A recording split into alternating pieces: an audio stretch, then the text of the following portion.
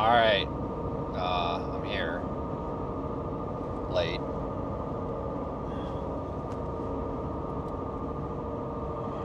Is it working?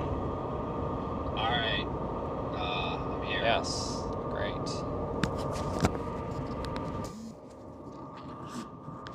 Alright, that should be a little bit better.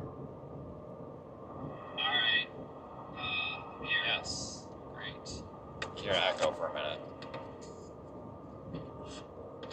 Alright, that should be a little bit better. Okay, cool. So, I'm driving through the free land of Illinois. My favorite place. So, anyway, guys, I'm getting terrible fuel mileage. We're down to 17 miles a gallon. That's how much crap I have in this truck right now. I've literally got in excess of 1,000 pounds of stuff in this truck. Severely underestimated how much stuff we had built for hurricane deployments. And that's okay. It's not like we drive around with this stuff all the time. You're a little out of focus, aren't you? This windshield's a mess. I have to get it cleaned, but you are way out of focus. Let me try to manually lock you in there. It should be a little better. When it's out of focus like that, it makes it look like it's a bad signal, but it's not.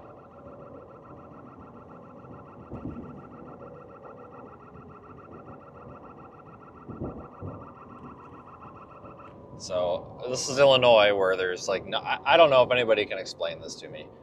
There is more road construction in this state than any other state. I'm not joking, but the roads are always in terrible shape. I mean, the speed limit is 55, and I'm doing 65 right now. Watch how fast these people go by me. It's a freaking work zone. Look at this. Look at this. I'm doing 66 or 67. It's a 55 work zone. Look at these people.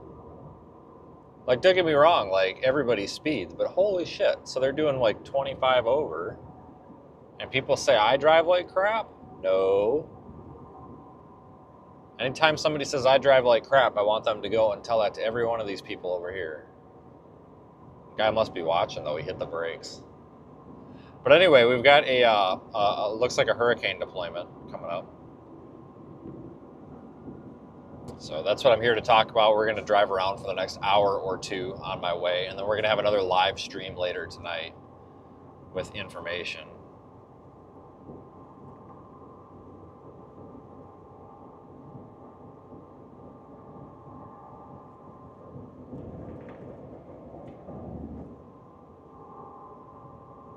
Expect delays?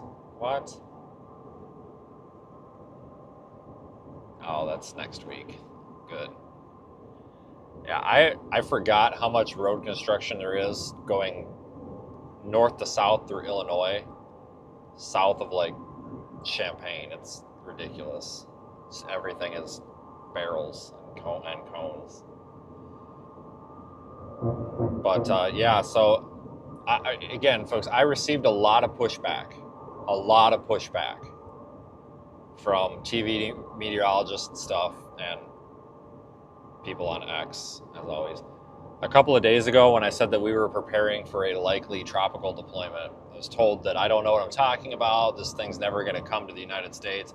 Well, now we have damn near almost every reliable model is now indicating a Monday or Tuesday-ish landfall as either a strong tropical storm or potentially a Category 1 or a Category 2 hurricane.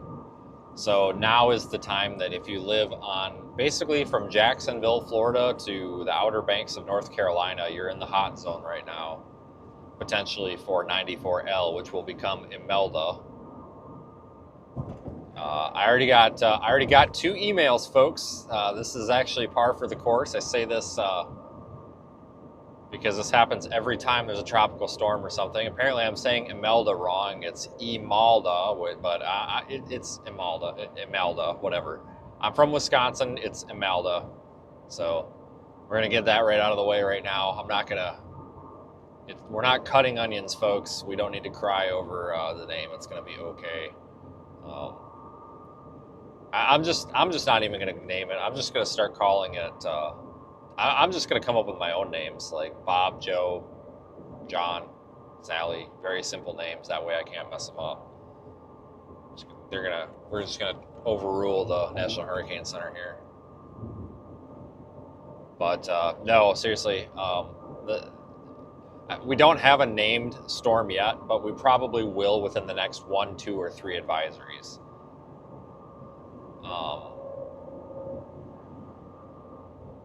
I've got a ton of stuff in the back of the truck. I mean, we're going to make this as significant of a deployment as we can, but I want to remind everybody that this isn't really a full send.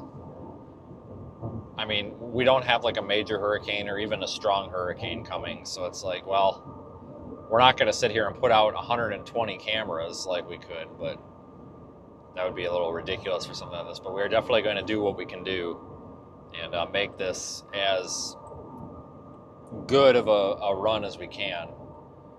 Obviously, we've got our dedicated field team on the way. I left my house at 3 o'clock this morning. I was going to leave last night, but honestly, it took me hours to play Tetris and figure out how to put all these cameras in the bed of the truck. Because, you know, the camera sticks out, so they're kind of awkward and they don't stack. I figured it out, and I took a picture for future reference so that I know how they fit in there. But it took some figuring, and you know, they weigh 20 pounds a piece, so when you stack them in there and then you got to undo it and then redo it, you're literally, like, I had to do it and then redo it like 5 times, and you're moving 1,000 pounds of camera every freaking time. So that's like moving 5,000 pounds of weight. It's really like moving 10,000 pounds of weight. By the time all's said and done, you know, the ins and the outs and all this crap. It was ridiculous. So,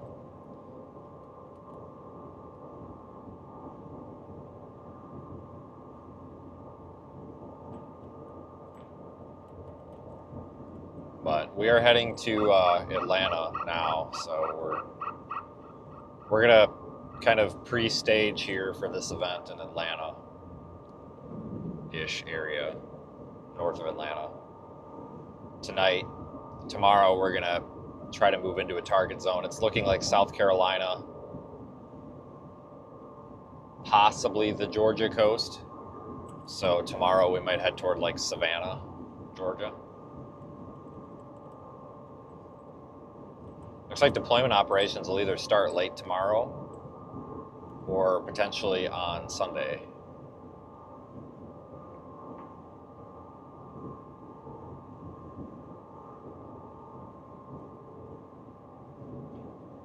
And as always, folks, you guys know you can watch these live streams in the Radar Omega app, and of course the SiteCrad app as well. Be following my Facebook page, folks. I've been putting all of our updates on there primarily.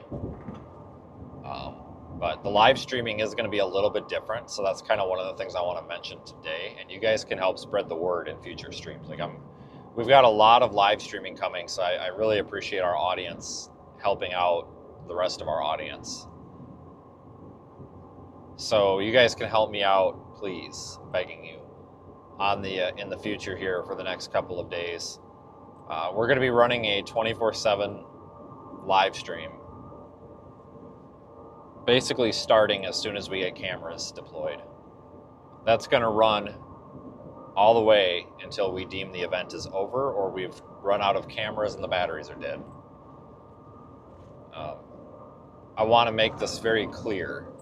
That's going to take place on this YouTube channel, obviously. Probably going to also put it on the Twitch as well. But I want to make this very clear.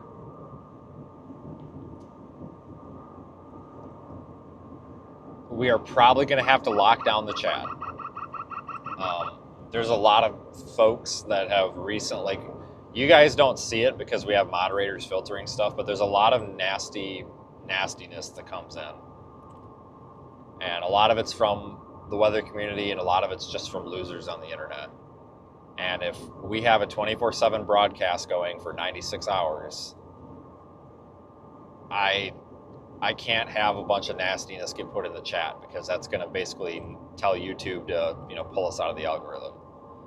So there's a couple of ways we can do this, and I'm happy to hear your feedback, but I want to make this mention, listen, folks, I appreciate, you guys know that I'm very cut and dry.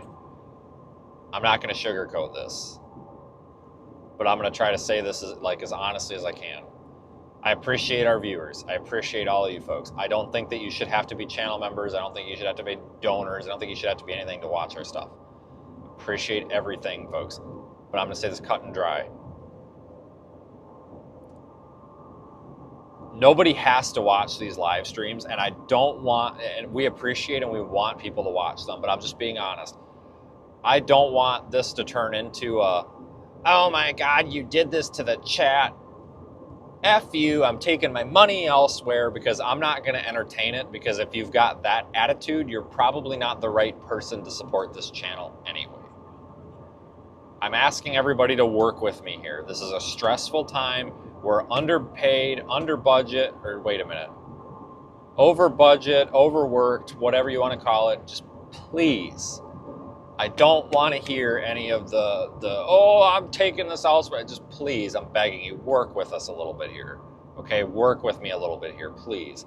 I don't want to hear those kind of comments, but understand, I want your feedback. So here's what we're probably going to do.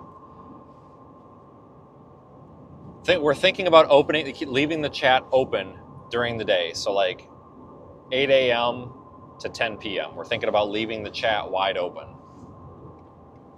but increasing the slow mode a little bit. That way, if we get spammers and scammers and stuff, they can be caught a little bit easier. So that's what we're thinking, leaving the slow mode, because I think right now it's like 15 seconds, maybe move it up to like 30. But from 10 p.m. to 8 a.m., we're thinking about going members only on the chat. And any membership tier can chat, but the reason for that, we have limited staff. They need to go to bed. So by locking the chat down to members, it's going to be less likely that we have lunatics show up in the chat and ruin it for everybody. So we're probably going to go members only on the chat for after hours. I know some people are going to be pissed about that, and I know some people are going to unsubscribe for that, but I need everybody to understand, we are a small business. We are not a multi-million subscriber YouTube channel. I don't have the budget to compensate. I don't have the budget to hire somebody full-time to delete comments. Let's put it that way. So we have to find a compromise, and my solution was just to say, screw it, members only for the chat. But our staff was like, that's going to piss people off. And I'm like, yeah, you might be right. Okay. So honestly, guys, I was just going to say, screw it. So you got to be a member sorry. So we're going to run a couple of things, folks. YouTube channel members, you're going to have the same 24/7 broadcast that the public is going to get. Where's the freaking loves? Oh, it's up here. We're going to, just like how we normally do with Storm Chases, we run the members only live stream with no ads. That's still going to happen. So if you don't want to deal with ads on a 24/7 broadcast, then you go watch the members only version if you're a member. That's fine. Your chat is going to be your chat, whatever. But the public chat that you don't have to be a member to watch, that any Tom, Dick, or Harry can watch, that's going to be open with slow mode. But it's going to be open. But during the night, to give our mods a little bit of a break, we're still going to have them there, but they won't have to, we won't need to have 4 of them, we'll only need 1 or something. And can take turns. At night, it's going to be members only. And I'm sorry, but I want everyone to understand that if we didn't have our channel members and channel sponsors, we wouldn't be doing this deployment anyway, and this live stream wouldn't exist. So understand, I got to find a compromise, okay? So that's where that is. I'm absolutely welcome to hearing your feedback, unless it's telling me that you're taking your money and your subscription elsewhere because you don't like it, because I don't think that's productive. I've watched other YouTube channels go members only for the chat, and it was a disaster, and I don't want that disaster, but I also need to find a compromise, if that makes sense.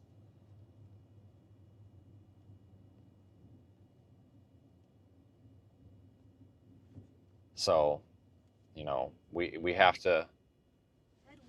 Oh, you think this guy's going to pull up far enough so I can get out of my truck and pump it? Yep, he is. Okay, good. Sometimes people don't pull up far enough and I can't get my truck up far enough. International viewers can be members. That's between YouTube and you. Sorry, I know you like never miss a stream, but I mean realistically, we have members all over the world. That's a YouTube thing, and I don't. Basically, the reason I'm saying it bluntly like that is because I don't know anything about it. You know, I'm not really a channel member at anything, and I'm definitely never been out of this country except for very few things. So, I am not the guy to give you any help with that. But um, you can. I just don't know what you need to do. Sucks for us that can't afford to be members of every channel we watch. I agree. Um, that's why I'm trying to make it so that this isn't a disaster. You know, I'm trying my best to make it so that we don't have to do that. You know, we normally don't stream at night anyway. You know what I'm saying? Um,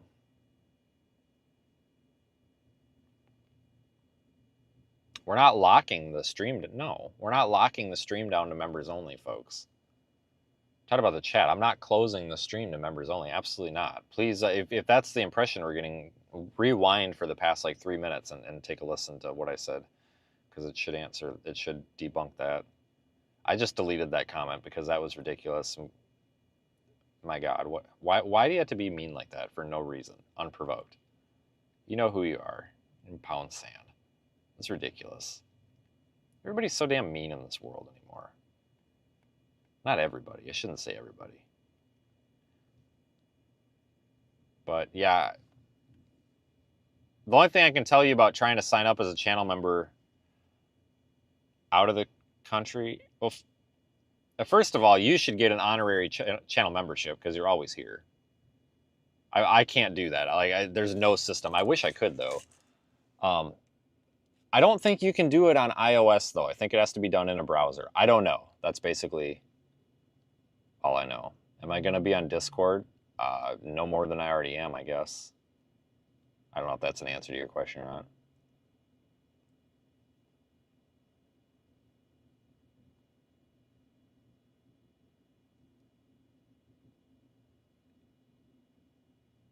If we lose subscribers because I have to lock the chat down at night for something I normally wouldn't do, then I'll probably lose them because they're here for the wrong reason. You know, I hate to be that way, but I don't. If that's how people want to be, then fine. If they don't want to support us because we're trying to give our staff a break, then the hell with them is basically what I say. Because that's literally what we're doing, folks. That's why I'm doing this, is so that our people, our humans, our most valuable resource, can take a break and enjoy their freaking bed, basically. So I deleted another comment. But hey, this is pretty good. We actually didn't get pushback like I thought we would. I only had to delete 2 morons from the chat. If you're still here, you're not the moron. How long is the drive? I don't know. I don't even want to look right now.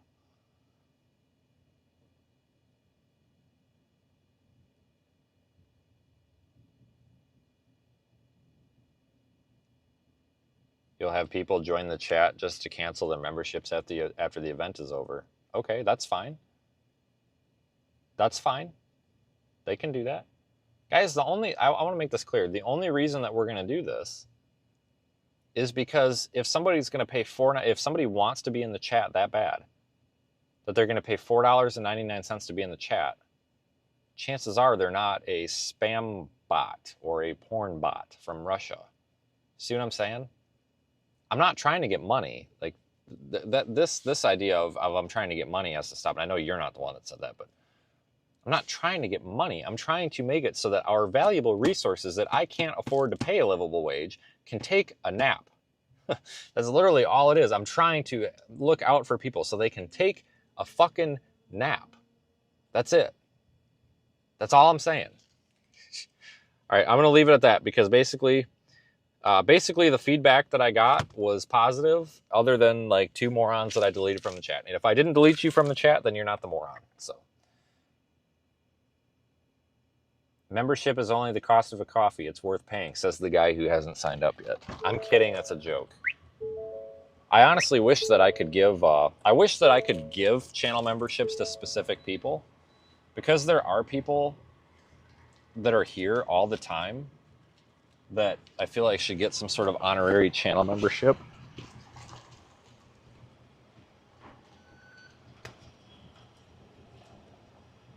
Yeah, look at that. 10:30 in the morning and I'm already squashing trolls.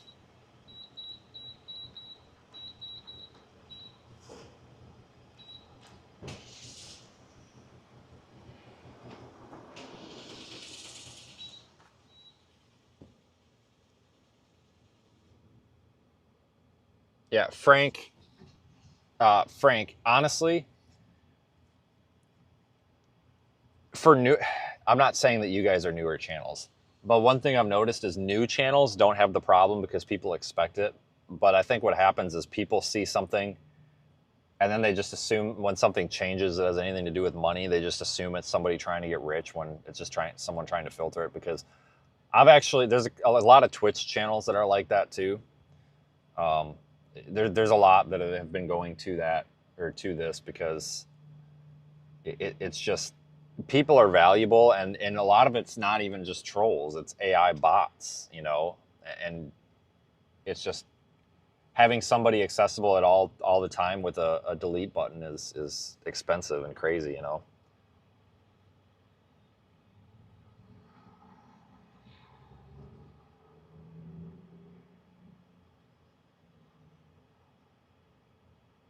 You're not going to be blocked from chat, Steven. It's normally I wouldn't live stream even at night anyway.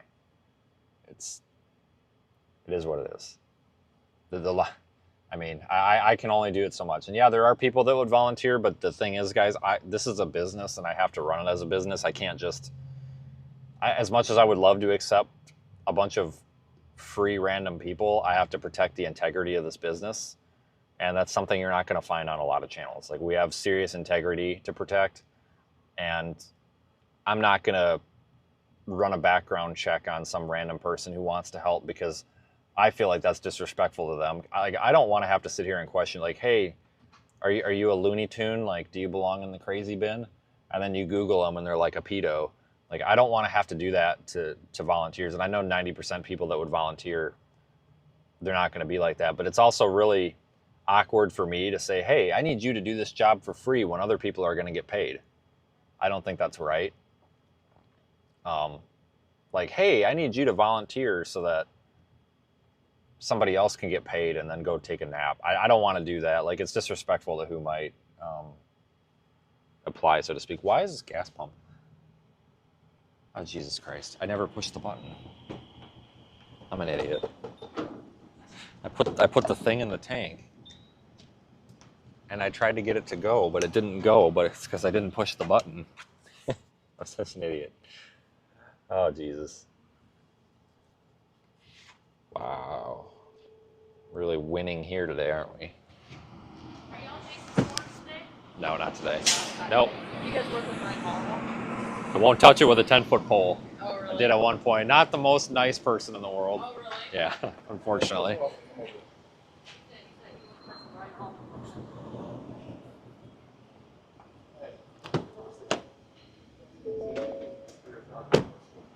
What? I made up a conspiracy about him. I said, what if you're really an asshole? Yeah, absolutely is. There was a guy that he sponsored a car for that I worked with and signed off saying he was going to make his car payment if he bought it. Guy leaves a few months later, basically, because he wasn't upholding his end of the bargain and shit. He's stuck with a car.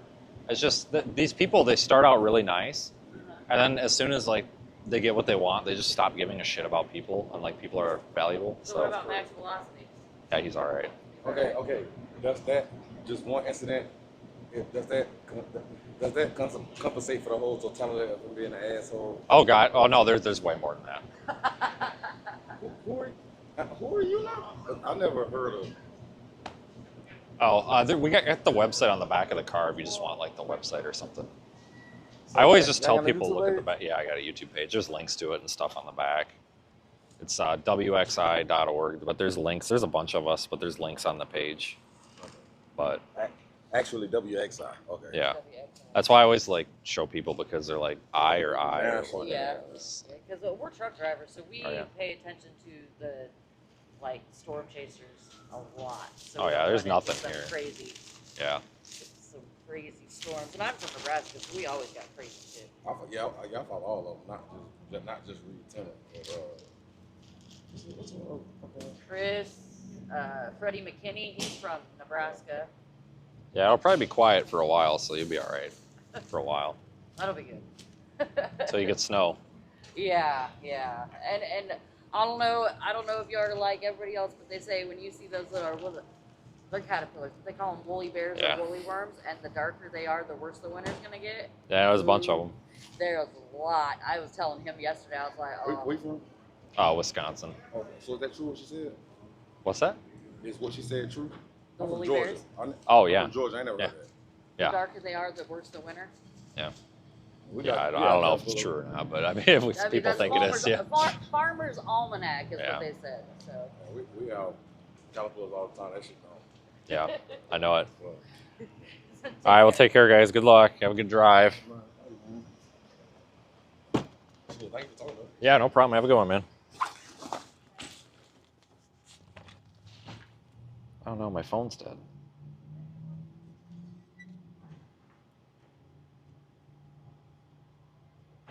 I have business cards. I don't know where they are. I am talking to people. Yeah, because these people are like normal and they're nice.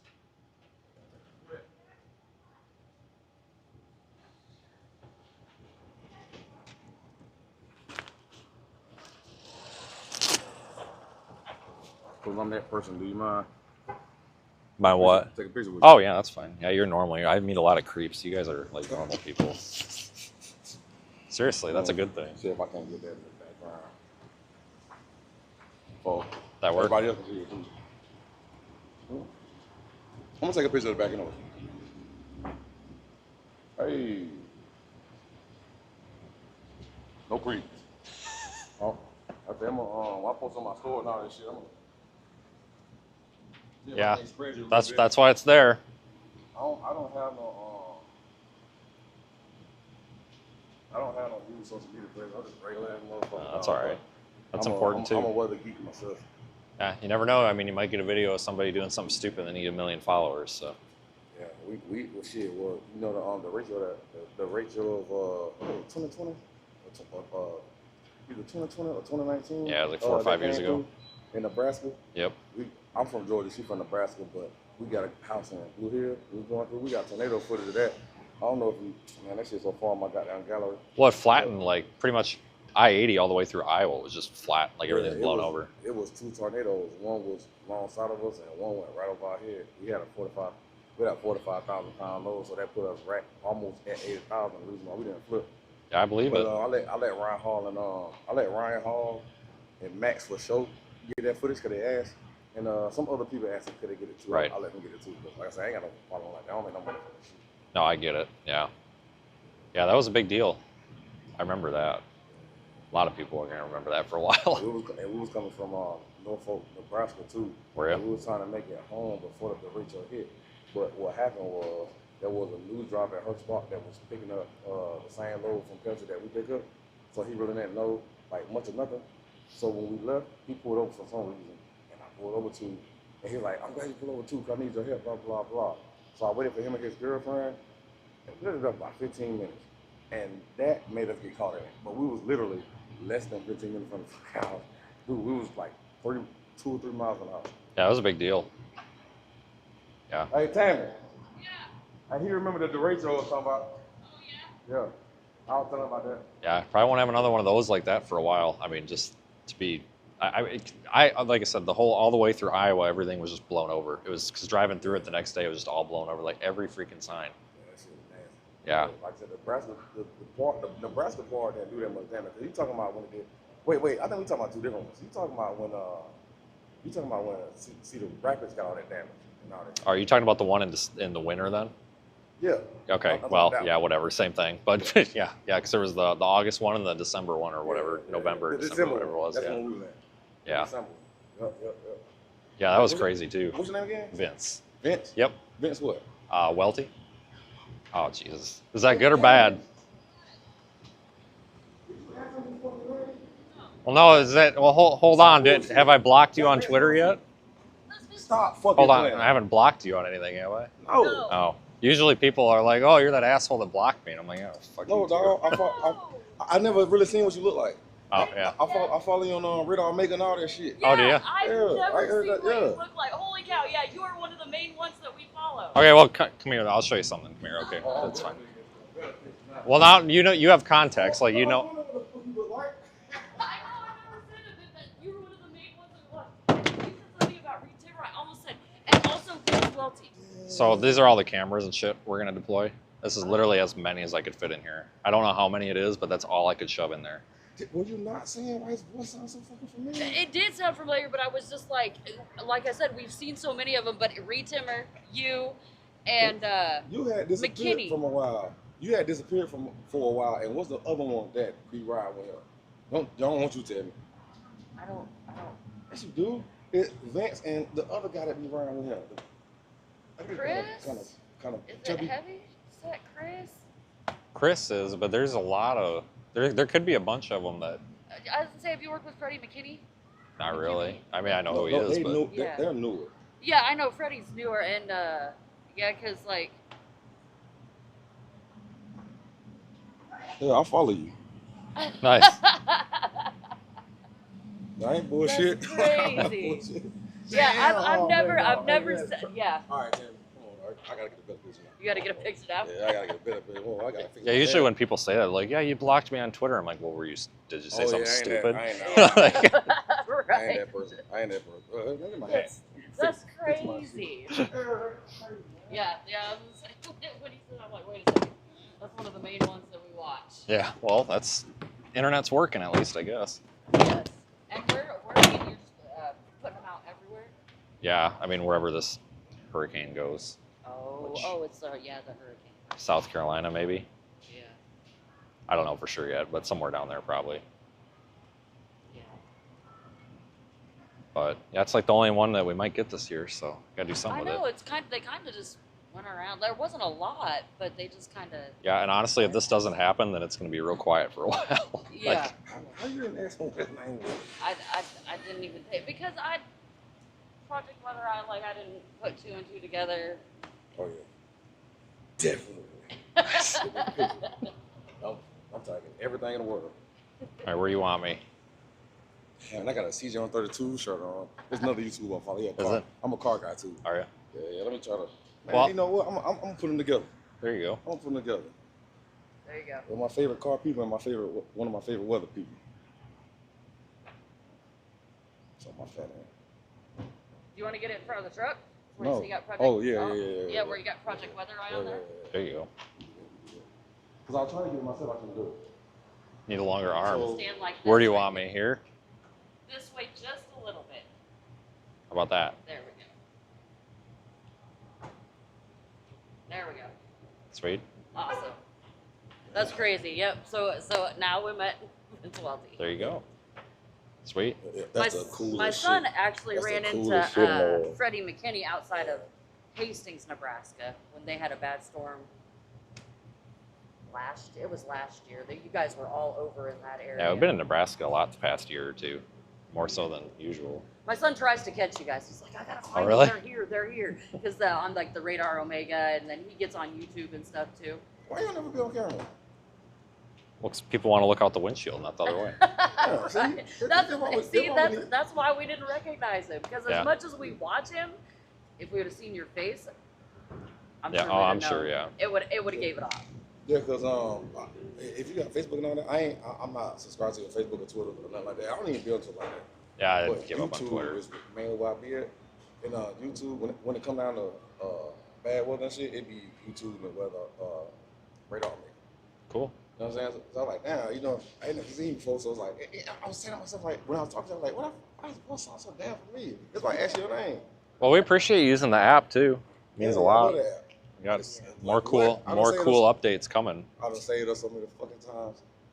I done saved Yeah, us so many he times. watched one time where it was like, he's like, there's the hail, we're gonna hit it. We literally stopped under the underpass, which I know, you're not supposed to, but we're literally out in the nowhere. out Yeah, in the well, nowhere if nobody's in there. a semi, Yeah. and it literally, as soon as we stopped, hail, and it hailed so bad it just looked like snow on the road. Yeah, I I believe ain't it. gonna cap. Ryan Hall helped me learn how to use this like that. Oh, I'm sure. Because I was Yeah, using Lex 18 first. yeah. Then started using the rail. Now I got the other one. What's the other one? I just started using that shit. Well, there's like 20 of them now. Like seriously, there's like 15 apps that have come out in the Yeah, past Radar like Omega month is and our a half. main go-to. Weather-wise. Yeah, yeah. There's that one, and there's like 2 or 3 other free ones that came out in the past. I got 3 Wind months. app, Star Trek app. Like I'm a Star Trek guy too. So I got the Star Trek app. I got all this geeky ass shit. What people will call geeky ass shit. I got all that shit. Yeah. So So one more question before. No, you're fine. You plan on trying to get in that? I don't know if you're a Star Trek guy like that, but I would think that y'all would try to get some type of footage of any comment that's getting close. Y'all trying to do that? Oh yeah. So I don't have equipment like that, man. I'm a truck. We over the road truck driver, bro. We every 7 days a week, we non-stop. Just driving around. So I don't really get a chance to stop and do the things I want to do. But I definitely didn't want the telescope for sure. I just be putting that shit off because all we do is drive. Right. I drive. When I'm done, I go to sleep. She's driving. When she's done, I'm driving. She sleep. That's all we do. You kind of always moving then. Right? Yeah. Yeah. Those horse spot trucks, did you be seeing the trucks that graffiti and stuff? That we did. That's us. Oh really? Yeah. Sweet. Yeah. I ain't gonna hold you up no more, man. No, you're good. Yeah. Nice. Well, it was nice to meet you, meeting man. Yeah, good to meet you guys. Well, yeah, if you'll take a picture. I'll take- I ain't got no shoes on or nothing. I was gonna say that's all right. I was out here. You from the country, you be all right.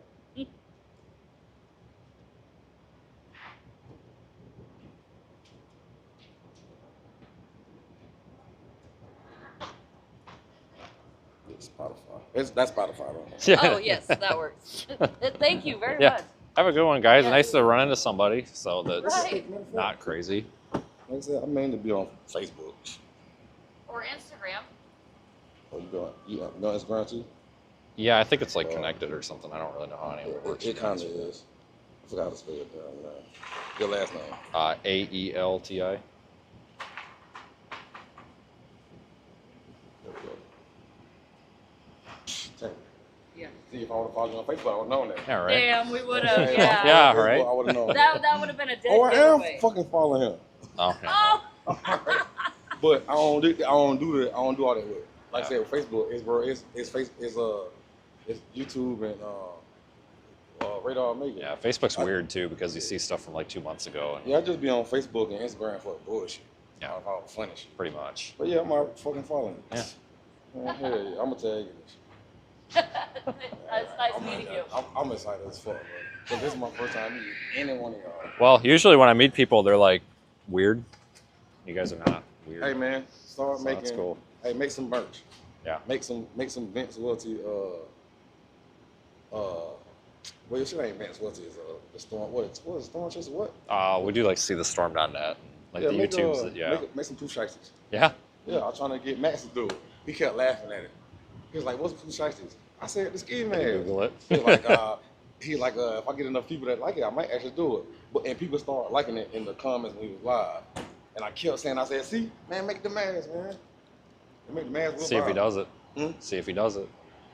He ain't gonna do Probably not. would. Probably not. it. If you make one, buy it. All right. Make one, buy it. All right. If I make one, I'll make an announcement for it. See if you see it. Oh yeah, and I'm gonna message you. So you know it was my idea. Yeah. We'll send you a complimentary ski mask. Hey man, take it easy, man. See ya. Thanks, dog. Have a good one.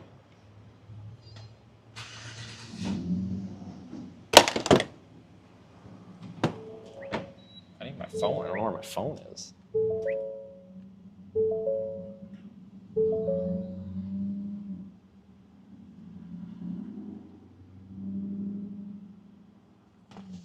Well, those people were very nice.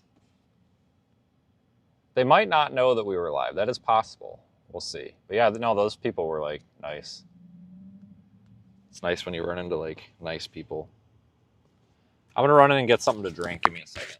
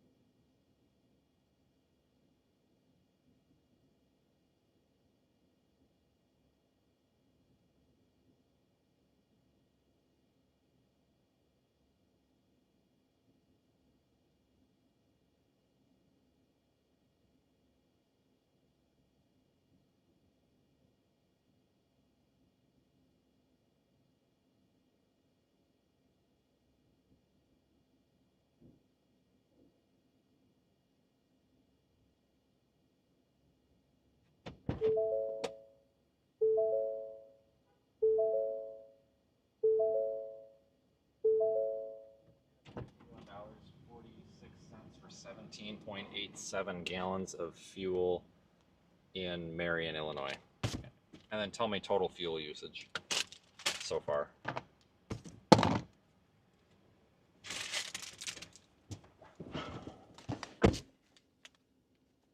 Say that again. Hello? Hello? Hey, what's up? Add $51.46 for 17.875 gallons of fuel in Marion, Illinois. Log the expense for 301. Log the previous fuel for 301. And then tell me how much I've spent on fuel. Please. Logging 5146 for 17.875 gallons in Marion. Done. First stop in LaSalle goes on 301-2. You've burned through 98.19 total on fuel.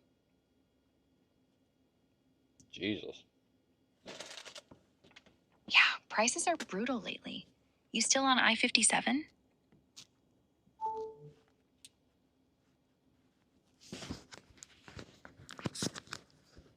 $100 nearly so far to get down here. Head west toward North Shane Lane. Cripes.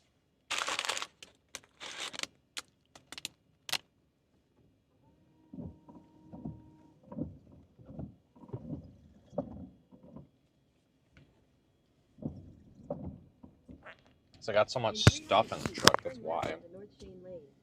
Guys, the back of the truck sunk down like 3 inches with all this stuff in it. I mean, there's a lot of stuff back there. Turn left onto North Shane Lane, then turn right onto Morgan Avenue.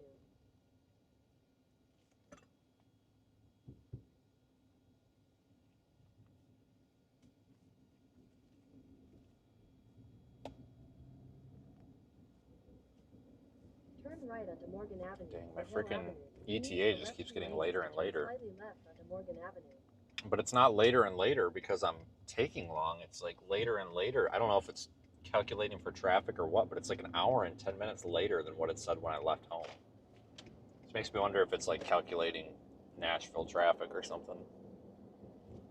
Use the left two lanes to turn slightly left onto Morgan Avenue.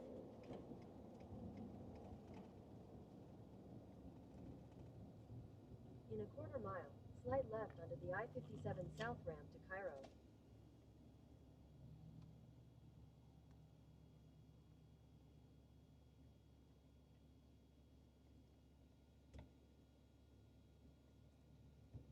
So anyway, Christ, how long has that been green?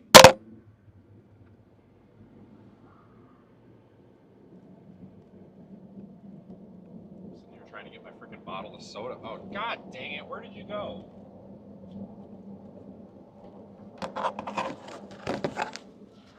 Trying to get my freaking bottle of soda open, didn't even realize the freaking light was green. Jesus.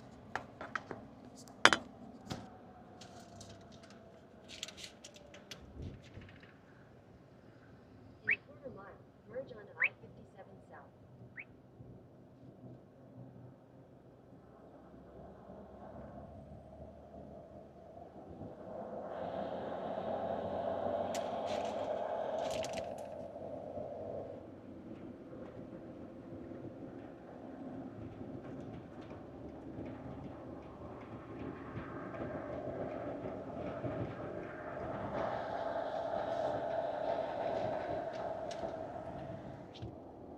on I-57 South for 9 miles. So, anyway, yeah, I'm en route. I got like 6 hours, 7 hours left. God dang. There's construction.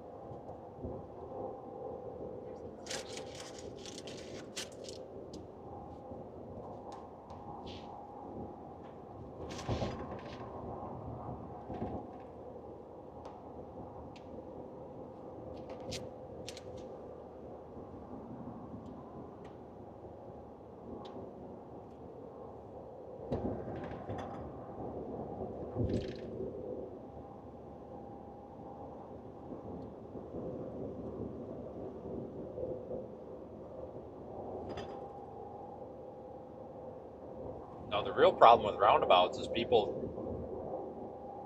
For some reason, so many people can't figure out how to use them, and then they just panic and they just like stop in the middle of them for some reason. At least that's how it works by the roundabout in my town. Holy smokes.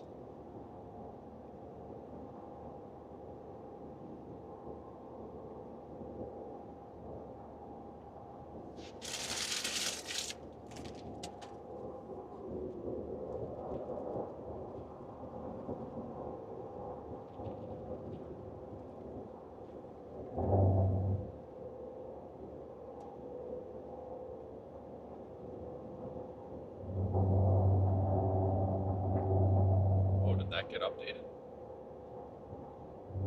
It's weird.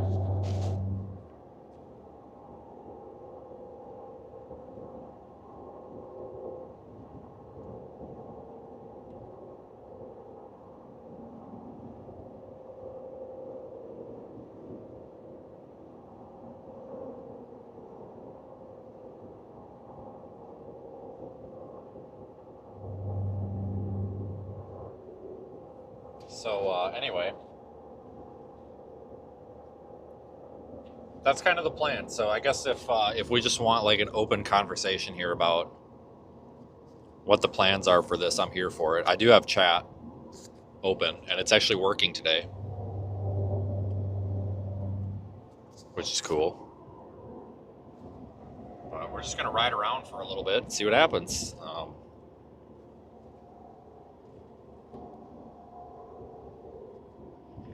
Just kind of wanted to share some of our plans, and yeah, thanks for our super chatters. I see that, I don't know who did it, but I see that we've had super chats. I've got the chat up now, but appreciate it, folks.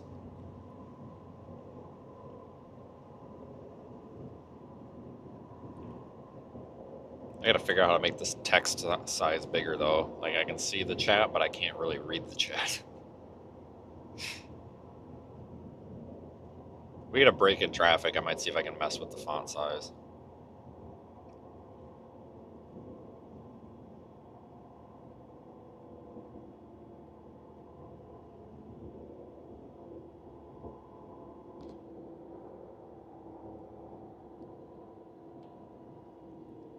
All right, Toyota, come on over.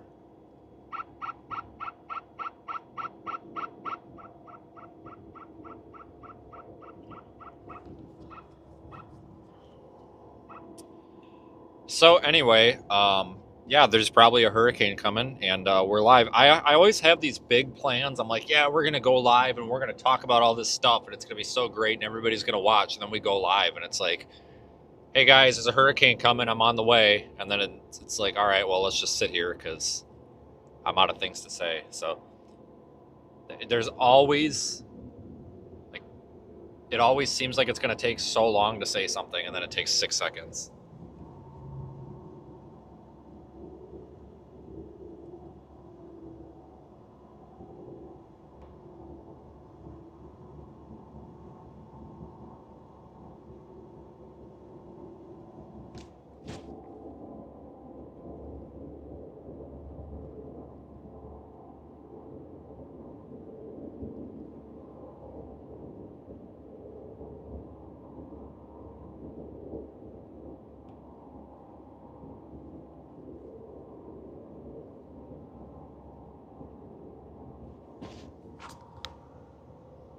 Oh no, I got a hole in my pants already. Are you kidding me? I just bought these pants.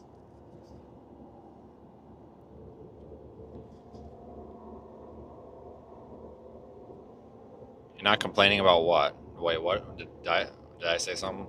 Did I say someone complained earlier? Sorry, if I did, sorry. I only see the last like 5 messages of the chat, guys, and it's really rare that I can actually read it. The font is so freaking tiny. I have got to get a new iPad, but I don't want to spend the money on one because this iPad, this is an M1 iPad Air. I have had it for like 3 years. And it's done everything I've needed to, but as things progress, it doesn't run everything. So like what I do is I run YouTube chat on the left, and then I split screen it, resize it so it's only like the left third of the screen, and then the right third is Radar Omega. and it works fine. It's fine. That's all. It's always been great. But as like software changes and things get updated, it's not running. Like I can't split screen YouTube and Radar Omega anymore for longer than like an hour or two before I have to force close both apps or all apps and then open it up again. Like it's almost like the RAM is filling up, but it's iOS, so that's not really an issue. But I'm just saying that's what it feels like. It's really weird, and it's not the apps. It's more like I don't. It's hard to describe. Like the newer apps and the newer software and the newer operating systems are like optimized for better hardware, and I think after a few years, your older hardware, you know, it might not be as optimized for it as much or something. I'm not sure, but long story short, it's just I need to replace this, but it's expensive. It's like $1,200 to get another one because I'm gonna have to go. I have to get one with cellular in it because it has to have a built-in GPS, and only the cellular ones do. And I can't justify spending like $1,200 on a new freaking iPad when all I have to do is force close the app every couple hours. But it's really annoying, like when I'm chasing every day, to constantly be babysitting this thing because it'll just freeze up and I'll be like, oh, why does the radar data look like it's an hour old? Oh, it's because it is an hour old because my iPad's froze.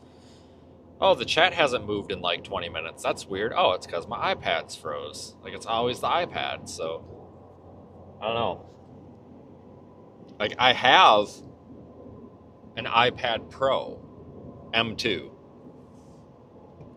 It's like 2 years old, but it doesn't have the GPS receiver in it, so it would do nothing for me. And I know you can get like an iPad Air with cellular for like $8.99 and stuff, but I will not buy the Air again because the screen brightness, it's bright enough, but it doesn't go as bright as the Pros. And in the car, that's super important because the only way you can really combat glare is by turning up the brightness. And this one's fine, but it definitely could be better. And I don't think I'd buy the Air again. I'm trying to get another year out, or all the way up to next season out of this thing.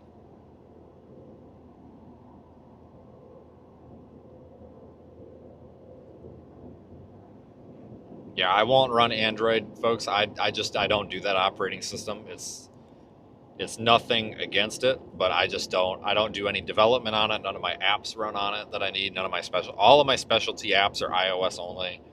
All of my stuff is in iCloud, like AirDrop and all that. It's just not. Anytime I've had an Android, for me to if I've got a 2 gigabyte 4K 60 FPS file, like because I have an S25 Ultra as well. If I record that video on my S25 Ultra and I want to move it to my computer or to another phone, like I either have to have some weird third-party app or I have to upload it and download it or use a physical flash drive. With iOS, I literally just take my phone, click on AirDrop, and like 30 seconds later, that entire file is transferred to one of my other devices. Now, yes, I know there's other ways to do that on Android, but they're not as fast, they're not as reliable, there's file limits, and they're kind of clunky. Like, I have so many different devices that I never know. I might reach over here and grab my iPhone 15 and start recording video with it, but I need to get it on my iPhone 16 or something, or my iPad or my computer. iOS is the only environment where I can do that efficiently. For like normal people that like don't like do this kind of stuff with content, I don't think normal people would like notice that. But for doing what I'm doing, I would. It's a deal breaker kind of thing. That's why so many people that are in live content production or the news or photo and video, that's why so many people are using iPhone and Mac. Not necessarily because they like them better, but because the ecosystem is so much better. It truly is a seamless ecosystem compared to anything else. And like for me, I don't buy iOS or Mac OS for the hardware. I buy it for the ecosystem, even if the hardware has been subpar at times. Not so much anymore, but at times it's been under-specced. You know, a couple years ago, they were just getting their butts kicked by frickin' like Google Pixel and stuff. They've come around, and iPhone is king now, and I can back that, and I can state that at least from a perspective of content creation, it is king. And I can back that up with facts any day of the week. But if you're like using your phone for gaming, you just want a cheap screen, or if you want the best value per dollar, that's why a lot of people go to Android. For example, I've got a Motorola Edge. It's a 2022 model. Moto Edge 2022. Bought that as a backup streaming phone. Still have it. It was like $350, $400. 4K camera. The camera's not great, but it's pretty damn good. It's like iPhone 12 quality. The screen is damn nice, and the battery lasts forever. It's a really good phone, and it does everything that a normal person would need their phone to do for like $400. And it's what, 3 years old now? Gonna be going on 4. So trust me, it's not, I don't buy Apple stuff because of any reason other than the ecosystem. But yeah, anybody who wants to get the most value per dollar is probably going to stay 20 miles away from Apple.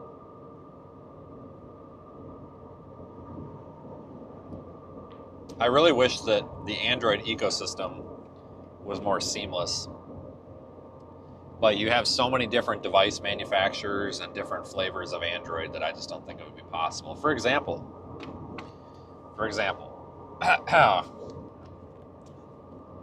this is a Sonim XP 5800 in a belt clip. This is an Android phone. It runs Android. See? It's literally, but instead of touching it, you have to click around on it. That's actually running our, that's our basically LTE radio software there.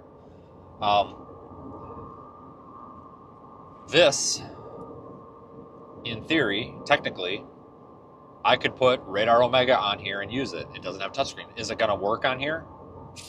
Probably not. But on an iPhone, it doesn't matter what iPhone I get, the apps are just going to work.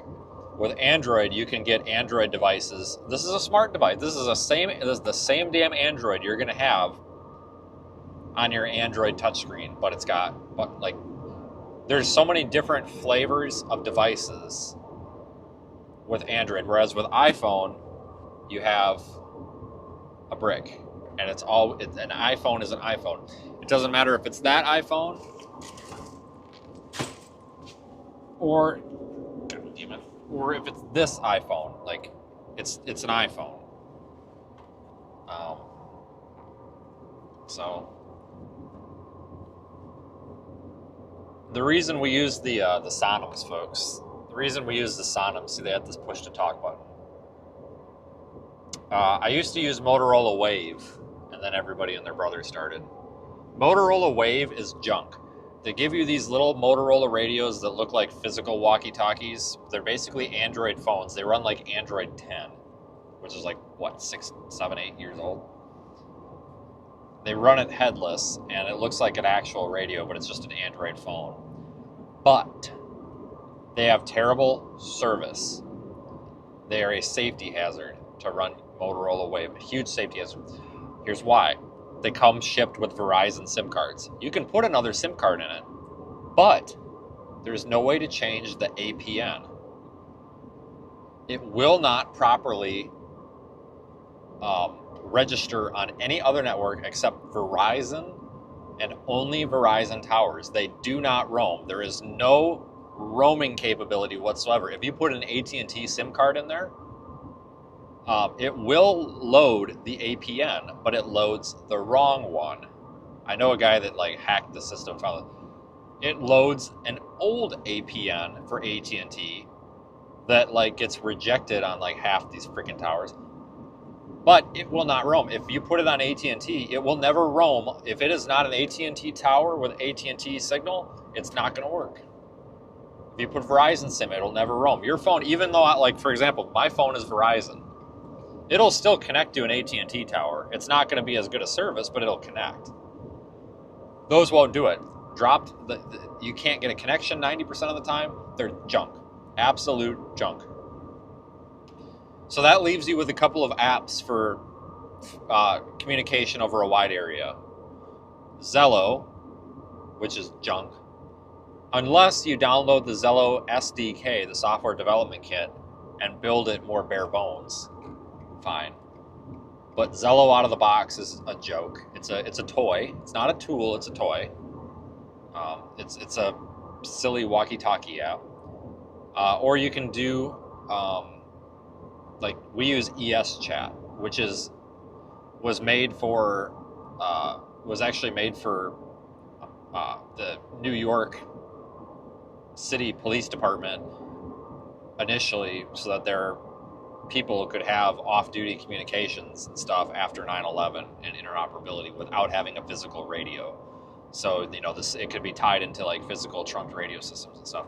But this works, and it's got a PTT button, and it's running on these Sonums, and the Sonum functions normally, and it roams. So if there is signal, I have signal. None of this, there's an AT&T SIM in here, but it's an old APN, so we're not going to connect. None of that crap. It just works, and it's cheaper. Motorola Wave is a joke. Absolute joke. It's too bad, because it could be a great product, but it's like they just refuse to make it a great product. They have every piece of the puzzle to make it a great product, but they haven't. Rapid radios, yeah, they're a scam, actually. You guys want to hear about that? You guys have seen those rapid radios? You know what? I don't know if I ever posted. I received a lawsuit letter from Rapid Radios. Well, it was a cease and desist, to which I have yet to respond, but I need to respond to them with a cease and desist to stop sending me cease and desists.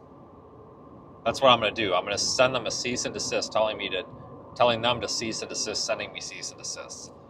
They sent me a cease and desist letter last July, because last July we were in South Dakota, and somebody asked about them, and I said they were a scam, and they told me that was potentially causing them loss of revenue. Like, you are a scam. Sue me. They haven't sued me yet, that I know of. I haven't gotten no papers. But anyway, Rapid Radios is a huge scam, and I don't want you ever to buy them. I know they sponsor a lot of storm chasers, but it's too bad. Those are $39 radios from Alibaba, AliExpress, or whatever it is. They buy them white label. They're $39. They sell them for $200 a piece. That's a $170 markup for a plastic Fisher-Price walkie-talkie. That's all it is. It would be different. I know lots of things have big markup, but a piece of plastic, basically, it's a Fisher-Price toy that runs like Android 6. It's basically, they come white label from China, and the price might go up now because of tariffs. I don't know, but they took the Zello SDK, which is the software development kit, and it's open source. You can go on Zello and download their SDK, and they removed all Zello branding, and they basically made a custom splash screen essentially and installed it on these radios. And they're using third-party SIM cards, probably not even under a proper terms of service. And they say that these work anywhere, and they say that they work even when cell phones don't. And that's a lie, because it is a cell phone. It has a SIM card in it. It runs on LTE. That's a cell phone. If the cell phone network is down, Rapid Radios are down too. Same with Motorola Wave. If the cell towers are down, Motorola Wave is down. Same with ES Chat on my Sonums. The network's down, so are we. It's just the limitation of LTE. And there's nothing, and it's okay. It doesn't happen often, but we have to be okay with that, because I can't just pick up. Everybody's like, get a ham radio. Yeah, cool, I have one. I have several. But to talk around the world on my freaking ham radio, I need a 100-foot wire antenna in the backyard, which I have. And I have to wait for a certain time of the day when the solar cycle, blah, blah, blah. You know, if I need to key up a radio and talk to somebody that's 40 miles away, I need an LTE radio. That's that. But the problem, there's a couple issues. Here's why Rapid Radio is a scam, because of false marketing by saying that they work all the time, regardless of when the cell phones are down or not. That's a lie. Number two, they say that there's no monthly fees. Correct. They just charge you for the whole year. They're like, we don't charge any monthly fees. You're right, you don't. You just charge everybody once a year instead of charging them once a month. Like, that is so stupid. Like, that is such a slimeball, shady marketing tactic. We don't charge a monthly fee. Right. You charge an annual fee. Like, you're implying that these are free once you buy them, and they're not. And Zello, and I'll tell you why Zello is junk, folks. Zello is junk. Just overall. The way that their infrastructure works, and I grilled them on this, because when I was looking for a replacement to Motorola Wave, Zello was what I was going to look into. I grilled them, and they basically, one of their development team was able to actually tell me about how their system works. There is no load balancing on Zello. You get, when you create like a Zello for Work, I'm not talking about the free app, that's even a joke, but if you purchase like the For Work app where you pay, there's no load balancing. There's no regional distribution of your packets. You are assigned a physical server somewhere in one of these data hubs. New York, Virginia, Los Angeles, Dallas, Atlanta. You're assigned a server. The problem with push-to-talk voice, instantaneous voice, you need the lowest latency possible, and your network is always, always, always going to take the latency of its of its highest latency user. So for example, if you have a Zello device in Washington State, but you were assigned a server in Atlanta, there's no load balancing. You might have a 500 millisecond ping to that server. And I know you're saying, oh, that's bullshit, because I can get a ping off of Russia from my house in like 30 milliseconds. That's possibly true, but for some reason the Zello network is very slow. You might have a 500 millisecond ping. Well, that now means that everybody on that network, even if they've only got a 50 millisecond ping, is basically getting added artificial latency between the server and them, so that everybody is in sync. They were originally marketing Zello for Work to like ambulance services and fire departments and stuff. Well, how in the hell are you going to have an ambulance service or a fire department or something that's mission critical?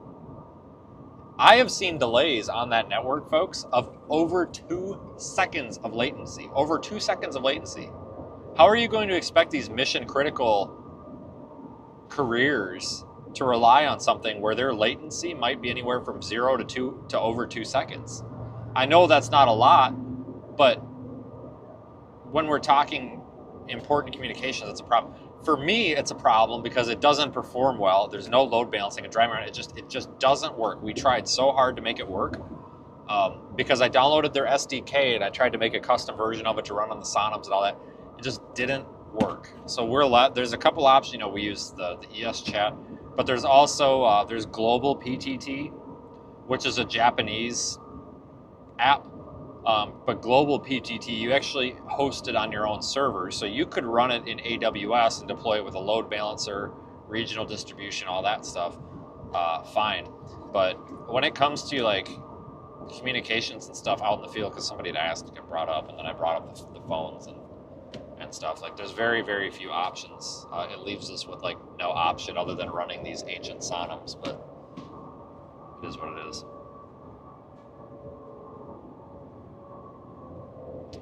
But yeah, we just exposed a scam company. I'll get my cease and desist letter again, I'm sure. But I am in far southern Illinois. Like, I think I'm about to cross to Paducah. I probably shouldn't have filled up with gas. I bet it's way cheaper down here.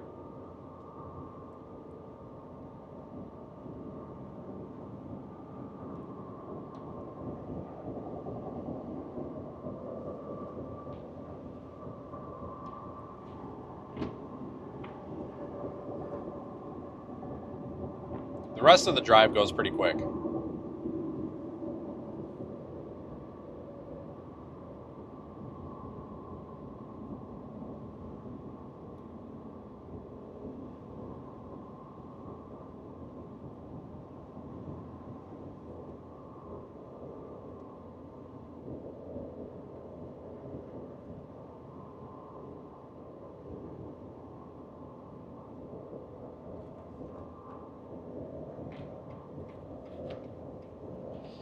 Yeah. So anyway, what my plan is.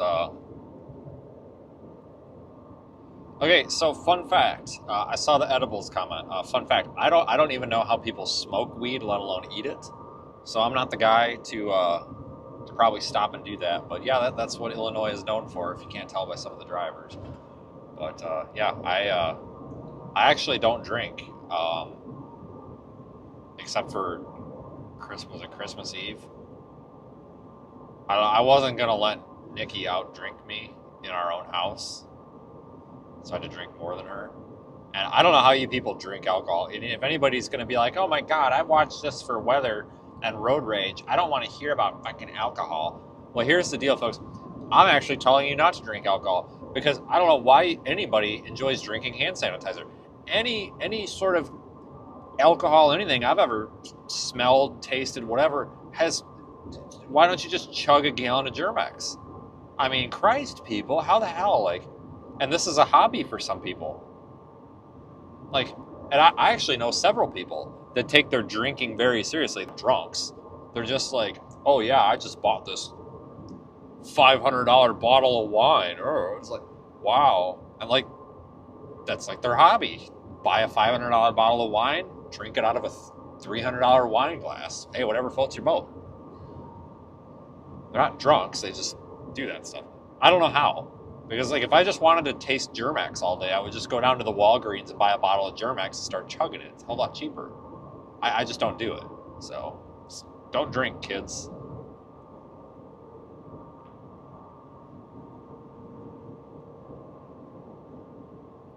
But yeah.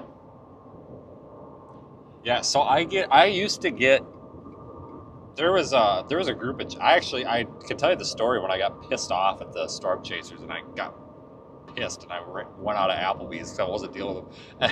And I left, and when I got back to the hotel I realized, shit, I didn't pay for my food, so somebody else probably had to pay for it. I was so mad I walked out of there. I forgot, oh shit, I probably got to pay for that food. Whoops. But there was a group, and you guys don't know any of these chasers. Trust me, this was like 4 or 5 years ago. Maybe, no, this was like 7 or 8 years ago. So I was still at the damn ambulance company. And these were just kind of a bunch of nobody chasers. Like, I doubt any of them are even around still. And went to this Applebee's and like, everybody's trying to get like sloshed. And I'm just like, I'll have a Pepsi. And like, it's just this, I was constantly hearing, oh, you fucking sissy, you a crybaby and all this. It's just like, I don't drink. Like, I appreciate you offering, but like, I don't want to sit here and listen to you tell me how I'm apparently a fucking 2-year-old because I don't want to drink because number one, I need to drive to my hotel. And number two, I just don't drink. Like, I think it's like drinking hand sanitizer. If somebody else wants to drink, they're allowed. I don't give a shit. Like, if we go out to eat and you want to drink, fine, go for it. I just don't. I'm going to have a Pepsi, and I'm not going to make fun of you for ordering a Coors Light while I drink my Pepsi. You know what I'm saying? It's like, God, I got so sick and tired of hearing that. I was like halfway through my cheeseburger, and I didn't even say anything. I just got up and left, and I never talked to any of these people ever again. But one of those people probably had to pay for my food because I didn't even think to like stop at the thing on the way. I just left. I'm like, I'm not going to listen to this. Like, the hell with this. Like, I hate when you run into people like that. Like, some people and some groups of people really think that it's horribly strange for people not to drink. Like, and I'm not offended by, like, I don't want anybody to think that I'm like offended by drinking. I'm not. Like, if we go out to eat and you want to drink, okay, you can drink whatever you're going to drink, and I'm going to drink my Pepsi. And it doesn't matter because, like, who cares? Like, who actually gives a shit what somebody is drinking or eating? Like, because I've run into people like that too, where, like, I don't know, I'll order a cheeseburger or something, and then it's, you're really going to order a cheeseburger at a steakhouse? Yeah, because I wanted a cheeseburger. What's the problem with that? You really ordered your steak well done? This is going to get the chat's going to get flooded because somebody is going to get triggered. But I order my steaks burnt because I've got this thing where I'm afraid of food poisoning, and I'm always afraid I'm going to get food poisoning. Dead serious. And if I typically don't order steak. I mean, I will, but I just typically don't. But I won't order. If I'm making it at home, it's not such a big deal, which is rare. But that was a pun. That was funny. But like if I'm out to eat somewhere, if I do order a steak, I want it burnt. Because I don't care, like I want the thing burnt to the point where it's literally a lump of coal so that I don't feel like I'm eating a piece of rubber or something. You know, we were out, Daniel, Zach, and I were at an Applebee's in somewhere. We were somewhere. Lubbock, Texas. And Daniel orders, this is a prime example. Daniel orders a steak. The steak shows up. It was a sad cow. His words, not mine. He said the steak must have came from a sad cow. Applebee's was super nice. They're like, oh yeah, no problem. We're just going to make you another one, which was great. Good for, that was good customer service. No problems, no shame, whatever. That's fine. That's what a restaurant should do. But the amount of like fat on the steak, there was more fat than steak. And that stuff grosses me out. And I know that if they leave the fat on, if I tell them to burn the steak, the fat will literally just burn off of the steak and it won't be there. Like, I just don't do that. It's gross. Like, I can't, like, if that was on my plate, I would not be able to eat. Like, some people, like, certain foods and stuff freak them out. Like, when there's fat or rubbery, nasty steak, like, that's not, like, good quality and it's, like, rubbery, I will not eat. That's why, like, Applebee's, I never order steak. I will order the sirloin steak with air quotes because is it really steak? Or is it just a thin piece of hamburger? I don't know. But the sirloin steak from Waffle House, because when I tell them to burn it, which is well done, when I tell them well done, it shows up well done and it's never been cooked. I've never had a bad Waffle House steak. And like, I just dump salt on it and it's freaking great. It's perfect. Like for some reason, Waffle House can consistently burn their steaks, and I appreciate that. But I've been to Applebee's. Me and Corey Gherkin were at this Applebee's, and I'm sure he could tell the story better than I could. We were at this damn Applebee's in Salina, Kansas after a winter storm a couple of years ago. I was fucking tired. Now I'm sitting there, he's sitting there, and I ordered a sirloin steak. She brings it, I told her, well done. They bring it out, the damn thing is mooing at me. Sent it back. Got a new one. I could not eat because I went to cut it and this is such a gross visual. I felt like I was cutting into a live animal. Like it was that bad. It was disgusting. It was absolutely disgusting. And I'm not like squeamish or anything. I do blood and all sorts of weird stuff. It used to be my job, but this was ucky and I can't do that. I just can't do it. It was disgusting. And like the way that it felt when you stabbed it, it felt like you were stabbing something that was alive. It was horrible. So they remade it. They brought it back. I just couldn't eat. But I knew I could eat it later. And yes, I was going to microwave it. Come after me. So I just kind of set it there. I was like, can I just get a box? And she was like, oh, is there something wrong with it? And she was talking to me like really condescending. And I don't think she meant to be, but it was just like her tone of voice. And it was really irritating me. And it was starting to really piss me off. It's like 11 o'clock at night and I'm tired. I was like, no, it's fine. Can I just get a box? She asked me 3 times before we left, 3 more times, what was wrong with my food. And she was like, you're not eating. I'm like, no. And I kind of snapped. I said, no, you're right. I'm not eating. I said, I'm very effing tired. I said, I left my house in Wisconsin this morning at 1 o'clock. This was the day after Christmas. At 1 o'clock, drove to Colorado, chased a snowstorm, and now we're in Salina, Kansas. I said, I just want to take my food. And like, I think she was kind of surprised, but she was actually getting kind of rude. Like, and it wasn't just me, because somebody else that was in there that we ran into at like the checkout thing, podium, made a comment to me that she was like making fun of me and stuff. And she was like, oh, you can't eat that?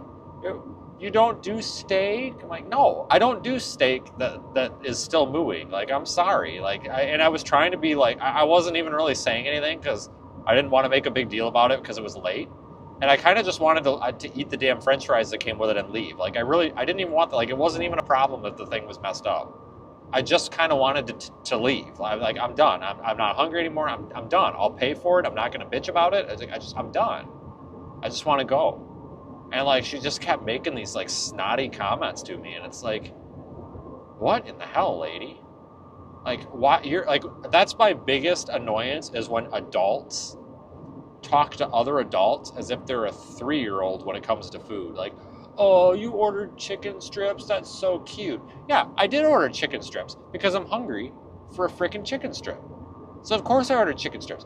If I'm hungry for a quesadilla, I'm gonna order a quesadilla. Cripes. Oh, it drives me nuts. Like, if I wanted to sit here and be judged on my life decisions, I would live with my parents, who have done nothing but judge every goddamn thing I've done in my life, and I don't talk to either of them anymore. So that tells you anything. Yeah, but here's the problem, David. What you and I probably call a medium well steak, to a lot of these restaurants is like, it's still dripping in blood. They just slaughtered the cow 6 seconds ago and then threw it on your plate. There is like the standard, like I used to tell people medium because that's kind of what I want. But anytime I tell them medium, I swear to God the thing's mooing. Like I think they milked it and then they got the milk out of it and then they threw it on my plate. Like I swear to God, Applebee's is the worst, and I think it's like their policy. I don't know. This is speculation, but I'm starting to think that a lot of these restaurants have like protocol where they just kind of automatically undercook the steak, thinking that, well, maybe if they undercook it and there's something wrong, maybe they can like cook it more. I don't know, which I guess kind of makes sense. But my problem isn't necessarily the steak. It's the I can't eat anything after I've witnessed it. So that's kind of the problem for me anyway. But yeah, like you can't like even if you order like a well done steak, it's not even well done anymore.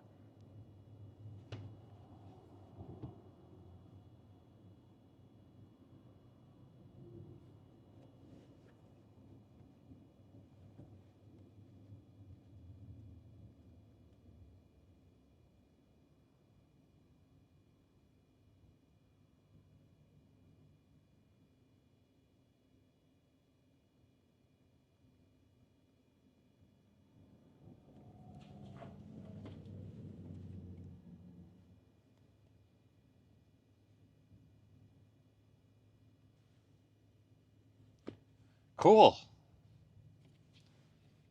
Not like we're in a hurry or anything.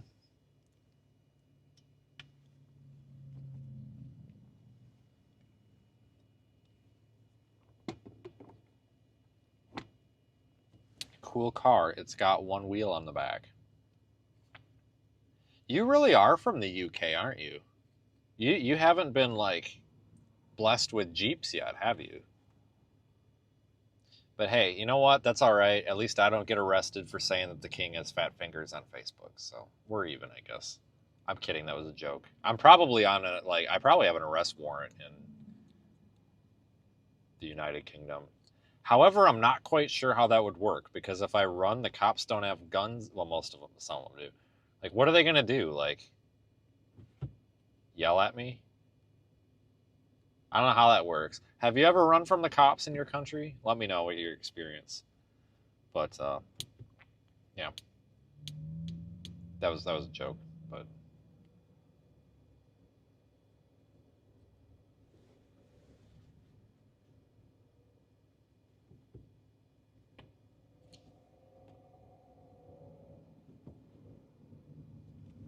the Superman statue. I didn't even know. I didn't even know that I was anywhere near a town. I actually thought I was in Kentucky already, but no, I guess I'm not.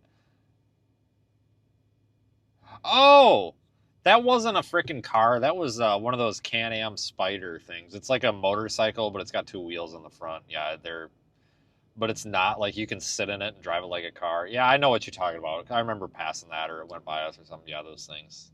Yeah, Can-Am makes those, like a Spider or something, but I think it's with a Y.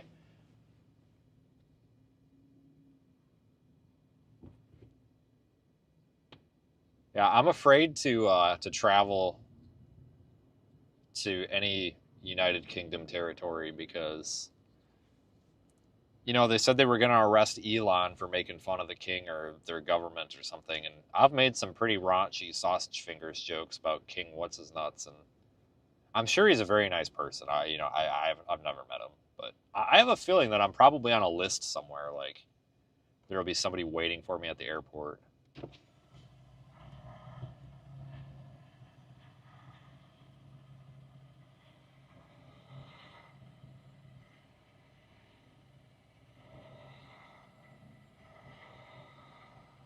Yeah, I much preferred the Queen. She seemed very nice and like you know not I don't know. I liked her better. It's sad that she died. I thought she was like Betty White though. I didn't think she would ever die. My God, how old was she? Had to be freaking damn near 90 or something, didn't she? Yeah, and then Betty White croaked like we're losing all these like old ladies that we thought were gonna last forever. It's just too bad.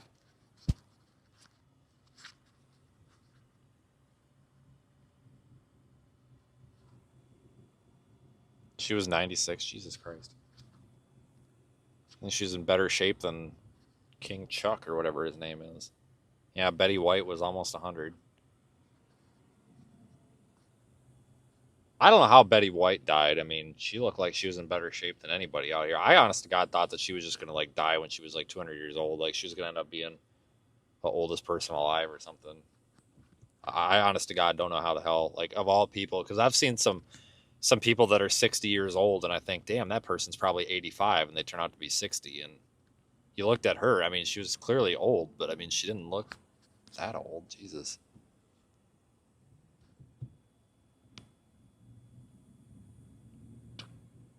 Your neighbor, Carl. That's such a scam. You have to change your YouTube name now to Carl's Neighbor.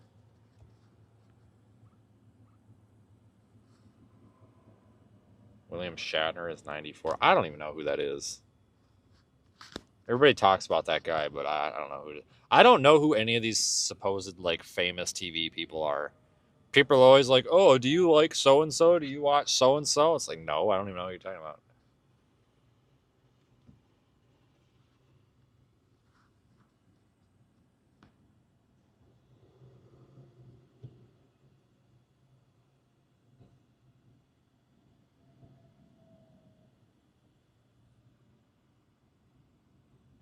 Come on, dude. I'm trying to like leave you space. Well, the hell with you. Then I'm closing that gap.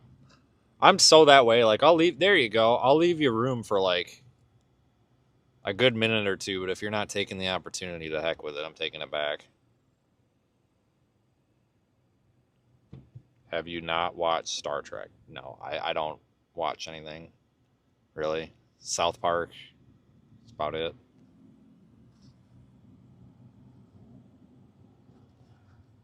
So we're going to be coming into Paducah here pretty soon. I guess I'm just sitting in road construction all day again. This is what I was talking about the other day when I said I hate driving east of the Mississippi River. Like this, every time I'm trying to get down here in a hurry, it's this. It's always this. It's always hurry up and wait, hurry up and get in a traffic jam. I hate it.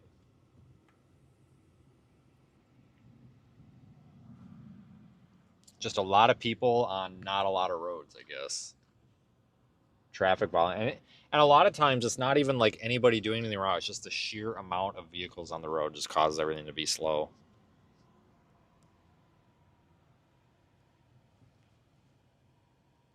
But so yeah, that's the plan, folks. We got a potential, we got tropical systems coming.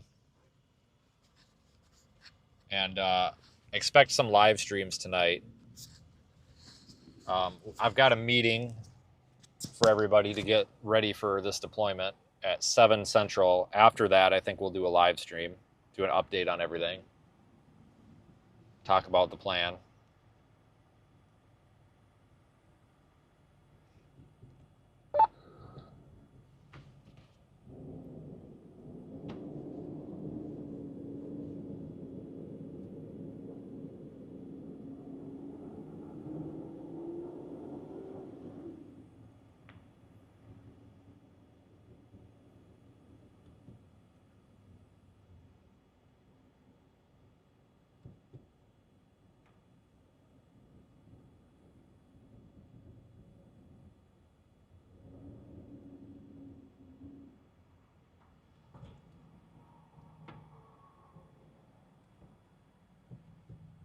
But yeah, this should be a pretty interesting experience here.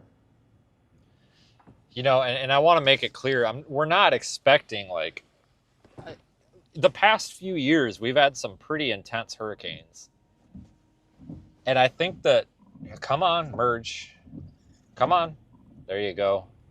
I think people have kind of come to expect that hurricanes are always going to be a big deal, and they are. But the past couple of years, it's like most of them, not all of them, but most of them have been pretty significant. Ida, well, we had Michael, Ida, Ian, um, Milton wasn't a huge deal. Helene was not necessarily a huge deal for the tropical part, more so the rain afterward, but still. But like, and there's been other Laura. We had Laura in there too. Dorian. You know, you expect these big kind of disastrous hurricanes. That's not all the time. Like what we have coming up isn't necessarily going to be a disastrous hurricane. But what I am really concerned about is if we're going to have if we end up with a category 1 or 2 hurricane. Not only are we going to be dealing with wind surge and moisture, but we're going to have so much rainfall from this damn thing. If it's not moving very fast, we could have flooding problems. In South Carolina, the Charleston area floods so easily. You know, I'm not saying we're going to have another Hurricane Helene disaster, but this is an area. This is getting close to an area that had those problems with Hurricane Helene. So we have to really remember that not all of the complications are necessarily going to be the actual hurricane itself. It might be the storm system once it makes landfall and kind of breaks apart and moves off. There's a lot to this. So this is one of those things where, yeah, it might not be this big glorified hurricane threat, but there still could be significant issues with it. There's a lot of folks on social media saying that there's going to be a lot of dry, and I want to mention this because I think this is an important point.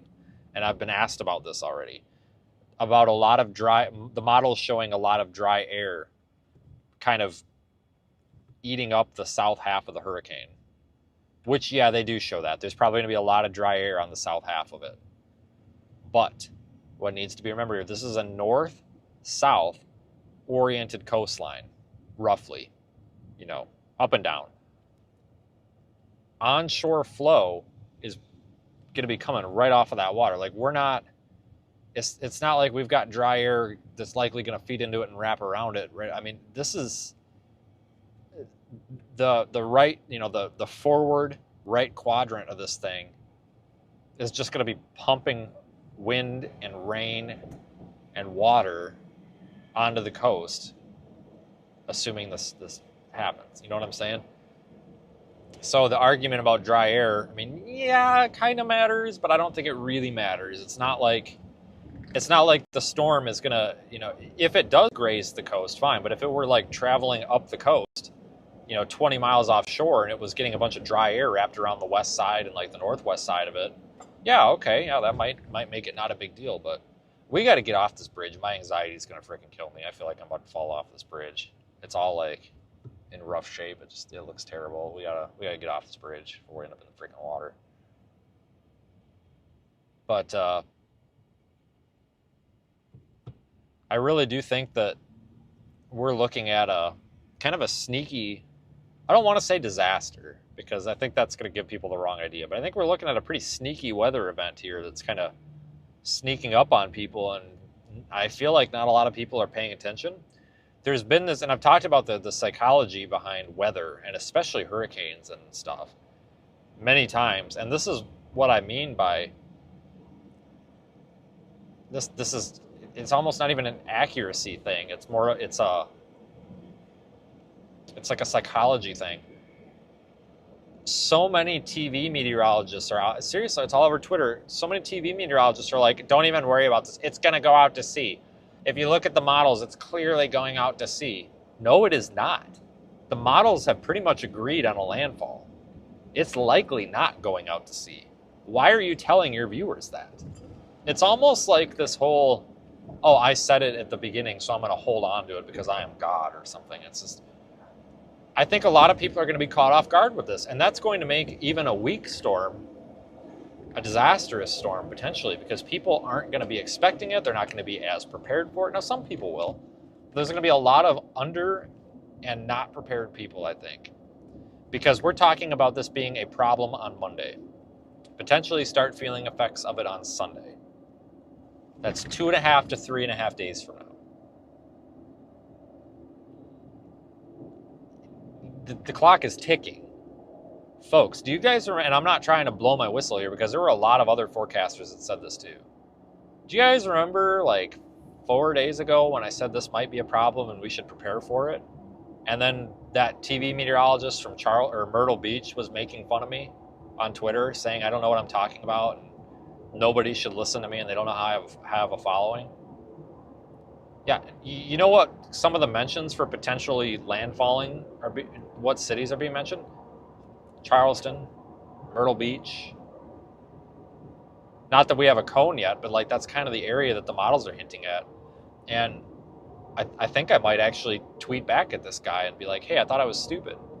But that's why when it comes to, like, when we start getting a signal for these storms, we have to look at all the options and start preparing people for all the options. Say, hey, it's possible this doesn't show up at all, but if it does, this is where it could go.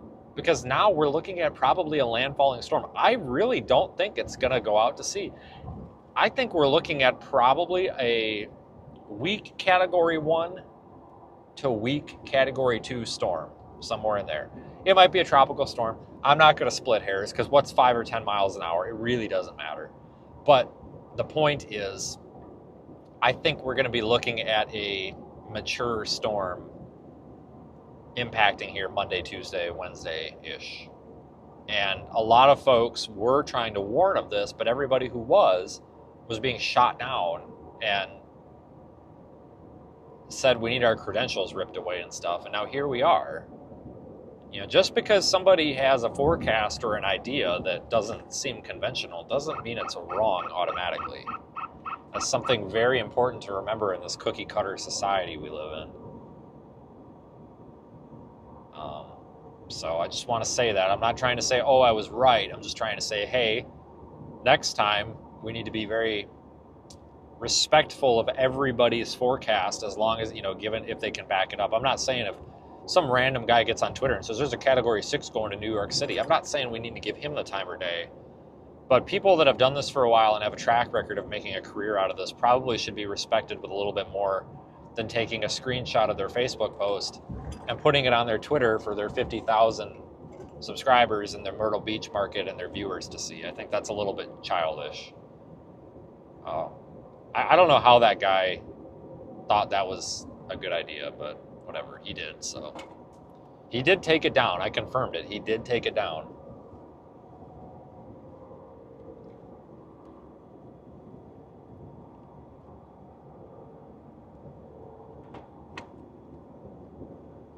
Well, I did tell him off, and I think that's why he took it down.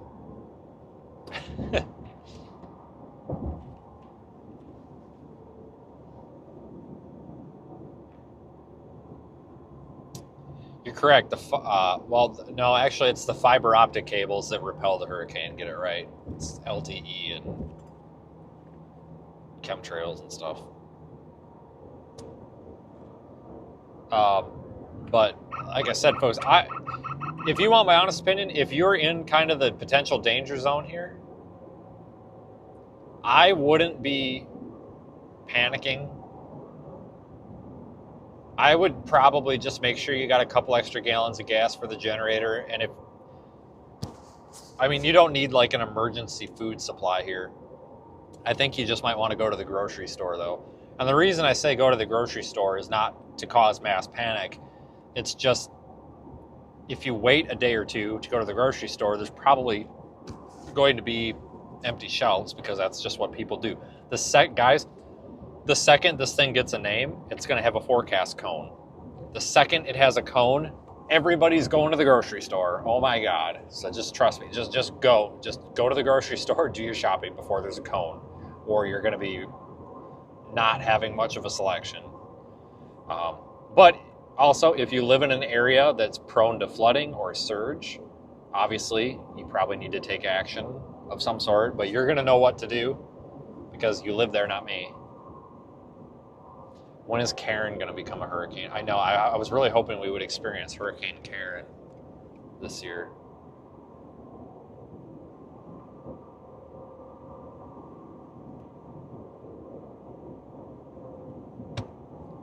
So, I don't know. I am...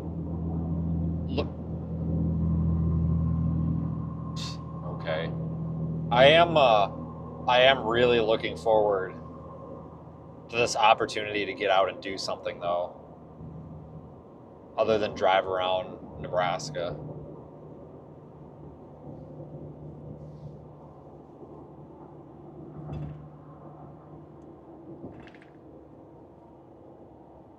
Obviously, we don't want damaging hurricanes and stuff to come, but if the one's going to show up, I want to be there. But yeah, this thing's not even formed yet.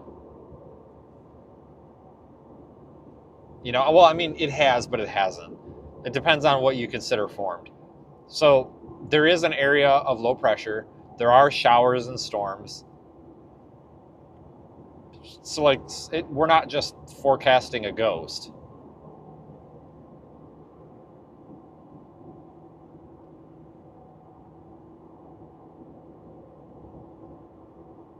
But we don't really have like a consolidated deep low pressure center yet. Once we have that, that's probably when it's going to get a name and a cone. But we don't, like, this thing's not named right now.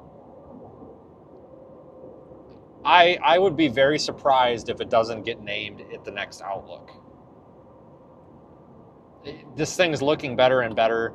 It had some land interaction with Haiti, the Dominican, and like Puerto Rico, but it didn't look like that bothered it much. You know, when these things are over land, they don't develop as fast. You know, that's why hurricanes thrive over the water. I mean, hell, pretty much everybody knows that. You know, it's a storm, and they thrive over the water. They don't thrive; they die on land. And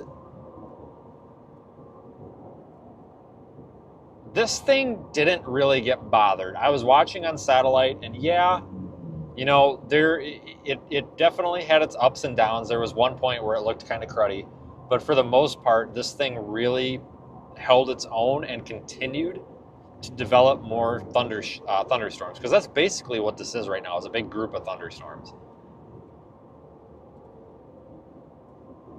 And, you know, that was kind of my indicator of, okay, we need to really take this seriously, because I thought that what was going to hinder the development of this storm, I thought it was really going to be that land interaction. I thought, man, it's going to get it's not going to develop. It's really going to tear itself apart, and then it's not going to have much time to recover. Well, I don't think that's really an issue now, because I don't think it has to recover from anything. I think it's just kind of starting off, and it's starting off pretty respectably decent.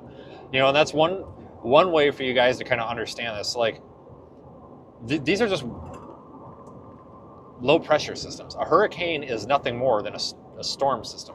You know how we get these big storm systems out in the plains, and there's, you know, constant thunderstorms with them, and then they just move all across the country? That's what this is. It's just right now it's just a bunch of constant thunderstorms that are going nonstop, and eventually they're going to consolidate. Their updrafts are going to consolidate together, and you get a pressure drop, and of course a pressure gradient, or like a pressure field around it, where you go from lower pressure in the center of this cluster to higher pressure outside of it, and then you end up with like a big vacuum cleaner effect, and it's like a domino effect, where you start getting lower pressure, and then that you get lower and lower and lower pressure, and it deepens, and it's like a big vacuum cleaner, and that's how you end up with these big hurricanes and tropical storms. And like, we're seeing that happen. You know, we've got thunderstorms, so when you're watching satellite, you'll want to look for lightning activity and just robust looking clouds. Like, visible satellite is great for this. If it looks like really substantial cumulus cloud, like cumulonimbus thunderstorm type clouds, that's a sign that it's a pretty healthy storm. This thing's not really being impacted by a lot of wind shear.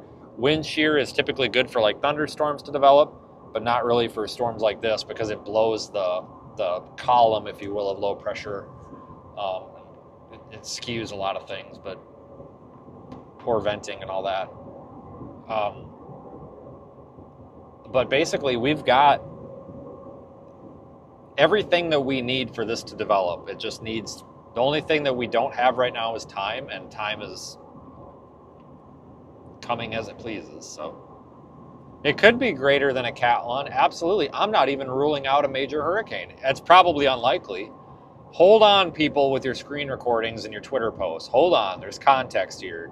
I'm not forecasting a major hurricane, but I'm prepared for one just in case. I don't think this is going to be a major hurricane.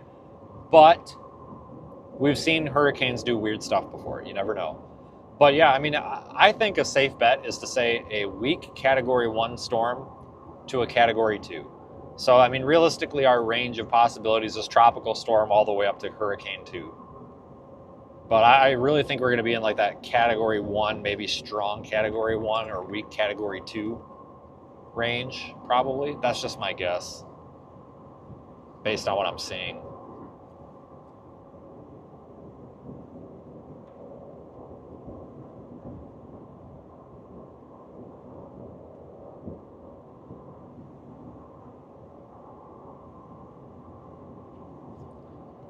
So that's basically the info. But yeah, a lot of the models are showing landfall as well. Take that back. The GFS model is showing a landfall 978 millibars. So what is that? A respectable Category 1? Somebody in the chat knows more than me. What is 978 millibars typically associated with? That's probably what, like a decent Category 1. But if that happens, that'll be a 978 millibar storm around Charleston-ish,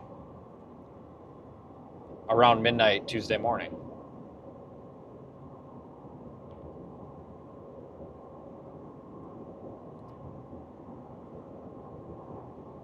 Category 2. Yeah, okay, so strong Category 1, weak Category 2 probably. And for those of you that are wondering, we don't rate these storms based on their millibars, which is their pressure. These storms get rated on their wind speed, but we can associate wind speeds with pressure, not with perfect accuracy, but ballpark. You know, we can say, hey, a 978 millibar storm typically has these winds. That's kind of how we guess from that. But honestly, guys, the GFS is on board. The Euro, I think, is on board. The hurricane models are on board. Every weather model worth its weight, you know, worth anything, is saying landfalling hurricane, South Carolina or somewhere thereabouts. I have no reason to believe otherwise.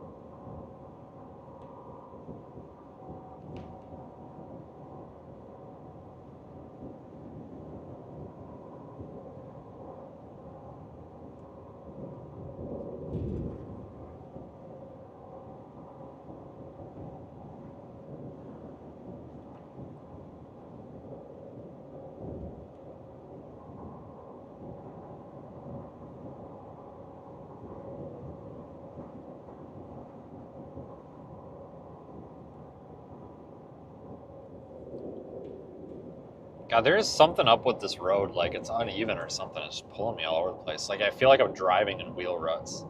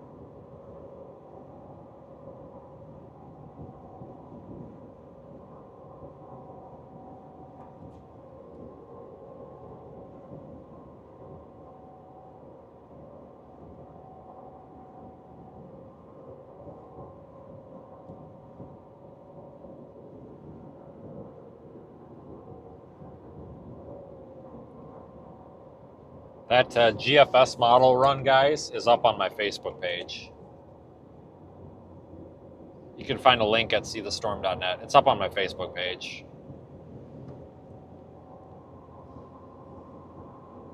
And again, you know, I'm willing to hear your guys' opinion, but I hear this all the time. But what's interesting is it's never from the general public.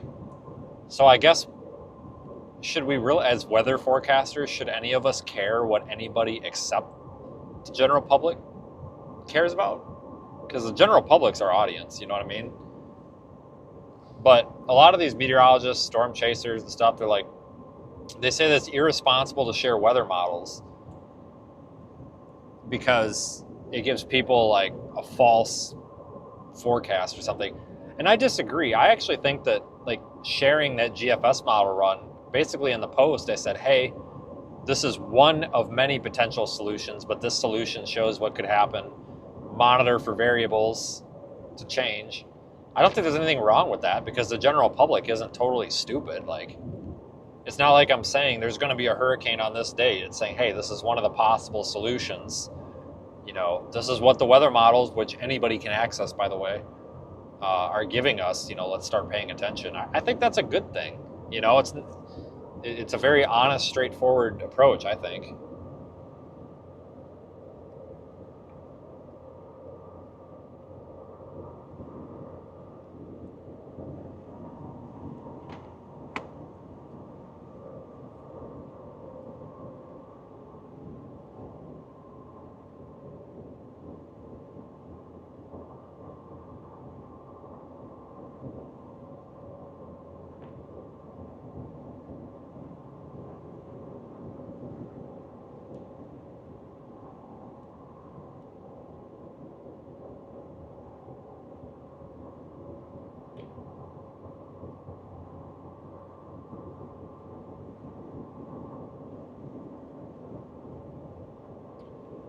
I tell you what, though, guys, you know, just expect a surprise out of this storm. I'm not saying we're going to get one, and I'm not trying to like foreshadow anything, but I just honestly expect a surprise because that's just been how everything's been lately. Like, things change so fast with these.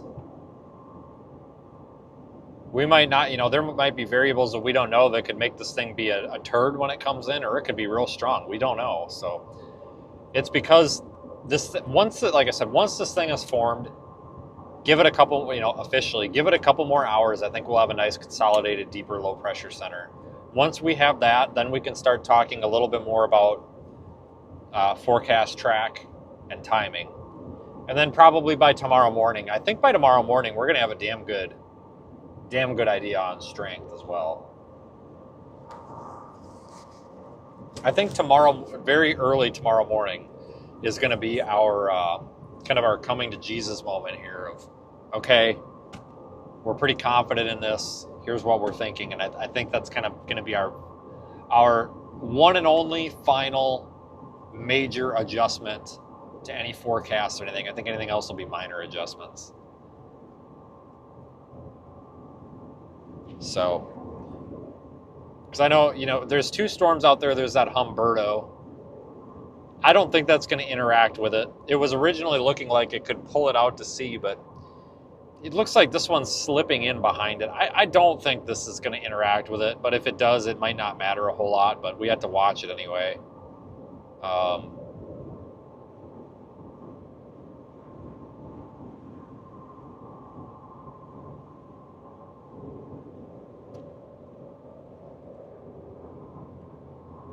This is just going to be interesting, to say the least. I cannot wait to see the forecast cone for well, this will be Imelda. Cannot wait to see a forecast cone.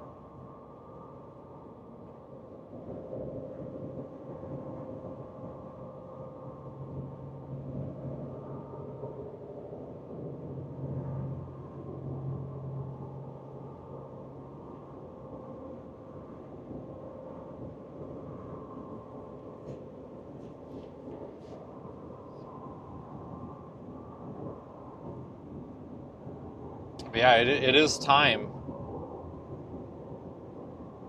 It is time to be ready. So the cool thing, and I want to mention, I'm going to talk about our live stream coming up. So the 24/7 broadcast, guys. I'm going to go ahead and reveal the format a little bit because you guys know how this is. Somebody always makes the joke about the cars, and if you know what I'm talking about with the cars and everybody buying the same car after 2022. Some of you guys get it. I'm not going to get into it because somebody always like mentions names and it's never the people I'm talking about. But some of you guys get it. One person does something out here, everybody does it. Well, for once in my life, I wanted to have something that we worked hard on that someone else isn't yanking off for 5 minutes. So here's kind of the format of how this is going to go down, just so you guys kind of know what to expect. So, we're going to be showing all of our cameras on it all the time. I have licensed music, so it's not just dead air. So it's not going to be just dead air. We're going to have our radio traffic audio on the stream. In the field, we can break into the live stream and do our own updates as needed. All the cameras get cycled. The forecast data gets cycled. You're going to get a bunch of information on there. At the bottom of every hour, there's going to be an update. Sometimes it's going to be a recorded update, edited, and that'll be updated as often as it needs to be. Sometimes every hour, sometimes every 4. It just depends on when things change. And we're also going to play every so many minutes without giving up too much information here, kind of like the local on the 8s. Every so long, we're going to be uploading little video on demand, like little clips and stuff that's happening that's interesting. So you're going to be able to see interesting stuff that's happened over, the entire live stream. So I don't know what the hell this guy's doing. You're going to see interesting stuff, historical. Yep, that's, buddy, don't stop in my lane. Jesus Christ, you're going to stop on the shoulder. There's a truck behind me that can't stop, so if I stop, the truck's going to hit me. They need way more lights on that car. Nobody's getting out of the way for that. Can't even see it. I couldn't even see it. But so you're going to be able to kind of keep caught up now. So it used to be prior that you had to rewind the live stream, you had to go find parts. Well, now we're going to find the parts for you and you'll be able to see them. I will still do live streams from the car simultaneously, but I want to let you guys know when nothing is happening, I'm just shutting the camera. I am going to go live like we're doing right now when stuff's happening, so that if you don't give a crap about watching me drive around when nothing's happening, you don't have to worry about it then. But we're going to leave the 24/7 one going. So there's going to be a lot of like starts and stops to the live stream and then the 24/7 one. But, I'm looking forward to running this because we've put a lot of work into it. And there's a lot of pieces to this that had to come together just right. And it's been ongoing development since like May. So battery life of the camera, we can get up to 7 days out of these.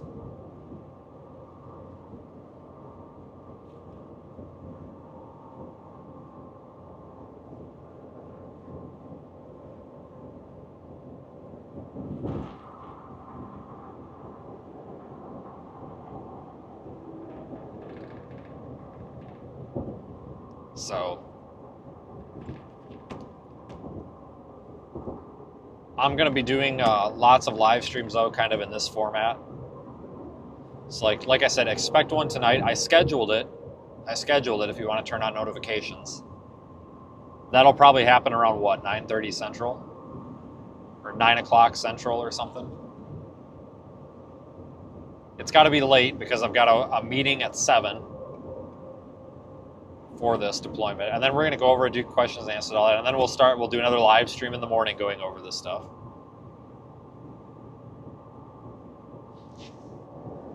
Stuff is definitely going to change here.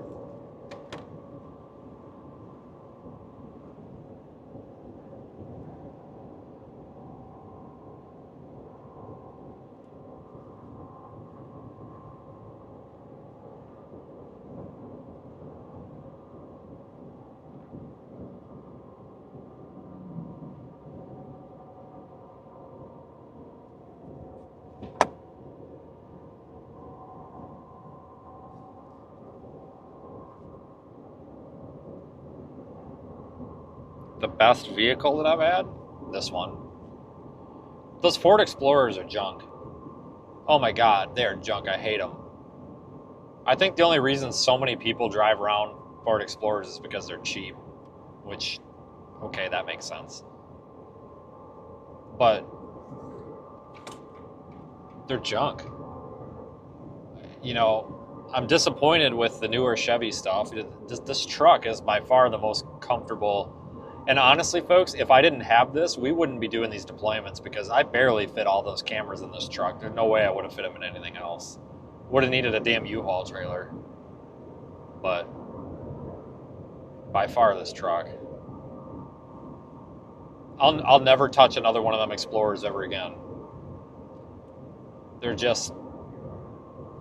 bad. And you know, maybe somebody who doesn't I think most people don't really care about maintaining their vehicle perfectly. Like, as long as it runs and drives and goes down the road, that's fine for them. And that's fine, but I don't like that. Like, I don't want anything broken, and those Explorers are terrible. Everything on them breaks. They're rattle boxes. They're loud. There's no soundproofing in them. They're not comfortable. The seats are small. And some of you guys that drive trucks know what I'm talking about. You drive like an F-150 or a Tahoe or something, you know how the bottom of the seat comes almost all the way out to your knee, depending how tall you are, but like it comes way out. Them Ford Explorers, the seat comes down, it only comes out like basically about as far as your pocket. Like halfway between your hip and your knee. There's a lot of unsupported leg, and it's really uncomfortable. It makes you feel like you're sitting on a bar stool with a backrest. Most uncomfortable thing I've ever sat in. I don't know why they don't put a bigger seat in there, because there's plenty of room for it. But there's these tiny seats, and they don't slide back far enough. So if you're over 5'8", you just can't get it to slide back. I feel really claustrophobic in them because I want the seat to slide back like 3 more inches, and it doesn't. And it should. Like, there's plenty of room for it to go back. I don't know how they're using them as cop cars. If I was a cop, I couldn't sit in that car all day. I mean, I guess I did it when chasing and stuff, but still, I couldn't sit in that all day, every day. Every day. At least I got a break from it. They're not comfortable. And then you get these people that are in these departments that use them as like canine vehicles and all sorts of shit. That's even worse because you've got less room in them. I mean, any of them that have a divider, you can't put the seat back any farther. But even with having a freaking dog cage in it, I mean, I don't know how you couldn't possibly get super claustrophobic with that. At least with just the divider, you've usually got a freaking window and you know that there's a back seat there. Like, it feels bigger than it is, but they're freaking tiny. They need to make them bigger.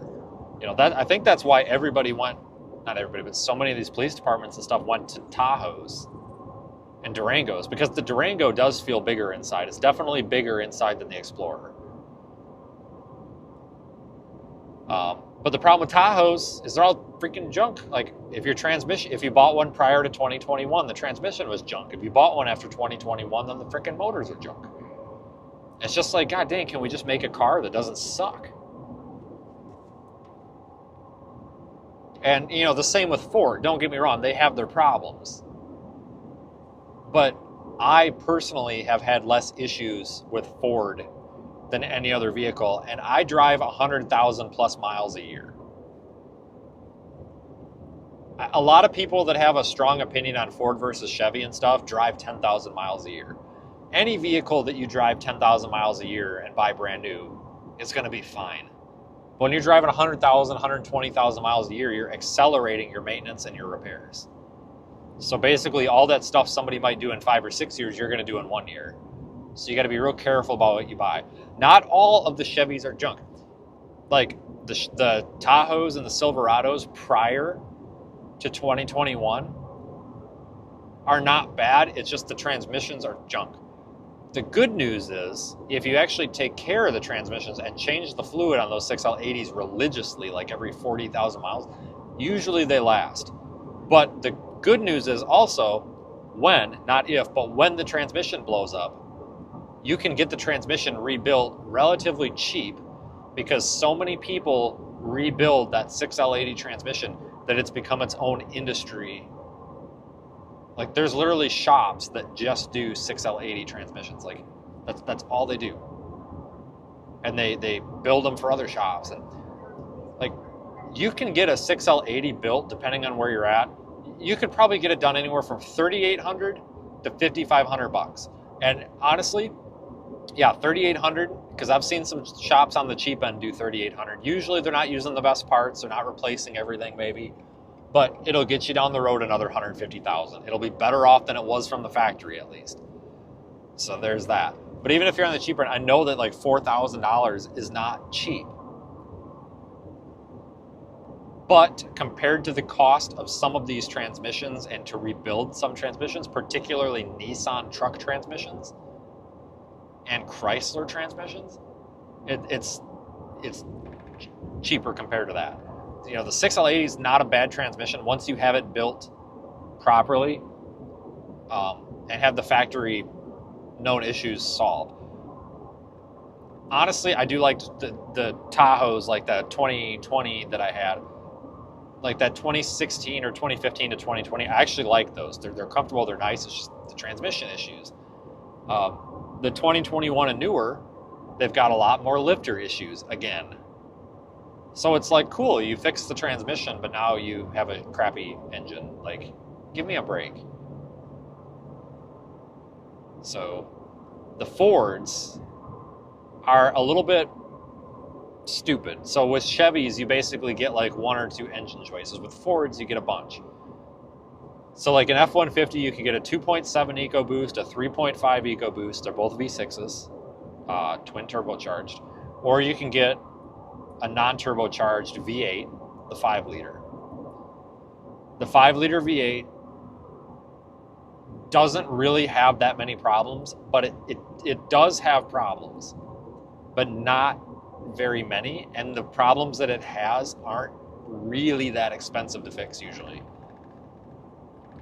It's a pretty safe bet. The Ford transmissions are also a pretty safe bet. The 6R80, which was the previous, it was the transmission that they had between the 4-speed, when the F-150s had the 4-speed, and before when they put the 10-speed in them like they do now. So it was like that 2011 to, I don't know, 2016 generation or whatever. Those did have issues with hard shifting and especially downshifts, but they didn't always break. But also once they broke, it was usually one part. And if you were on a budget, you could take the transmission apart and have a shop replace that part. It wasn't as expensive as a full build. Same with the 10R80s and 10R100s and 10R120s and stuff. There's a sleeve. It's hard to describe, but there's basically like a sleeve, like a bushing sleeve, and like a little fluid channel where the bushing kind of like moves within where the bushing is supposed to set. And long story short, it messes fuel. It's like an input shaft fluid channel or something, and there's like a valve. I don't know. That is known to have issues, but again, it's not a freaking 6L80. It's not like every single one of them. With the 6L80, if you've got a 6L80, you know it's going to blow up. If you've got a Ford 10-speed or a Ford 6-speed, you know that it might blow up, but if you'll take your chances kind of thing.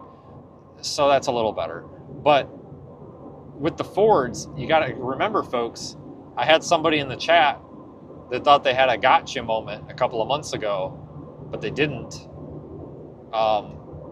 Telling me that the Ford 10-speed is worse than the Chevy 10-speed. Wrong. It's the same transmission. The 10R80 and the 10L80 are the same transmission. It was a joint operation between Ford and General Motors.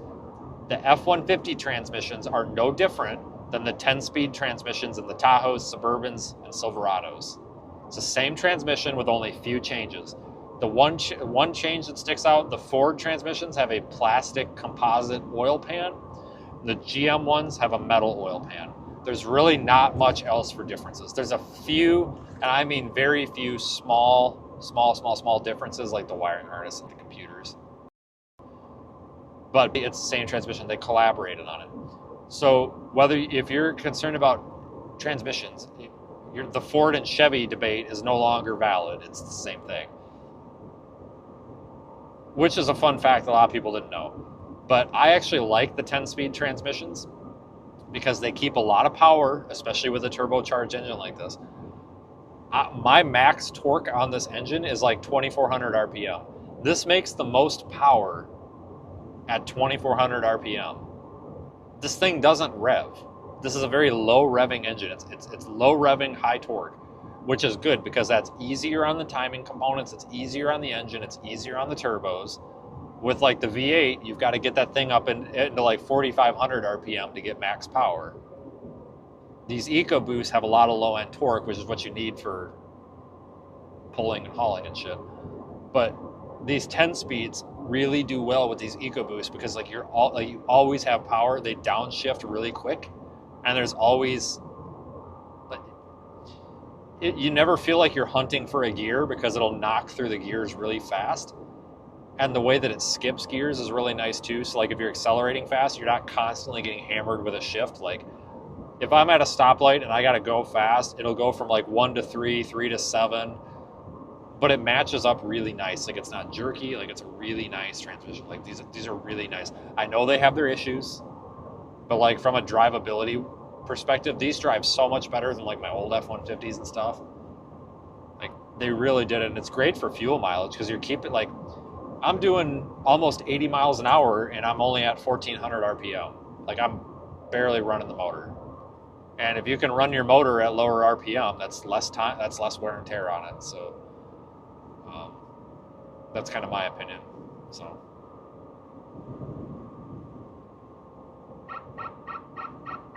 yeah, the what? Yeah.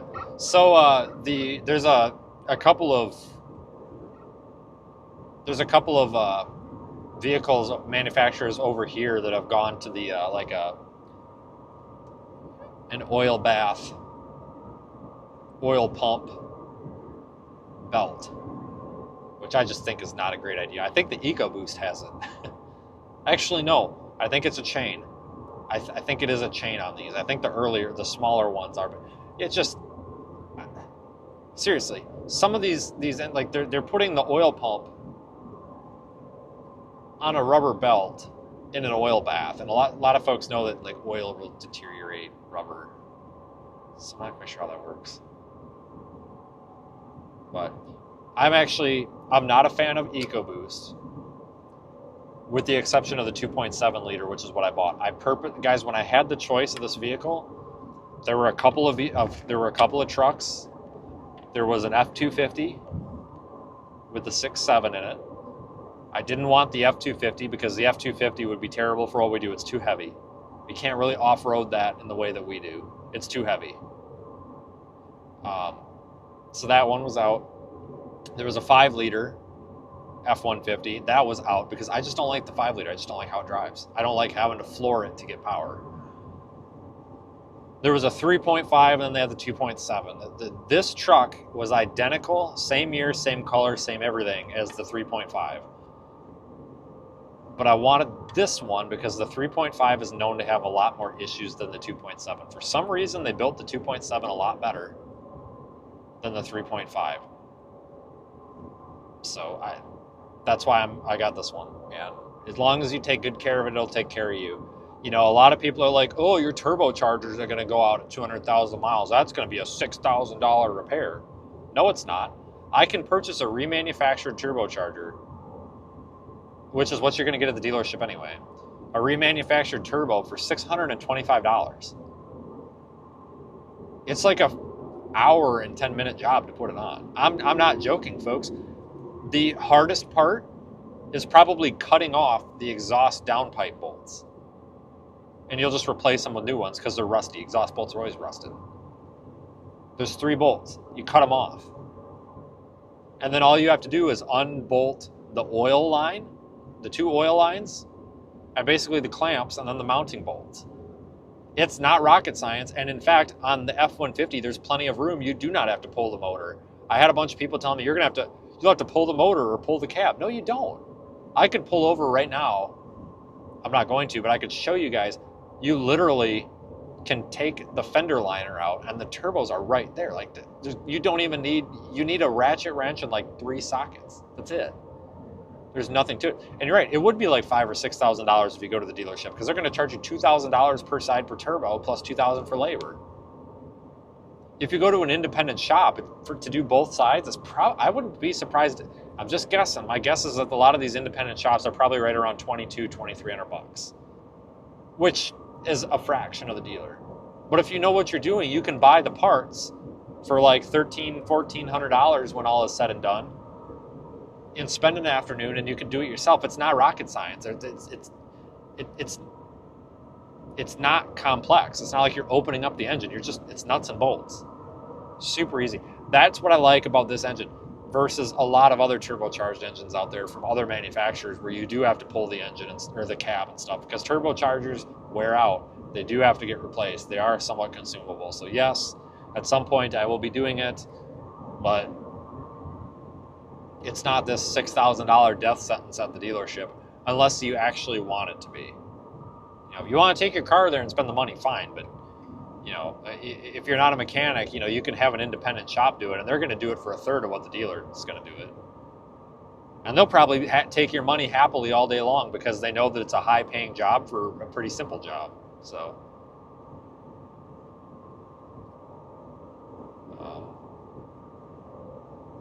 nothing against going to the dealer. There's some dealers like Whiteface Ford, you know, they've taken good care of us. And Belleville Ford, they're good.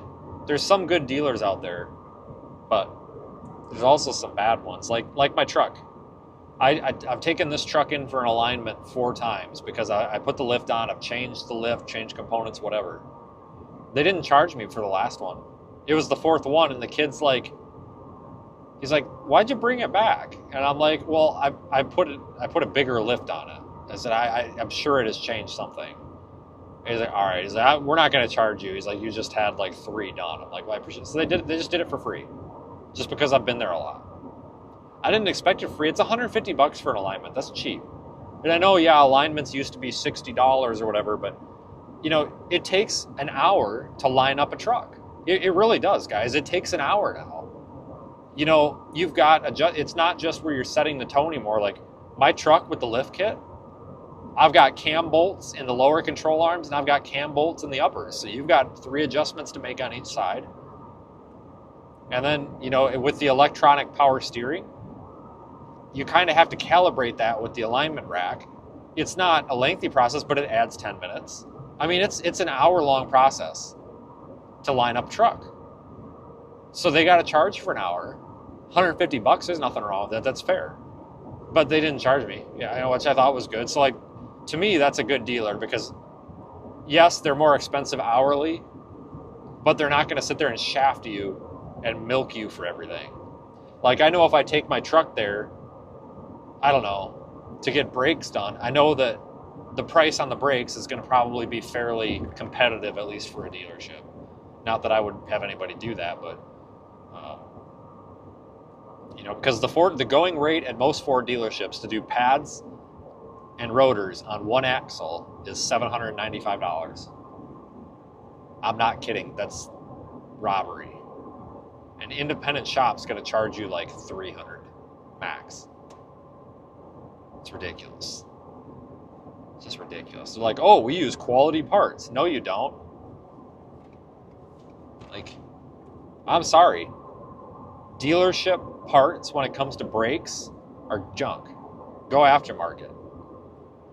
Go to O'Reilly's, buy the Duralast gold pads and rotors, or go to AutoZone and do that, or go to O'Reilly's and buy the Brake Best Pro. They're aftermarket, but they are way better than factory. Like, you can tell a difference. Seriously, like when I do the brakes, and if I've got factory brakes on a vehicle and you put like good aftermarket on, there's a huge difference. Huge difference. The stuff from like Motorcraft and Delco and stuff like that stuff, it's always compromised. Like it's made to be just good enough to get the car off the lot. That's all they care about, is just get the car off the lot. You know, which is sad that that's kind of the day and age we live in, where it's like, just sell the car. It only has to be good enough for the warranty.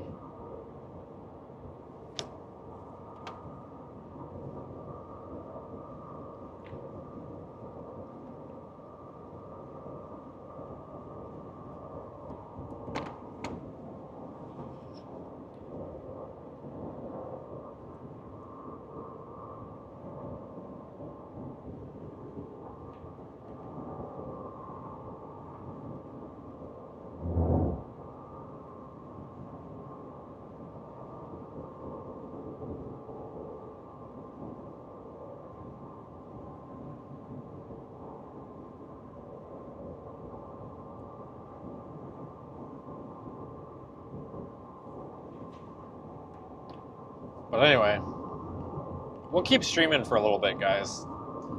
There's 348 people right now watching me do nothing but drive down the road, so.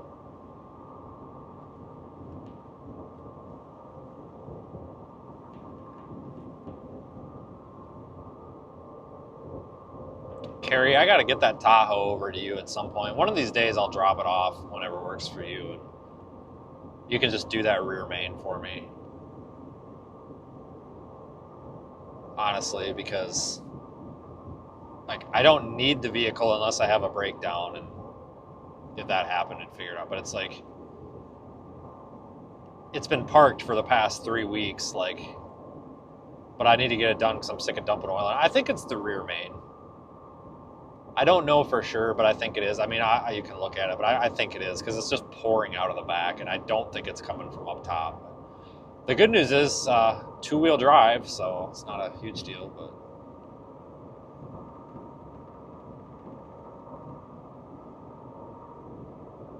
I don't know. I'm kind of at the point where it's probably cheaper to spend, what, $1,000, $1,500, whatever it is to do that versus dump freaking a quart of oil in it every time I drive it.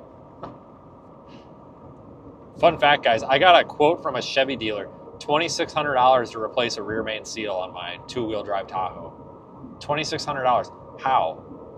How does that make sense? It's like 7 hours of labor on the books, tops. $2,600. I figured the going rate for that job is like $1,000 to $1,500. Maybe a little bit more, depending on parts and where you go, because you got to pull the transmission out and whatever. But it's not like it's a rocket science job. You know, you put it on the jack, or you put it on the lift, you take the drive shaft off, you unbolt the transmission, you put the transmission on a transmission jack, you slide it back, you unbolt the rear, because on those 5.3s, it's not just a rear main seal, it's like a cover with the rear main seal in it. So you can just like, it's like this whole like assembly, whatever. So you take that off, you put the new one on, and then you put the transmission back on. Like, I don't know where they're getting $2,600. I was like, yeah, screw you. Like, the hell with that. Like, $2,600? Like, you're kidding me. Like, I could have the transmission rebuilt in that truck for $2,600, and they would probably just throw in the rear main for free at that rate. You know, like, what the hell? That's why you guys, I'm telling you folks, always, if you can, go to these independent mechanics. You know, sometimes you find a shop where it's 6 guys, sometimes you find a shop where it's 12, or sometimes you find a shop where it's just 1 guy. But these independent mechanics will almost always do the job cheaper, and they'll do it better. I'm not saying that they're going to do something so cheap that they lose money. You know, some jobs are expensive, you know, and honestly, parts are expensive. And cars are harder to work on now, but I tell you what, they're not going to screw you and shaft you. Well, most of them won't. They're not going to shaft you. Sometimes like a dealer will. At the dealer, you're paying for it's ridiculous how expensive it is. But you go to an independent shop, and they're gonna be like, okay, yeah, that's a 6-hour job, you know, all right. They're gonna give you a rough estimate of what that might be, and you, depending on where you're at, your labor rate might be $80 all the way up to $200. But oftentimes the dealership is at least $100 more than whatever the independents are in the area. I've seen dealership rates almost $275. Like where I live, the typical shop rate for a dealership is $225. $225, which honestly, yeah, I get it, but that also surprises me because there's an engine shop out in Utah that I've had do work for me in the past and might have do work for me in the future. And they charge $165 and they're building engines. And you're telling me you want to charge me $225 to $250 to rotate my tires? Like an hourly rate to be, well, obviously you know what I mean. That's a little ridiculous.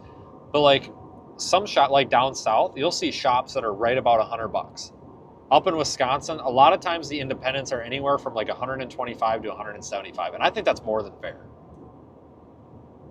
But these are also the shops that, you know, these independents, like, and I'm not saying the dealerships don't, but these independent shops typically know that their reputation is important. And if they mess up, they'll take care of you. A lot of people think, oh, I'm going to go to the dealer because if they screw up, it's on them. Well, it's on any shop, and they have insurance for it. But these smaller shops, typically will immediately get you, if you're a comeback and you've got a problem, they will usually immediately get you in. And it's, oh my God, I'm so sorry, let me fix it, and they fix it for you. Because mistakes happen. You know, I've worked in this industry, folks. You could have the best mechanic mess up, because sometimes parts fail, and it's not the mechanic's fault. You could have an engine rebuilt, and the engine could break 10 miles down the road because one of the bearings, or let's say they got new bearing caps or something, and one of them wasn't machined properly, or had a little defect or a burr on it that wasn't noticed, and it got picked up and scored a bunch of stuff. This stuff breaks, and it's not always their fault. But based on my experience and all the driving that I've done, I've had terrible experiences at dealerships, particularly Ford dealerships. I don't know why, but like independent shop, I've almost always had good luck with these independent shops. Like I've typically, if I need a shop and I'm in a remote area, I call them up and say, hey, here's the deal. I'm traveling. It's a fleet vehicle. Hello. Oh, it's our friends again. That's funny. But it's the guys from the gas station. But you tell them, hey, I need to get this in. And even if they're booked solid, typically they'll get it in because they understand what it's like. You know, there was, and I don't mean dog on the Ford dealerships, because there's two good ones. You know, we've got the Belleville Ford. Like I said, they've been so good for stuff, and they have a good parts department. You know, I don't know if I would take my vehicle there to get fixed because it's just going to be more expensive. But if I had to, I would. There's a Ford dealership in Monroe, Wisconsin, just to our south, and they're really bad. Like, they are horrible. Customer service is crap. Their technicians are not very good. But like the Ford in Belleville, they've always been known to have a really good service department. So it's not all Fords. And obviously Whiteface Ford, you know, they take care of us down in Hereford, Texas, down by Amarillo. We love John and friends. Like, they're great down there. So there's exceptions, but you know, there's a shop. You guys remember when my electronic power steering rack blew up in my Tahoe in that hurricane? Yeah, there's that repair facility in Cumming, Georgia, Hamby's. And the reason I went there is because they're right by, you know, Radar Omega headquarters, basically. And it's like, well, I'm going up there anyway. They're literally a quarter mile down the road. I'll just drop my truck off and walk if I have to. I was like, hey, this is going to sound ridiculous. I'm a storm chaser. I'm in a hurricane right now. I was literally in the hurricane. Like, this is the problem. I think the power steering rack is shit. Got all sorts of codes. I don't know if it's a BCM or what's going on. If I get this vehicle to you, will you work with me, help me out, something? Because I can't take it anywhere down here. They're going to be closed because of this hurricane. The power's out and everything. And the guy on the phone really sounded like an asshole, but he wasn't. He was just very cut and dry. It's probably in the military.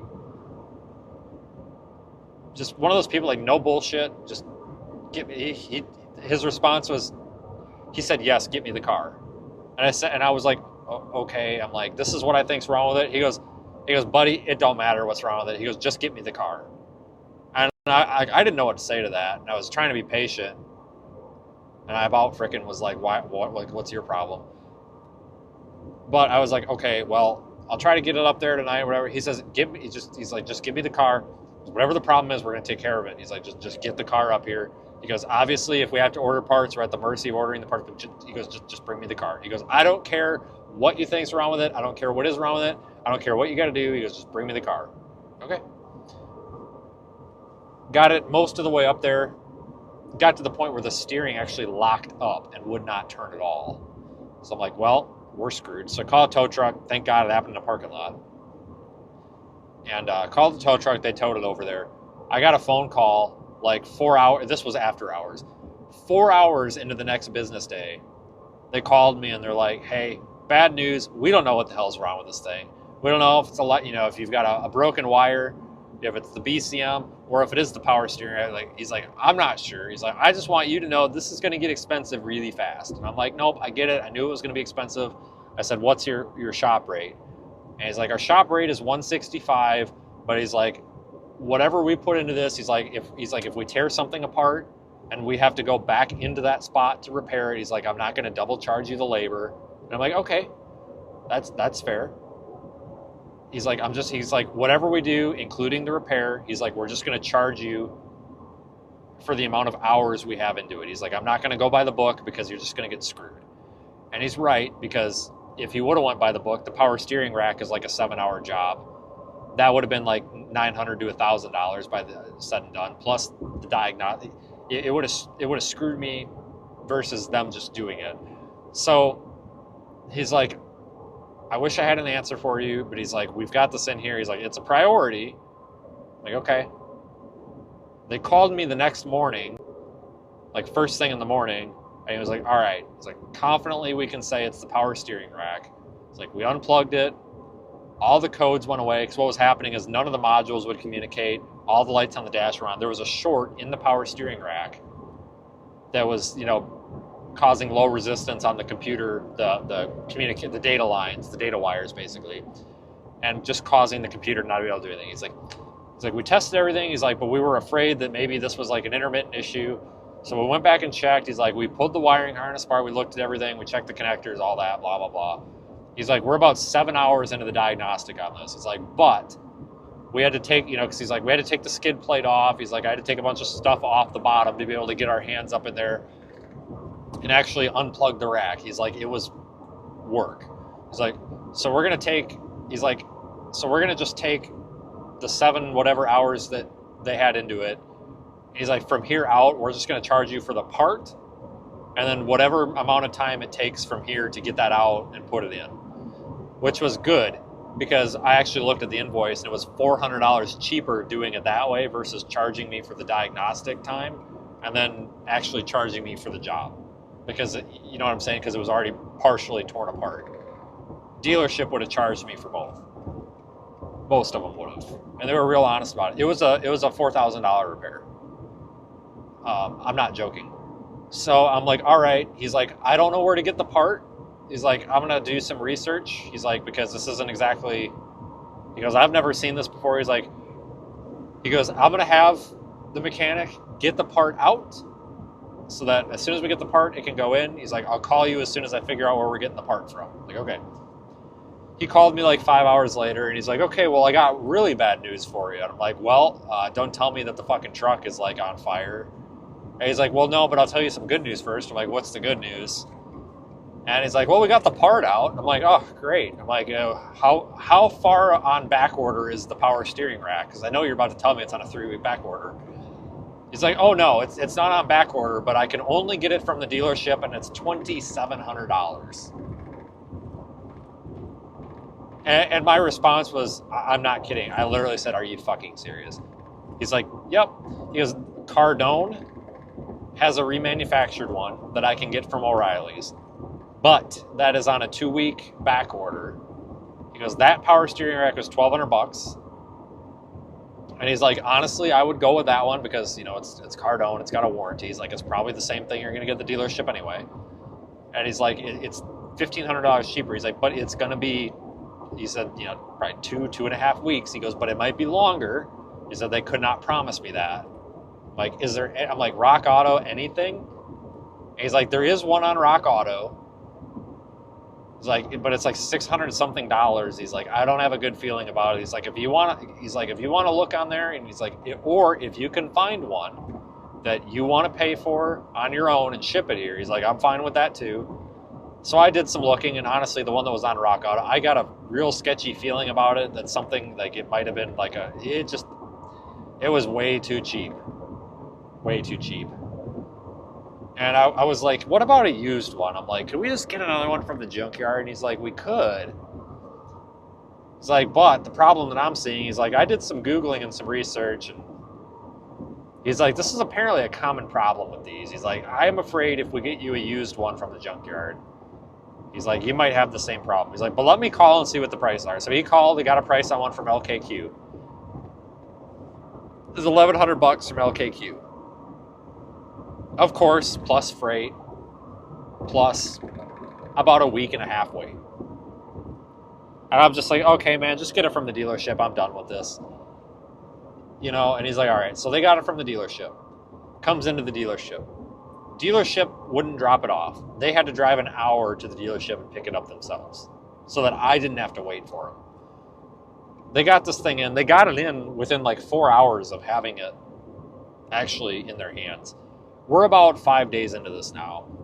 They could not have gotten it done any quicker. So they take it. They have a towing service. They own a tow truck.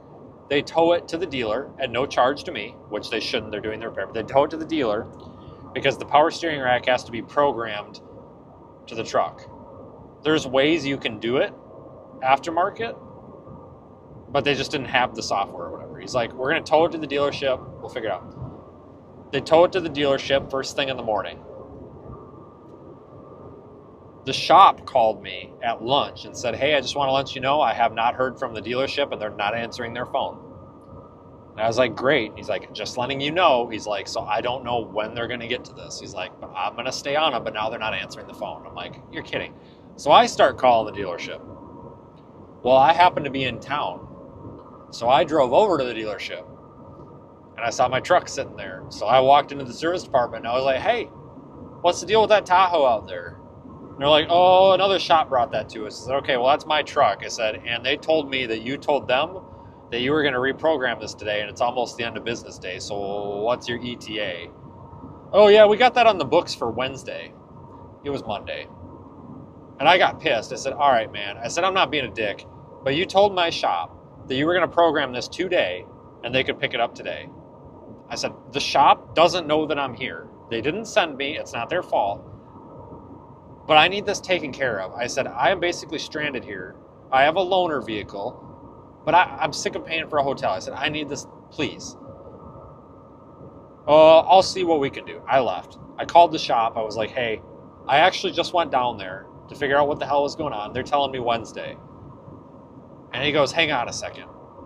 He comes back on the phone. He says, we're going to send our tow guy over there and get your truck. He goes, we're going to find another dealership, take it to. He goes, this is horse shit. I'm like, okay, I said, you don't have to do that. I said, I'll pay for the tow. I said, that's how bad I need this bag. He goes, nope. He goes, we're not dealing with this horse shit. He goes, I'll call you when I have an answer. All right. He calls me the next morning at like 9 o'clock. Like, that's how fast they were with the good communication. Calls me back at 9 o'clock. And he's like, all right, we went and got your truck. We're never taking anything else to them because they told me they weren't going to get to it till Thursday. And I'm like, well, they're stupid.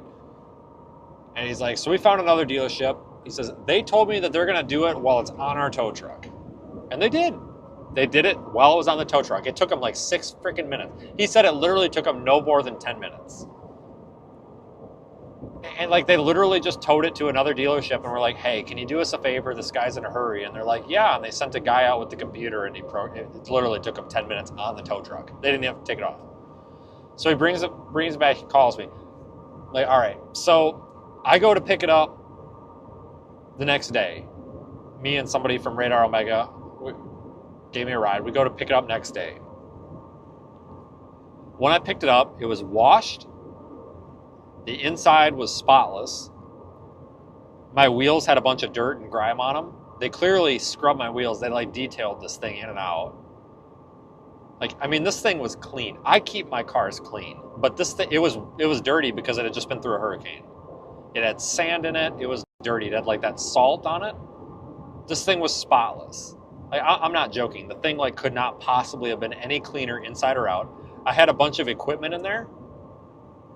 They clearly took the equipment out, cleaned, and put it back exactly where it went. Like, I left my iPad mounted in there. I just used a backup. I had, like, my chainsaw was in there, my toaster, all that stuff was in the back where it goes, and it was dusty underneath it. They obviously took everything out, cleaned, and then put it back in exactly where it went because it looked almost the same. And the only reason I knew that they for sure moved stuff is because they had my chainsaw in backwards of how I normally put it. And on top of that, my chainsaw, which was full of oil, dirty, leaking, my tow ropes were all like dirty and shit.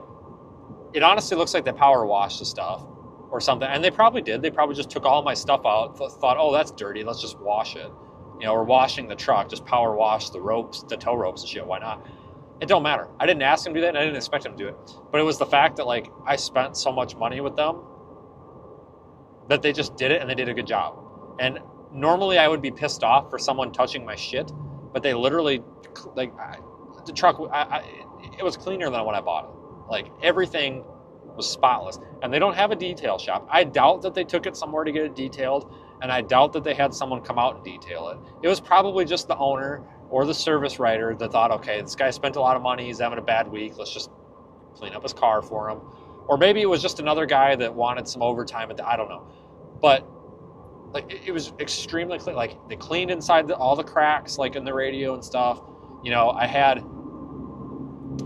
bunch of just like loose, like, cameras that had a bunch of dust on them from being through a bunch of stuff, like camcorders and stuff in the center console. That's just where they lived, that I left in there because it was in a secure place. Like, they cleaned it, like, wiped them off.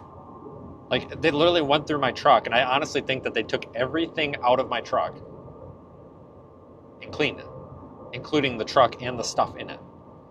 Like, I couldn't believe it, like, the amount of customer service. So I called them and I left them a voicemail. And I was like, I don't know who did that, but I appreciate that. I'm like, it was not expected. I don't want you to think that I was pissed off. So if I gave you an impression that I was pissed off or anything, I said, this thing has never been cleaner. I said, honestly, I've paid to have vehicles detailed before, and whoever did this did a better job than somebody I've paid $200 to clean a car for. Like, they waxed the outside. I mean, it was spotless. Couldn't believe it. And they didn't call me back. So I called them back like 2 days later. I was like, hey, I need to talk to whoever cleaned my truck. And the guy was like, oh, yeah, I know who that is. He's like, don't worry about it. I'm like, seriously. I said, whoever did that, I said, I want to buy him lunch or something. And the service writer said, well, don't worry about it. He's like, I tell you what. He's like, keep your money. He's like, I'll make sure that he's taken care of. I'll make sure he gets a little extra. And I'm like, well, who was it? He's like, it was just one of the guys here. He's like, and he even admitted it. He's like, I know that this didn't go as planned. He's like, I was hoping that maybe it would make your life a little bit easier so you didn't have to go back home and wash your truck. And I'm like, well, it does. I said, it seriously makes my life a hell of a lot easier because I don't have to clean my car after a hurricane. I'm like, I appreciate it. And I trust that they took care of and did the right thing with whoever did it, because they're a very reputable shop. But, like, that's customer service. Like, you're not going to, I mean, you might get that at the dealership, but I spent $4,000 that I didn't have. I really didn't have it. I was broke. And you know what? They knew that was an expensive repair, and they made me feel like I got my $4,000 worth. I got my $4,000 worth with the repair, but I felt like I was less broke because I got more value. Honestly, it was a $500 detailing job. I'm dead serious. That detailing job was worth $500 or $600 to have somebody actually actually wax, like hand wax the outside, wash it, clean the wheels, and like actually clean the inside. I'm not talking about like vacuuming. I mean like actually like deep cleaning the inside. A lot of fucking detail shops are like $500, $600 for that. And you know what? For $4,000, they did a lot of work because that was the alignments, and it wasn't their fault. I mean, $1,300 labor, and by all time said and done with tax and all that, $1,300 on top of a $2,700 part. The part's out of their control. They didn't even charge me any markup on it. He even told me that. He's like, I feel so bad. He's like, we're not even going to mark up the part. So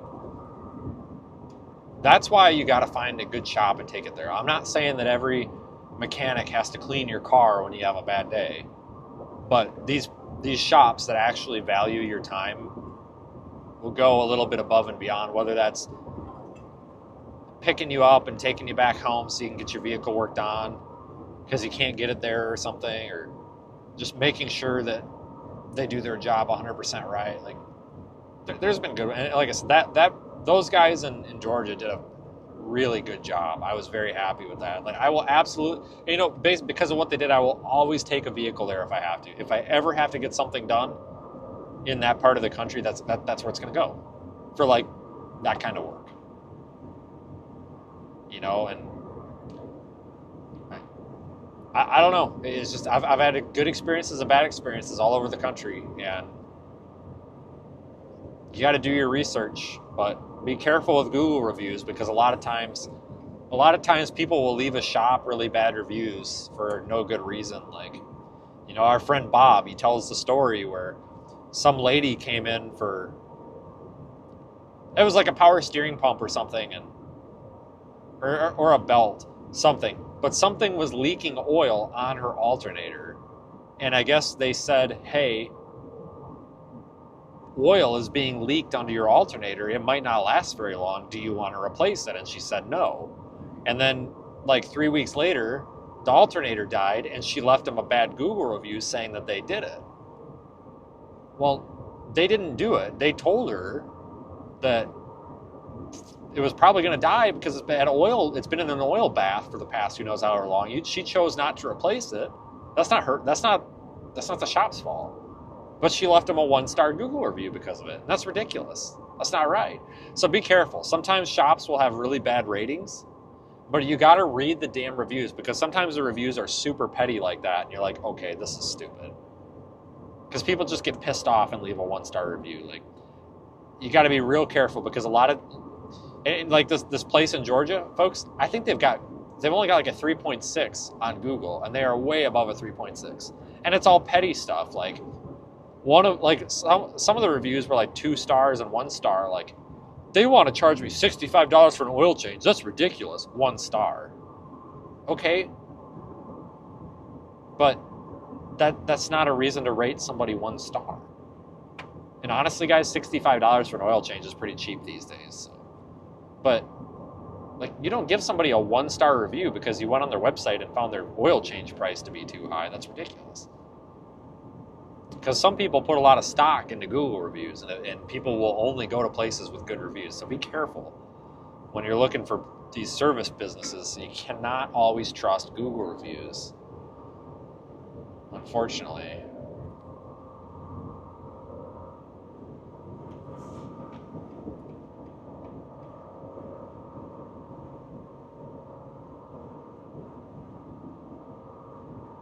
Yeah, $65 is common around here. Honestly, it's on the lower end around here.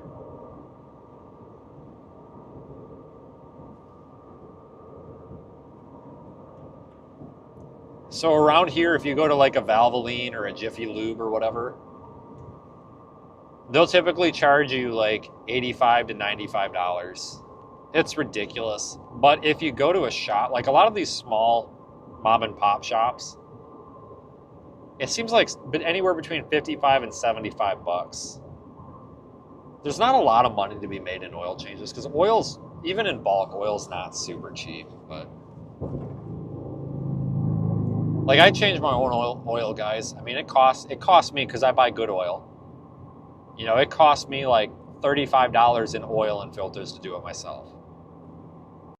So half price.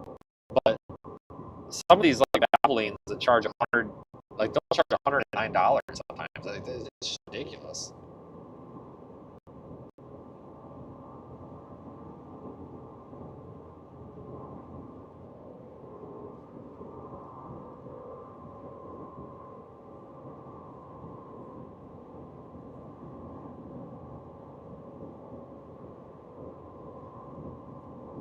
Moral of the story: find a good shop, form your own opinion, and just take your stuff there. The hint is finding the trick's finding a shop that has an attitude of, yep, just bring us the car, we'll fix it. None of this, I might be able to get you in a week from Tuesday. No, just bring us the damn car, we'll fix the damn car, and you'll be happy. That's the attitude you want. None of this, we're going to try to sell you a $500 brake job because you came in for an air filter and just had your brakes replaced last week, but we're going to try to charge you for a brake job. Yeah, the heck with that. My dog? I don't have a dog. What are you talking about? Oh, daughter. I thought that said dog. I was just saying, what are you talking about? I don't have a dog. We got a cat. Several cats. All right. So, because somebody's going to ask, the cats' names are, let's say, we got Frankie, Dolly, Paul, Karen, Sammy, Pop-Tart. I named that one. Pickles. Who am I forgetting? Oh yeah, there's Mommy Cat. It's got a name, but I just call it Mommy Cat because it's a mommy cat, I guess. Whatever. That's how it was on the farm. If the cat had kittens, it was just Mommy Cat. I'm forgetting one. Oh yeah, Pube. I got Pube. And now there's also Gray Cat. Gray Cat is an outside-only cat, but will not be coming into the house. Somebody just dumped it off. It was clearly an inside cat. Honestly, guys, I want to find a home for it.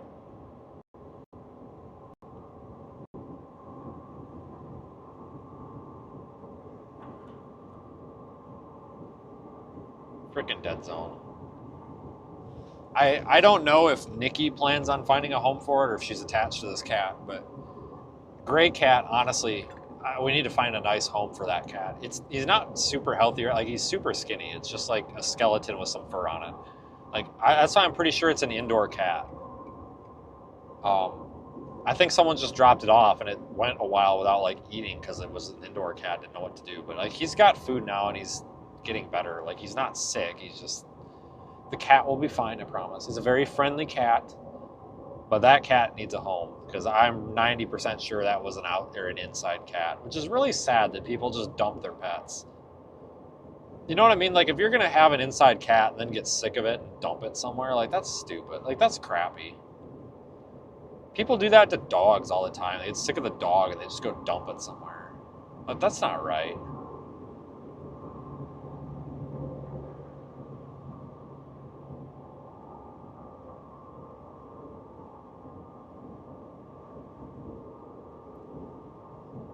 But yeah, that gray cat's pissing me off. I can't take 2 steps outside the house. It follows me around. It literally just follows me all over. And it's like this morning, I could barely get out. So Nikki lets it into the porch every night because it's pretty skinny. You know, it's kind of afraid it might. I get it. But that way I can eat food and not get bothered by the other cats, whatever. So she lets it in the front porch and it stays in the front porch. So every time I was opening the door trying to carry stuff out to the truck, and I kept walking outside, and then I had to sit there and hold the door for it. Because if I let the door shut on its own, the cat is too stupid to get out of the way of the door, and then the door hits him and it gets stuck in the door. Like, that's how dumb this cat is. But it's like having an extra toddler. It's ridiculous.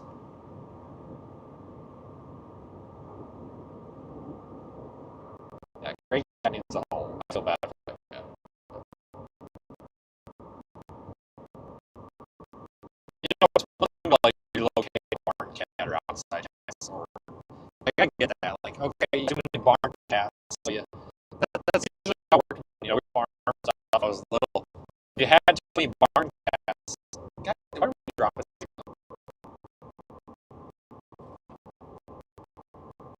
Hold on.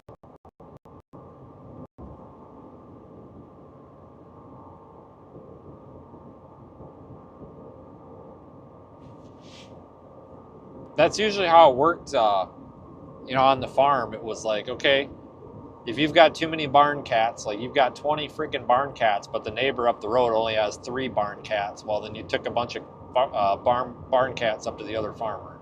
Like, that's not the kind of relocating I'm talking about. I'm talking about like people that take their indoor pets and then just go dump them off on the side of the road. Like, that's so shitty. I hate that.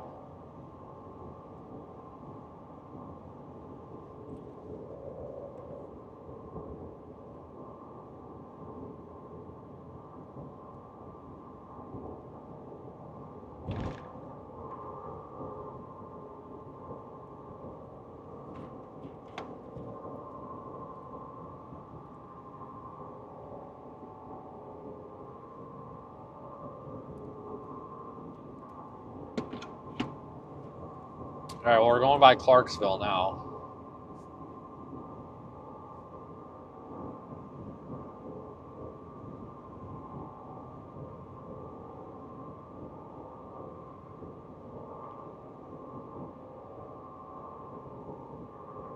Zach, if you're watching, one of your previous boys is about to get brake checked because he's about 3 feet off my bumper. I don't know what this guy's doing. Like, you can read the plate from more than 3 feet away. Somebody's about to get a brake check here, and I'll pay that ticket all day long. Like, I'm not going to brake check people enough to cause a wreck, but somebody's about to get a little freaking piece of my mind here.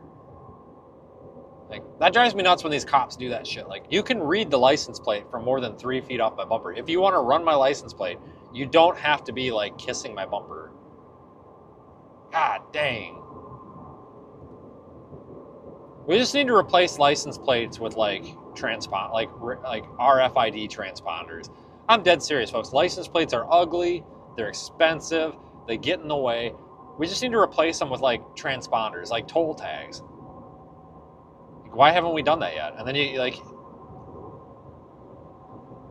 you know what I'm saying? And then you just give the cops like a little transponder receiver thing, and then you'd be like, oh yeah, that's transponder 9858342 or whatever, and it comes up with all the details. Like, why the hell? It's 20. Like, I hate license plates. Like, I think they're ugly. Some of these states are ugly. Like, you got a nice car, and then you got this ugly license plate.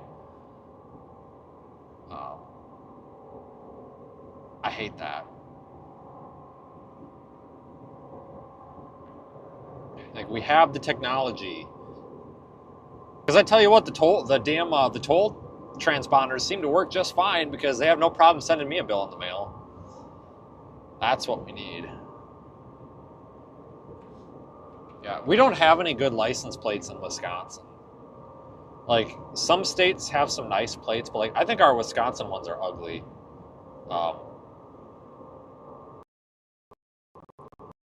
Some states though, but some of these are ugly.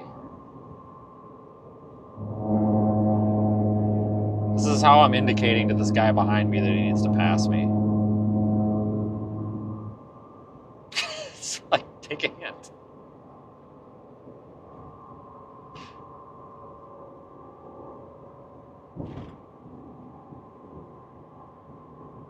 I'm telling you guys, I need to get a signboard for the back window.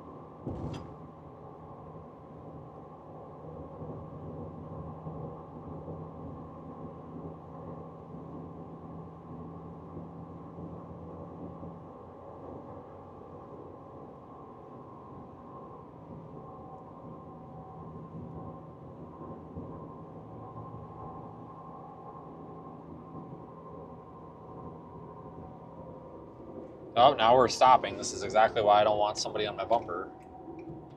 Oh no. Work zone. Hurry, everybody. Go 15 miles an hour. I hate that. Like, you go into a work zone and the speed limit's not even reduced, but everybody, like, I get it. If there's workers around, I totally get it. But, like, there'll be no no construction going on, but there'll be, like, a work zone sign, and not everybody. It's always one car at the front of the line will go down to, like, 30 miles an hour in the 70.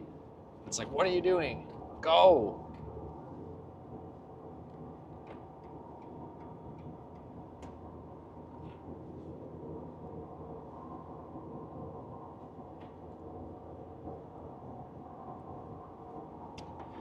Yeah, the one and only time I really did anything in this part of Tennessee was that Clarksville tornado, which, no, that was back there. The tornado crossed I-24, but it was back up there closer to Kentucky.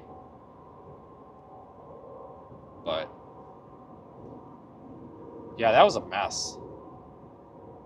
I tell you what, so I remember driving around that northern part of Clarksville just 2 years ago, 3 years ago, trying to just looking at stuff. The amount of people that had out of state license plates that, granted, don't get me wrong, they still might have had a very perfectly good reason to be there, but there were so many just like random out of state cars like clogging up the roads, like driving around sightseeing. I'd never seen so many people like sightsee after a tornado. It's kind of in bad taste in a way. I mean, that's kind of what we were doing, but there's context behind it. This is a weather, like, it's my job. But I think a lot of these people were just like, oh, hey, let's go to Clarksville and look at this tornado, or worse, maybe they were looters. I don't know, but there was a lot of damage from that tornado. I tell you what, I couldn't believe it. That was something.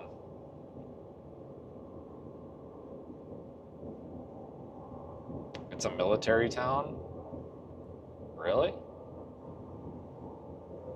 But still, that doesn't, like I said, I mean, you can tell the difference between the locals and the not so locals, because typically the not so locals have out of state plates, and they just don't look like they fit in, and they're kind of, well, basically I was driving around all day and I saw the same cars driving around random places of town like all day. Again, yeah, I'm sure that a lot of them were legit. I'm not saying they weren't. It's just I've never seen so many like sightseers that, and honestly, a lot of them probably didn't belong there. And yeah, it's a free country. You can go do whatever you want, but I just couldn't believe it. It was like there were traffic jams on residential streets because of the amount of people.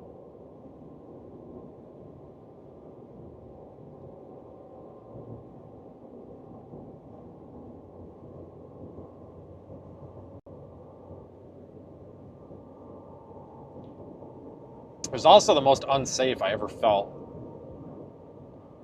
after a storm. Definitely thought I was going to get shot or mugged at the Walmart. That was not a cool feeling. And I don't think it was locals either. I think it was like people coming into the area. They were just like, people were fighting at the Walmart. Like, I don't know, man.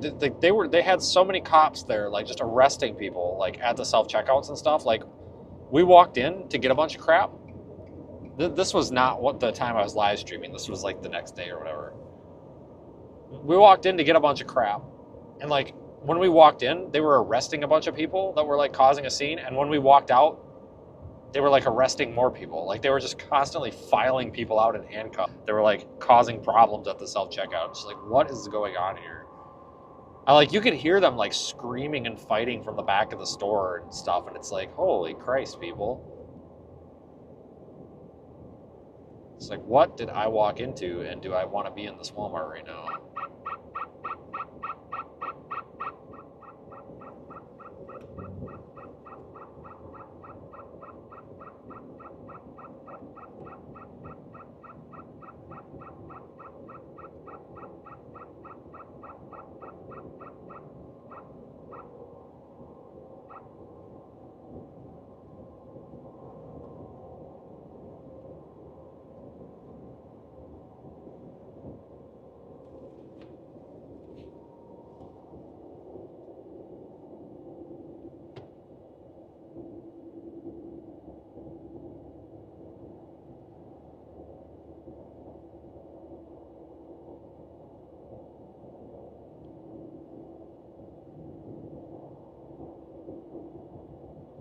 All right, so we've made it through our first traffic obstacle. I say that loosely. Not that I expected that, but usually I-24 right around here gets a little bit congested. It is Friday. And homie here is taking his freaking yank tank down the left lane. Watch out for him. It's a joke. The next traffic, well, we gotta get through Nashville. That's gonna be interesting, and then we gotta get through Chattanooga. That's gonna be even more interesting.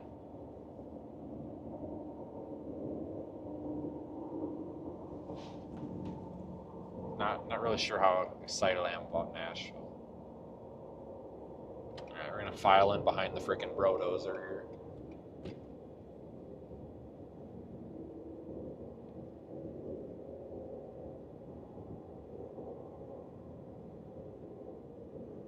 Thanks, Darla.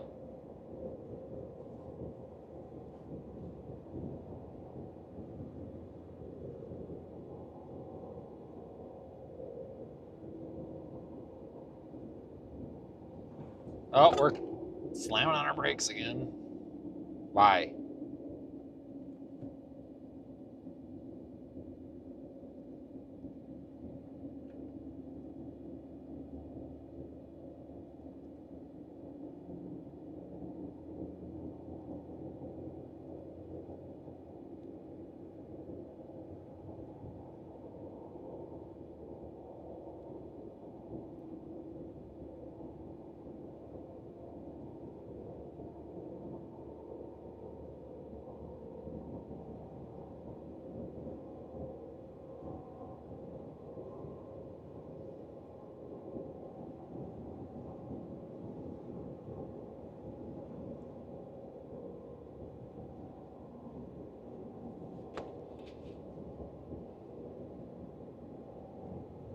Oh, David's in here.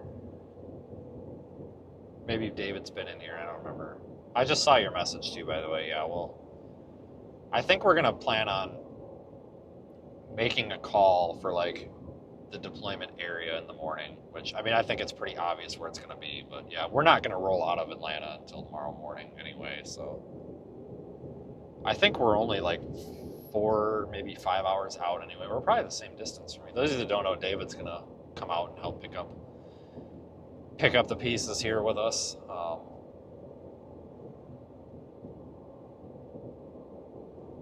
This should be an interesting opportunity here.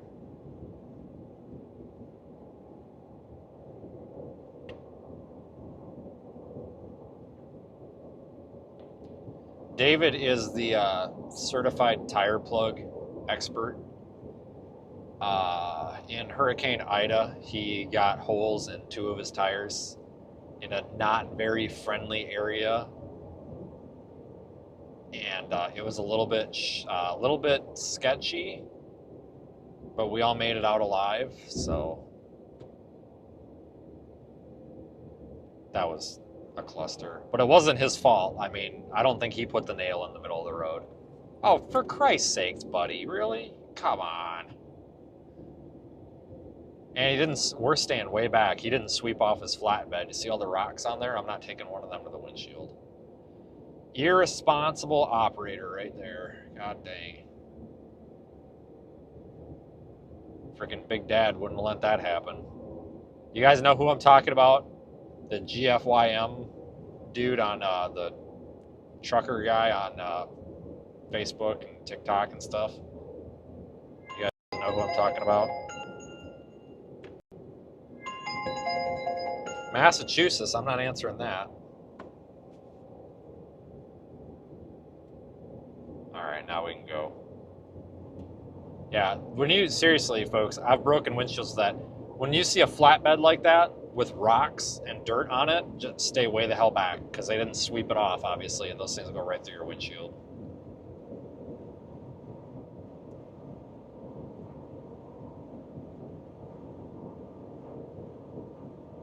But,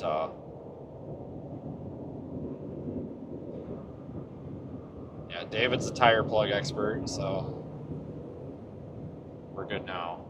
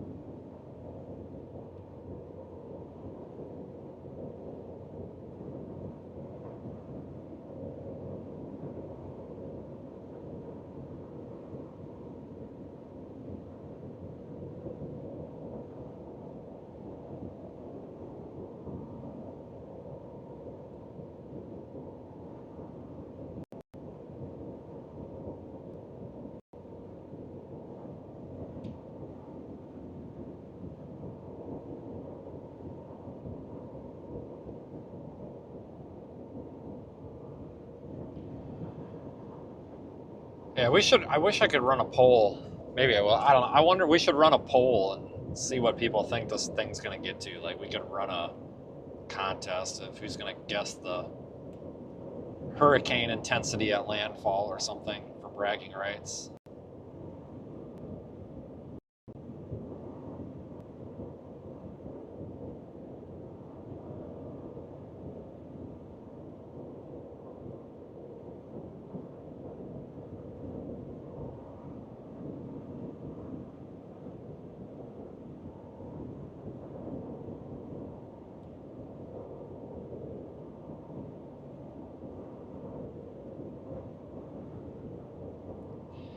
Yeah, I haven't had the. Thanks, by the way. I have not had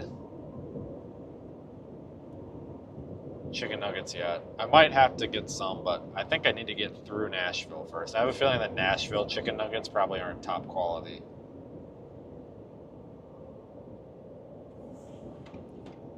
And something is working for us because I went from a 6:45 arrival to a 6:15 arrival. Cool. That's great. Doing better.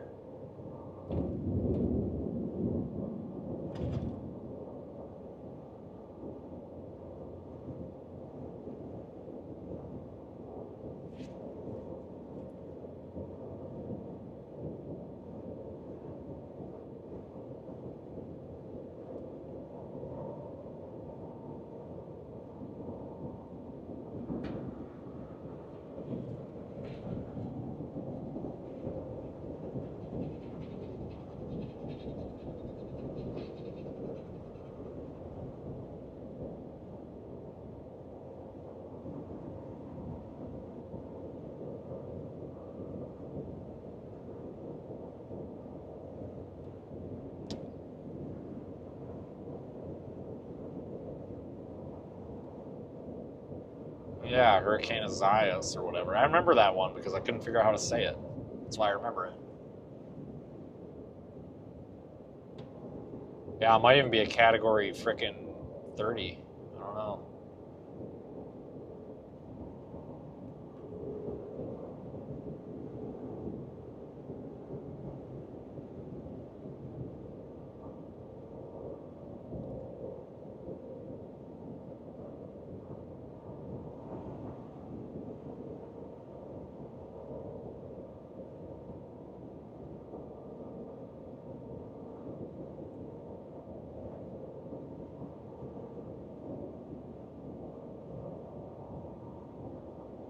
Yeah, Nashville kind of sucks when it comes to driving through because there's really not a good way to get around Nashville. I mean, I'm sure, yeah, maybe if you like took a state highway or something, or like went down by like, I don't know, in the past, like if traffic's been really yucky looking, like I've gone, like if I'm coming south, I've gone south out of Clarksville and then gone to like Dixon and then went around that south loop, like by Franklin and stuff. But I don't know. There's just not a good way to easily get around it. It sucks. It's kind of like Atlanta. Like you're kind of just screwed. Like you just have to kind of deal with it. Yeah, the I named storms are usually the ones that do something interesting. Yeah, it's true. This should be the I storm.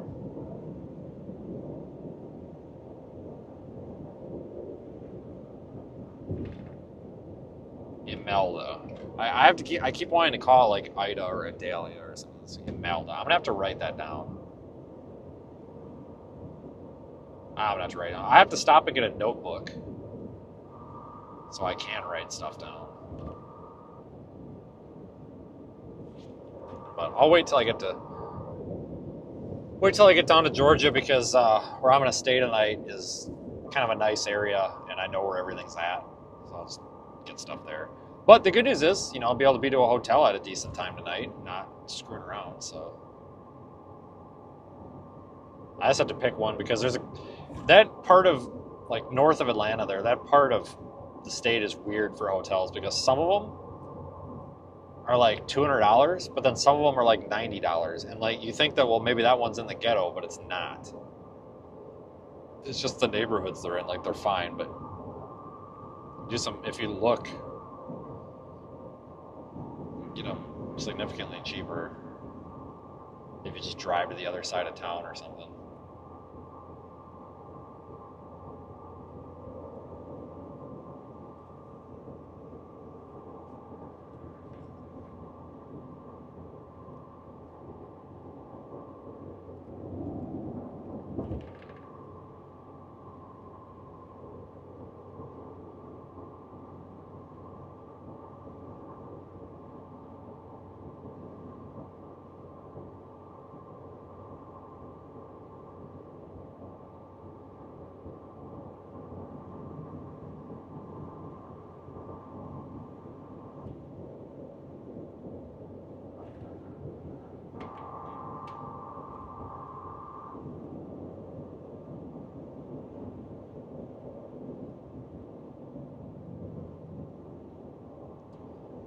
Yeah, like I said, the hurricane models are really, really honing in on that potential South Carolina landfall.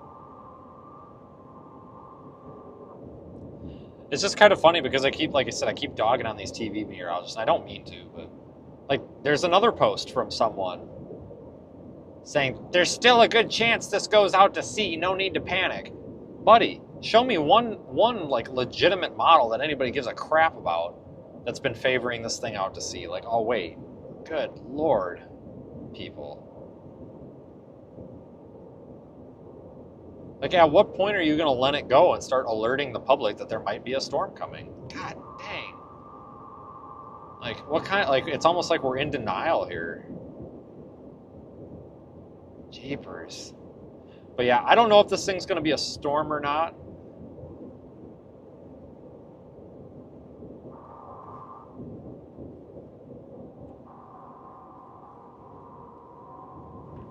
By the next outlook.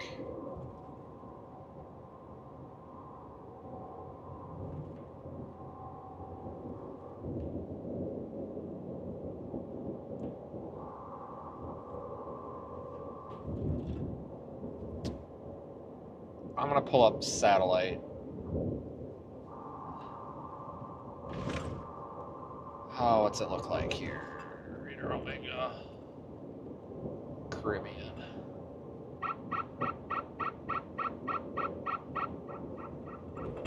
North sector. Gulf of Mexico. Main development. Caribbean, there it is.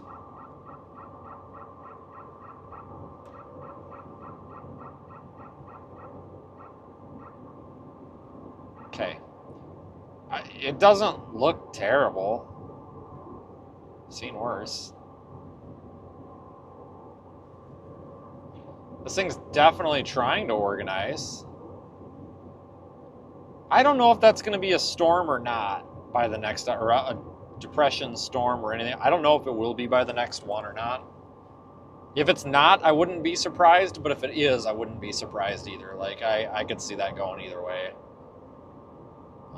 But it's, if you look at satellite, if you look down there by Haiti, the Dominican, there's a big group of thunderstorms and clouds. That is 94L. That is what should become Imelda over the next probably half a day.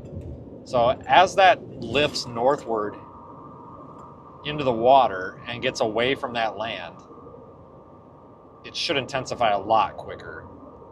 It's just, it's in such close proximity to land right now that it's a little bit hostile for the storm. Like, it's not really hurting it, and it's not really holding it back. It's just, it has to move away from that land.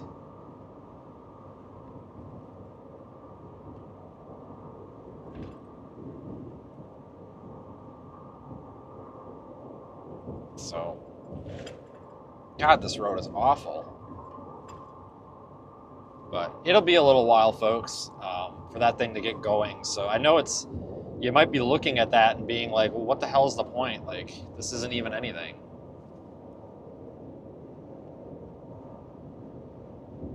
But, yeah, it's going to change quick.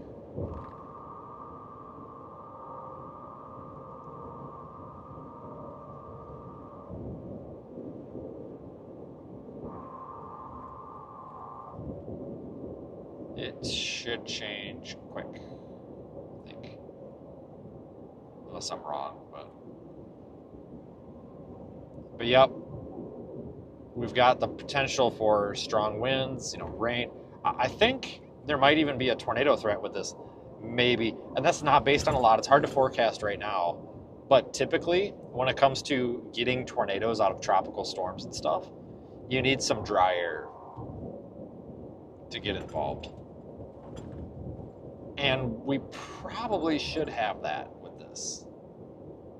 But it's too early to tell. Like, we really need a formed storm before we can even attempt to talk about the severe weather threat from it. Like, there's just too many variables right now. Like, we need to actually get a forecast cone on this thing before we talk about a tornado event out of it. But that's the thing that oftentimes gets forgotten and overlooked, is sometimes we have tornado outbreaks with these tropical storms even. as they come on shore. There's just a lot of spin in the atmosphere. It doesn't take much to get one of those rain bands to have a little embedded supercell and spin up a tornado. Usually they're not very strong or very damaging, but it can still happen. I have to watch that and be ready for that too.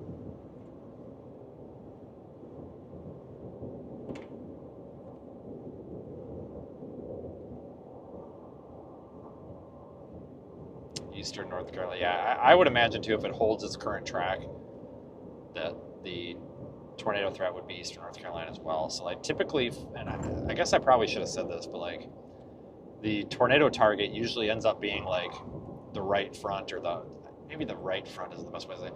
The forward-most quadrant of the storm,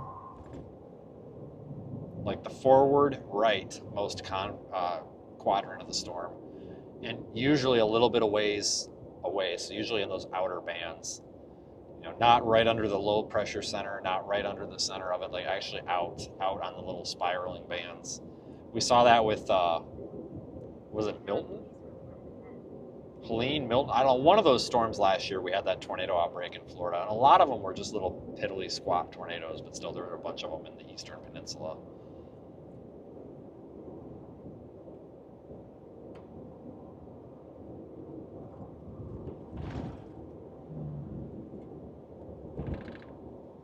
Jesus. This road is super uneven. Don't like it.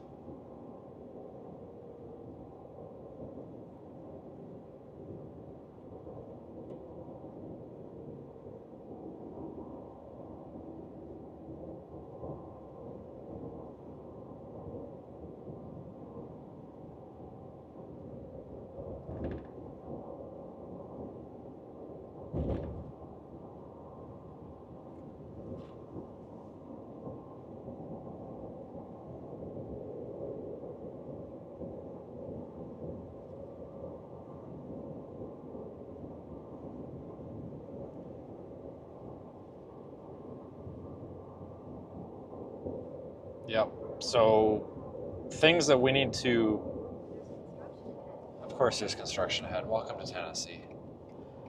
Good question. So things that I need yet. I need to pick up another ladder.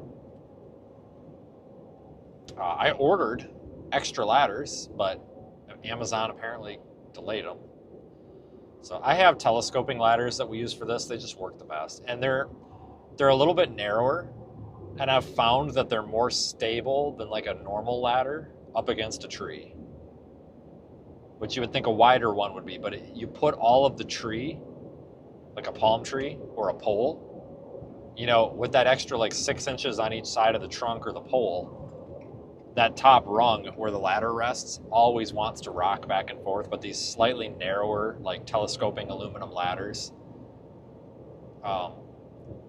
if it does rock back and forth or slide a little bit, it catches quicker. So instead of like sliding for like 6 inches before it catches and scaring the crap out of you, when you're on the top of it, it just gets caught. It's a lot more stable feeling, because I don't do ladders.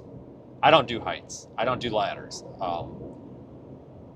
But I mean, I will when I have to. But like, I'm very picky about ladders and stuff. Like, I like these telescoping ones. They're kind of the right. I've got a telescoping A-frame step ladder too, and I think that's going to become the standard. That way you don't have to have an extension ladder. You can use the A-frame ladder, but I pick up some here to temporarily work. I've got spare fuel with. I didn't fill it up because it's just unnecessary weight driving around with, but I've already got a lot of weight in the truck, so.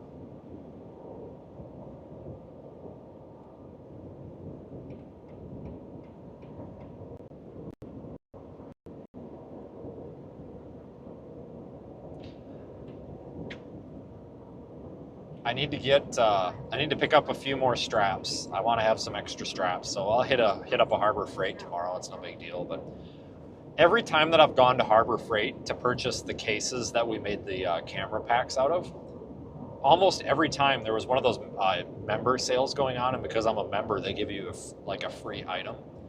And the 4-pack of ratchet straps has been one of the choices. And the past 4 times I've went, I've just picked the 4-pack of ratchet straps. So I basically got 16 ratchet straps for free. I'm like, well, hey, thanks for sponsoring the project. So But they're cheap anyway. But I like to get cheap ratchet straps because there's a good chance that you're going to get ticked off at it trying to get it down because they get tangled, and you're just going to cut it anyway. So, because I don't know about anybody, but I don't, when you're anywhere between 8 and 20 feet up on a ladder, I don't want to sit there and piddle around with a ratchet strap. Like, just cut the damn thing if you have to. So I have a few things to get yet. Somebody from Rumble said. Okay, so somebody asked, you guys know me, I'm trying not to be an advertisement here, but somebody asked about ways to support this. So obviously, subscribe to and follow our individual field team members and stuff, and you guys will be meeting them through this event. So obviously, the easy, free way to support this is to just be active on social media with our members. If you want to financially contribute, obviously those that are live streaming on YouTube, you can super chat or use their PayPal links or whatever. If you go to Project Weather Eye, if you go to projectweathereye.com or wxeye.org, there's actually a thing on there you can use your credit card. We're not a 501, so I can't make it a tax donation for you. I'm sorry, I wish I could. But you actually can use a credit card, because who doesn't love using a credit card? But you actually can do like a voluntary financial contribution on the website, and that stuff is used for these deployments. There's the traffic, great. Alternatively, I've got the PayPal link pinned in the YouTube chat. It's that paypal.me/whatever. And again, I'm not trying to solicit money, but there were people that were asking on the other platform there what they can do to contribute to this. And that's kind of what you can do. And obviously, another free way is to just share the content.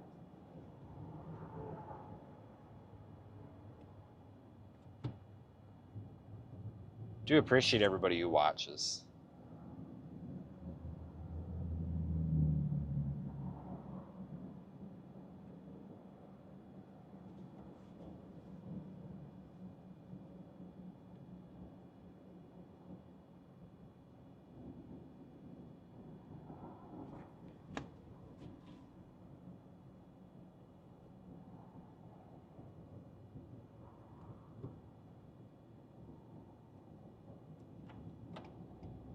Oh, guys, god dang, I hate when you put your blinker on, the second you put your blinker on, the guy behind you with no blinker pulls out and takes the lane from you.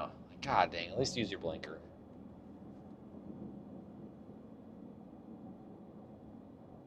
Yeah, this is going to be probably an oversized deployment for what this thing is, but we're going to do, again, I don't know the final number of units that we're going to deploy.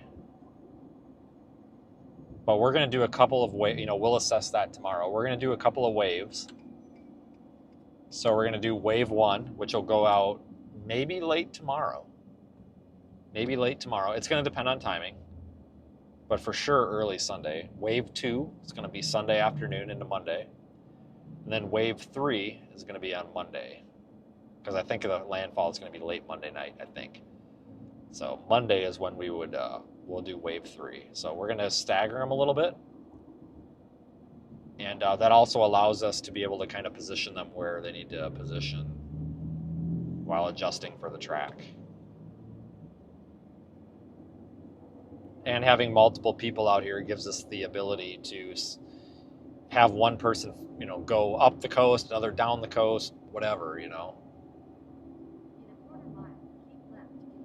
And you can also follow along the progress. We're going to be deploying these. You'll find them pop up as we go along in the Radar Omega app. And the Cycrad app, which is from the makers of Radar Omega. The Cycrad app is free. And I get it. Not everybody wants to pay for an app. I get it. It is worth it to pay for Radar Omega. I can promise that, in my opinion anyway. But not everybody wants to, and I get it. And that's fine. If you don't want to pay for Radar Omega, we do have the Cycrad app. You're going to get a lot of features in that app as well.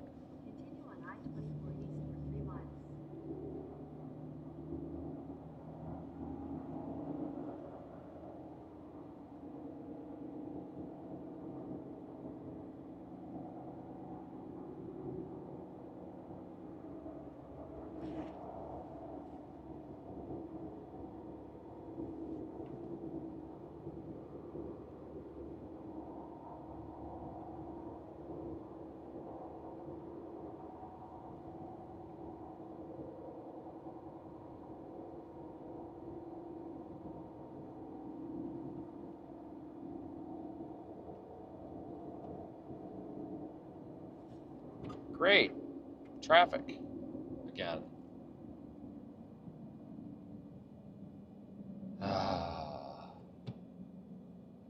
It is Nashville, though. I guess it's probably to be expected. So, yep.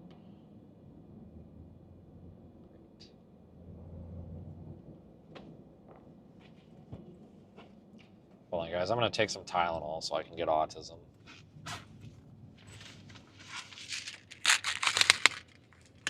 I just don't feel super good today. Like, I'm not sick. Please, okay, I know you guys, I appreciate you guys, but please withhold the health comments. I forgot to literally drink and eat yesterday until it became dinner time, and it's just, everything's kind of out of balance here, so I think I'm dehydrated, so I have a headache, so I'm going to take this Tylenol and hopefully not get autism.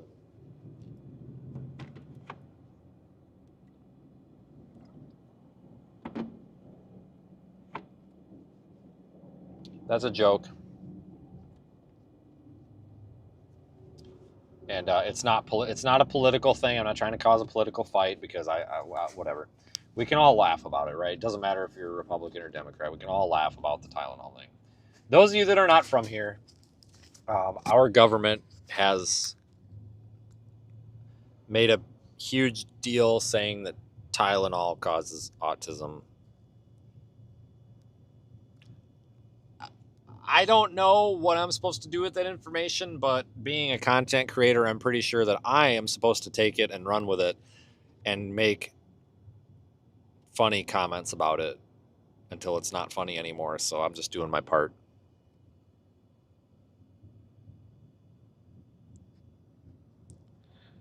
We're all doing our part. I think we're in a simulation. This has got to be a TV show. Like one of these days, the director is going to come out and be like, "Hey, this was all staged." We'll be like, "Oh, now it makes sense."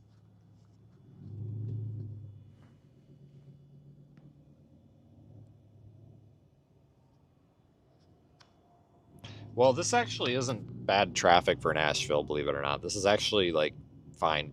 Because traffic in Nashville is usually not moving. The fact that we are moving is impressive.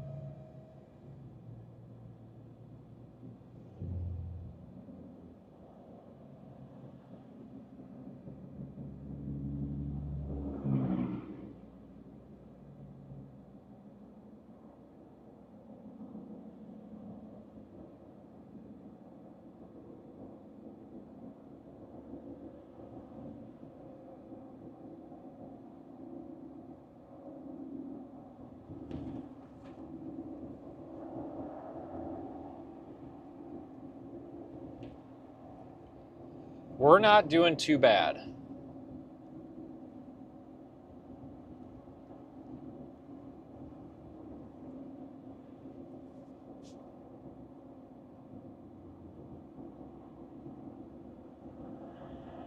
mean, we're like 3/4 of the way through. This took me straight through also, which can be bad and not. Oh my God, we're just freaking stopping for no goddamn reason here. Christ on a cracker. Let's hear that guy. Hear that guy locking his brakes up. That's how bad it is. What the frickin' hell? Yeah, there's the That's the Nashville traffic we're talking about. That's the bad stuff. God bless.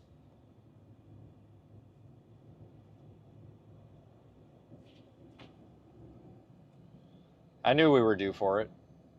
That's the kind of stuff that causes wrecks right there. Stay on I-24 East. Follow signs for I-40 East, Knoxville. Yeah, if we were in Atlanta, we just wouldn't be moving. I'm convinced that these big cities, we need to just build a giant overpass over that's like 16 lanes wide. Like Atlanta. You know, Atlanta's not... The problem with Atlanta, everybody makes fun of, oh, Atlanta drivers suck. Well, I don't know, maybe they do, but like maybe they do, maybe they don't. But the thing is like there's just too many cars for the road. Like those interstates going through town and stuff, they're just too narrow. Like they're not enough lanes, and they can't make them any bigger because they go right up to the real estate. Like they go up as like they're as wide. There's no widening them, you know. So I don't know. We just need to build a giant overpass over town because yeah, Atlanta is bad. I don't even think Chicago is that bad. I think Atlanta's bad. I think Atlanta and Dallas, the Dallas-Fort Worth area, in my opinion, are the worst. You know, New York City, okay, make that an exemption. I don't ever go there, but have a lot of problems with Atlanta with traffic and Dallas. Like right here, like this is silly. I don't know if I would throw Nashville in the mix or not, but this right here is what slows me down. This is what I was talking about the other day when I started telling you, you know, I just get exhausted like during the winter months because of all the trips to Dixie Alley and constantly driving through stuff like this. Like this is the exhausting part, but like it's so nice when you get out of this area. 14 minutes slowdown, great. That'll turn into an hour, I'm sure. Like it's just too many cars with not enough road.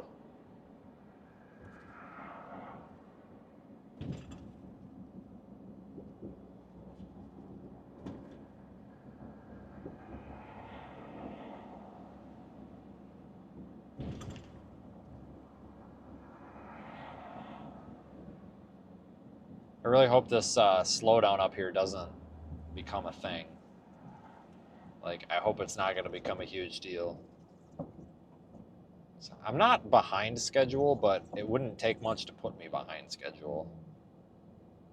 Especially with that Eastern time zone conversion. You know, I'm basically losing an hour, kind of.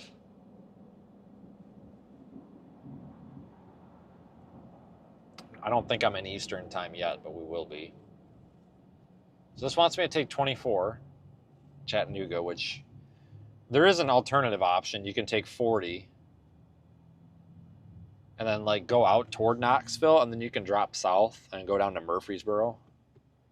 Or you can just go all the way to like Cookeville and drop south to Chattanooga. But I'm hoping that, I mean, those do take a while, but I'm hoping that 24 is not a nightmare here. Whatever this slowdown is, let's just hope that it's not a big deal. But Chattanooga is bad too. I mean, I guess Chattanooga is horrible with traffic. Same problem, you know, there's only so much road for so many cars, and there's a lot of cars. A slight risk today out in Arizona. Wow, interesting.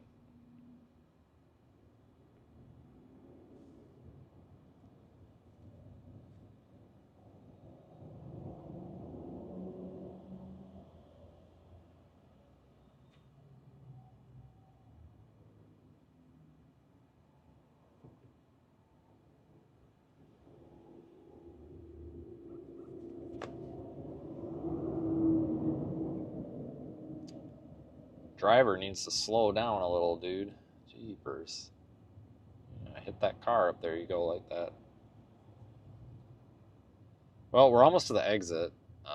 I thought the slowdown was on this part of the highway, but it must be on 24. But Google Maps didn't reroute me, so I'm hoping it's not too bad. Usually Google Maps is pretty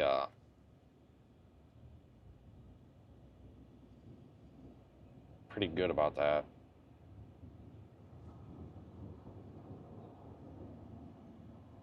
In 600 feet, use the right two lanes to take exit 213A for I-24 East toward Chattanooga.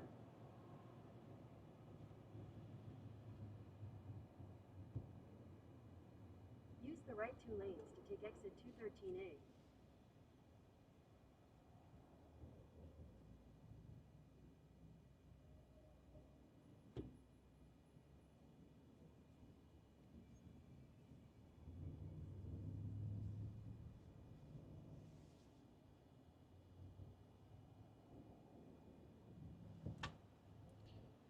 Oh my god. And it's only 2:30. I don't know if that's good or bad. I don't know if this is only going to get worse through rush hour or if it's going to get better and this is just a temporary thing. Let's hope it's not going to get too much worse. Yeah, it looks like the slowdown is on 24. I was hoping it was on 40. God dang it. I was hoping it was on 40 and we were going to avoid it, but now it's on 24.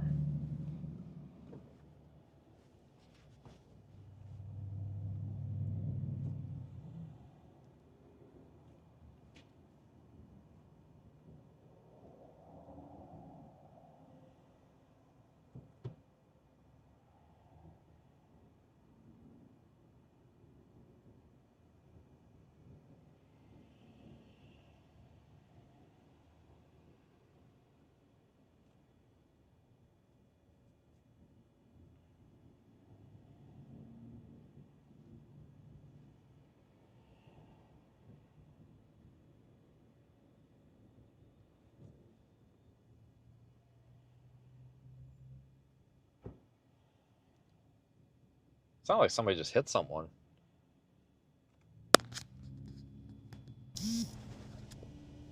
Seriously, I heard a big bang from back there.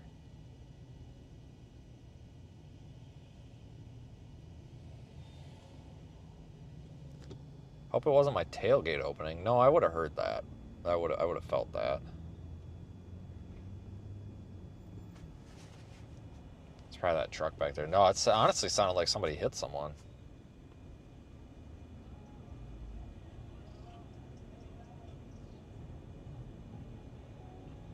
Well, there's a cop behind me. I feel like if it was my tailgate, with all the stuff in there, he would have the courtesy to tell me that my tailgate is open. Yeah, I don't think it was my tailgate.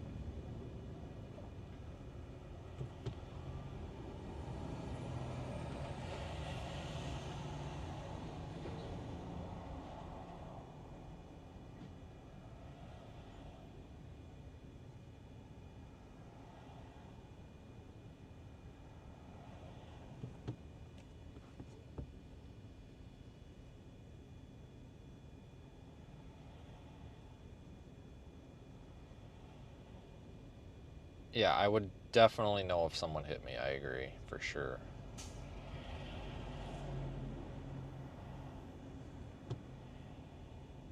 Nobody hit me. I'm just saying it sounded like somebody hit someone back there, but I don't see nothing. But I think somebody got hit. Wouldn't surprise me. It's bumper to bumper garbage. All it takes is someone to look at their phone for half a second and they're hitting someone.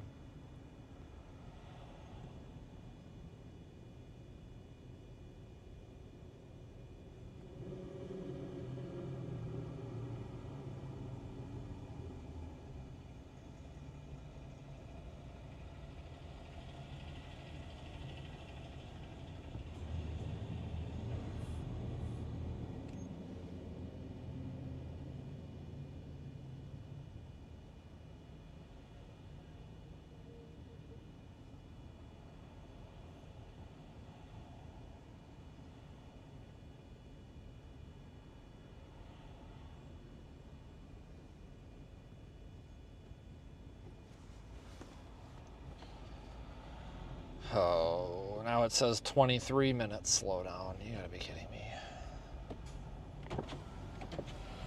Yeah, I just hope this isn't one of those slowdowns that starts off as like 20 minutes and then ends up as like 2 hours, 20 minutes. I've seen many of those, and it's not cool.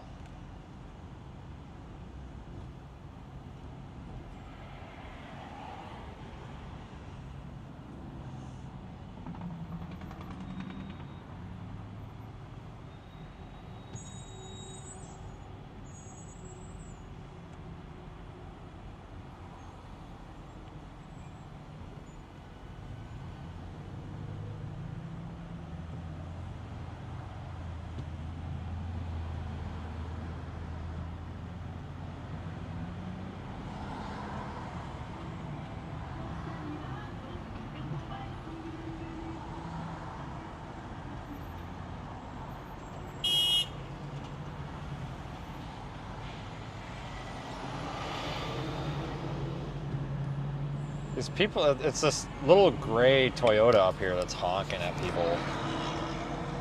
Like, I think they're trying to merge, but they don't have a blinker on. And I've got a pretty substantial bumper up front, so if they want to play that game, they can. I think I'll win. Oh! Oh, and he's rolling his window down and screaming at me. Okay, what did I do now? You don't just merge without your blinker on. I don't know you're coming over. Nobody is letting that gray car over. Like, I think that they see this guy, like, driving aggressively, and they're like, screw this guy, he's not coming over. Put your blinker on. Like, you can't read minds. Jesus. He's honking at that truck in front of him for not letting him over. It's like, dude, chill. Put your blinker on so people know you want to come over, and they'll probably let you over.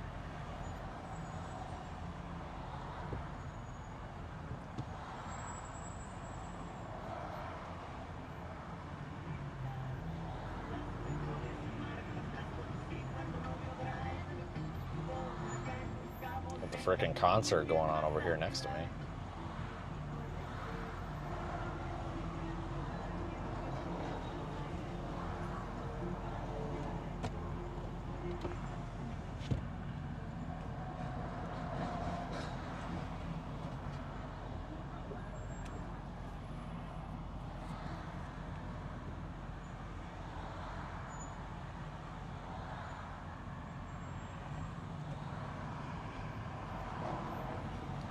Well, at least we are moving some.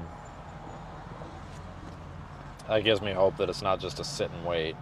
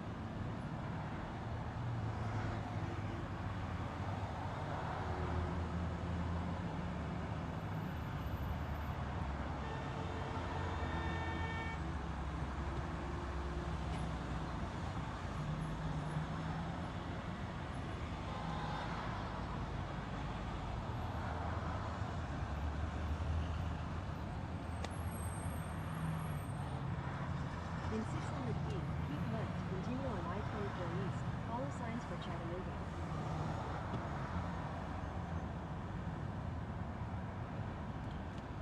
Alright, hopefully the slowdown, I'm hoping, fingers crossed, I'm hoping that this Keep left, continue on is the I-24 slowdown, and this isn't like the slowdown leading up to the slowdown. You know, I'm hoping maybe because we got the interchanges here, maybe once we get past the interchanges it'll open up. I don't know if this is the slowdown or the pre-slowdown. I think we'll know in a second here. Continue on I-24 east for 133 miles. That right lane is moving pretty good, so I'm not seeing brake lights. I'm hoping that that was the slowdown, so we might be all right here. Cross your fingers, because I don't really have patience.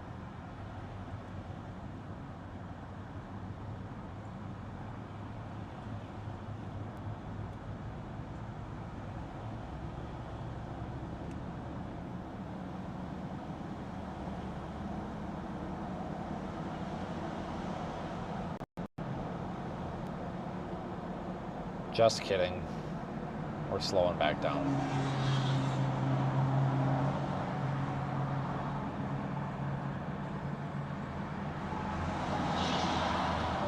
Maybe not so much. I think it's just this merging traffic. So once we get past this merge point, I think we're all right. I hope. Does that left lane continue? Like, if I'm in that left lane, do I have to merge?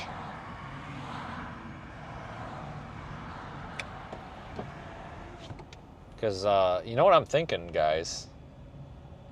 Because that left lane's moving. I'm kind of thinking about just going over the paint. Oh, no, there's cars coming. I was just going to go yeet it over the paint and median there, but there's cars coming now. I don't want to cut them off.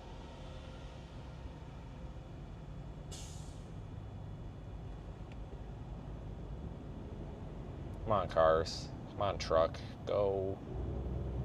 Please. Oh.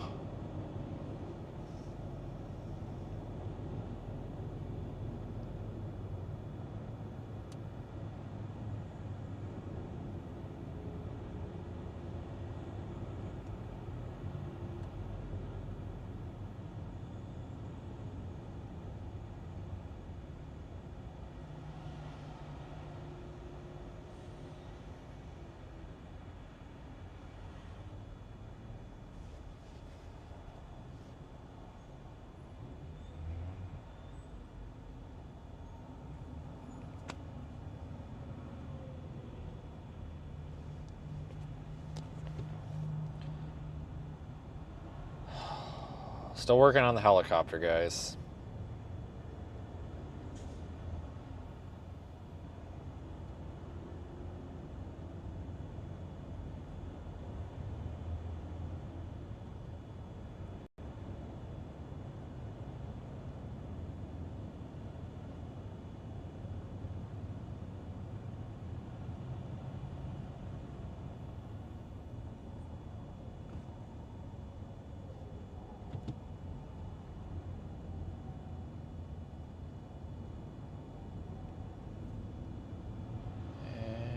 Head south on I-24 East. Continue on I-24 East. I'm afraid to get in the left lane, because the second I get over there, then this lane will start moving. That's like how it always goes. It's moving now, but I bet up here it's not.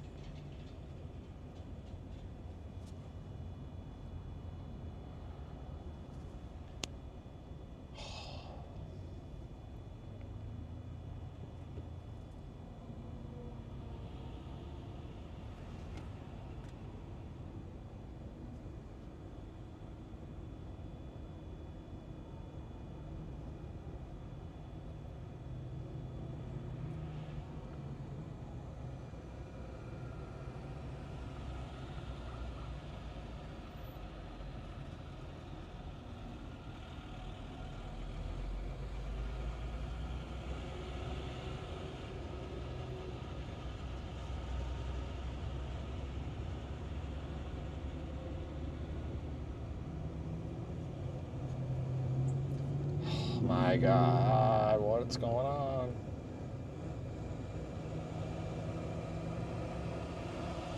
So it looks like this is the worst of our slowdown, look, at least according to my map anyway. It looks like it gets better up here. Yeah, once we get out of this, it's not a big deal. Start making up for some lost time.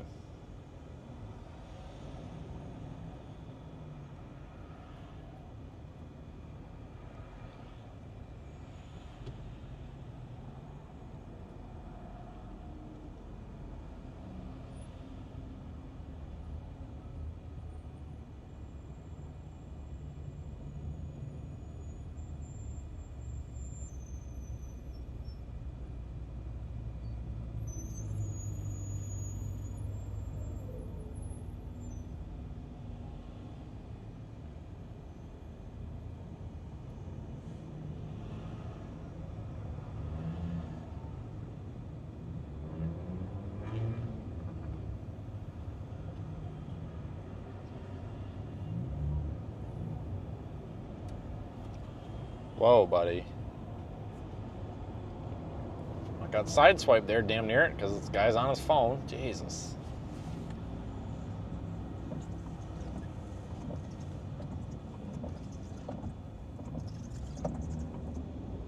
There's this doorknob here that's going to be going by us in the Honda.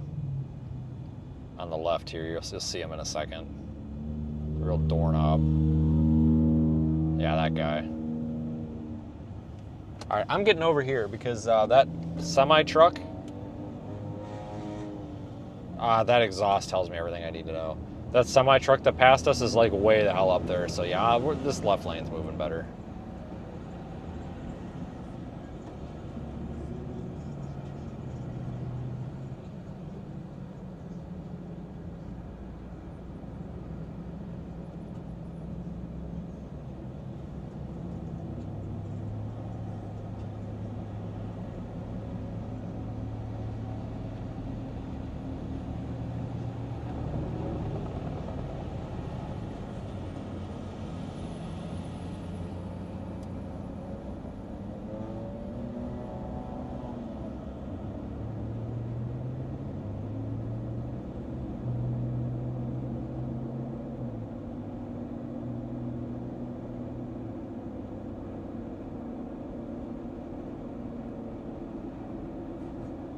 Oh, just kidding. Thought we were out of it, but no. No, here we go. It's like it just never ends. But going the other direction they're moving. Wish we were going the other way.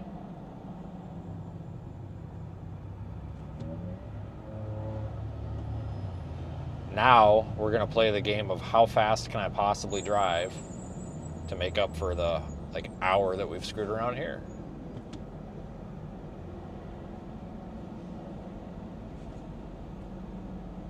Oh yeah, it's just gridlock like this all the way up. God dang it.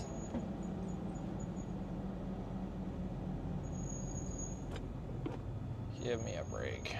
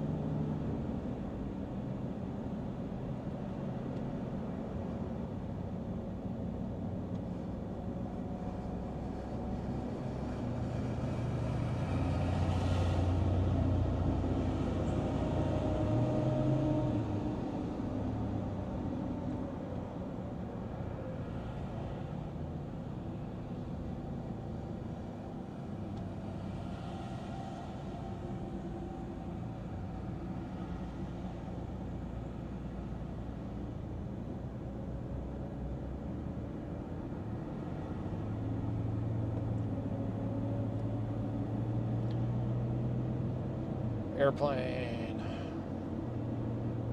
So that's what we need is an airplane. We don't have to deal with this. I don't know what we do about getting the car where we need it to go, but cross that bridge when we get there. We just need a big enough plane that we can put the vehicle in the plane and then fly the plane somewhere.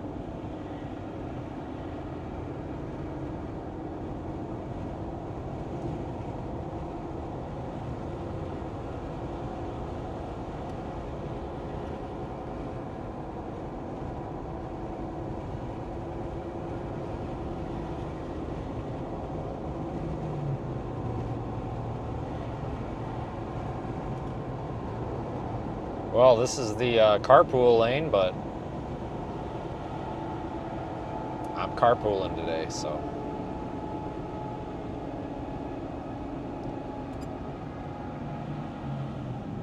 Damn carpool lane's moving slower than the regular lane. You gotta be kidding me.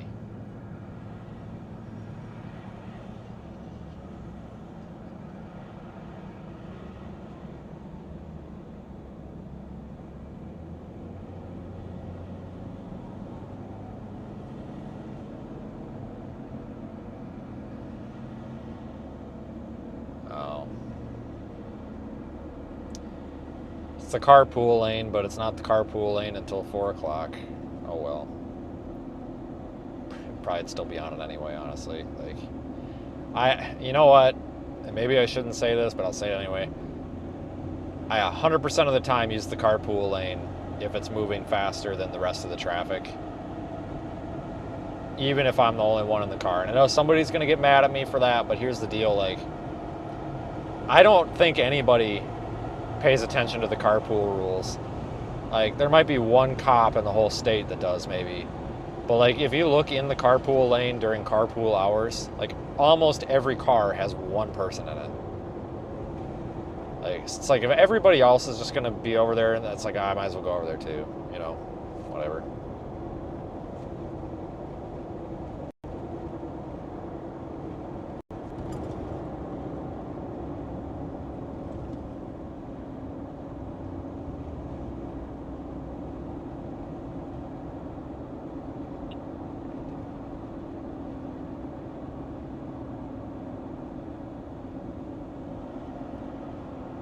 Come on, people, let's go. We're doing 45 and a 70. We can do it.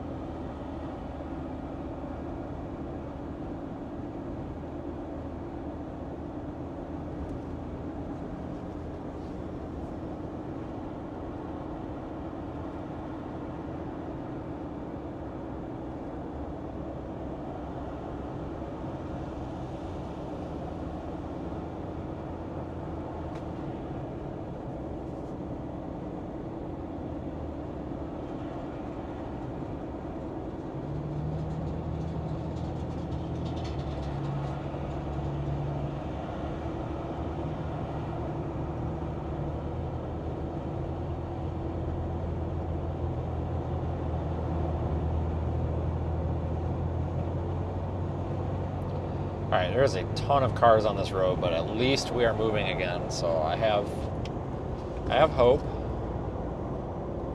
At least we're moving. A lot of cars though, good lord. Usually it thins out once you get past like Murfreesboro.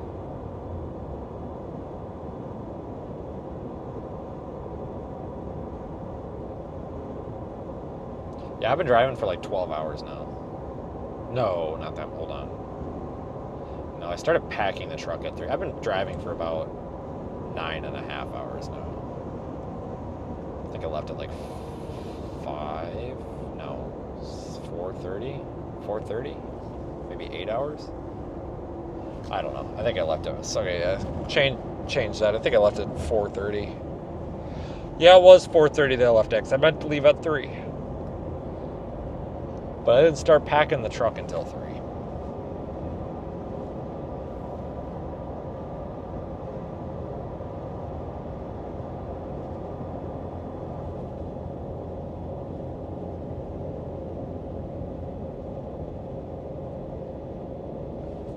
And brake lights, great.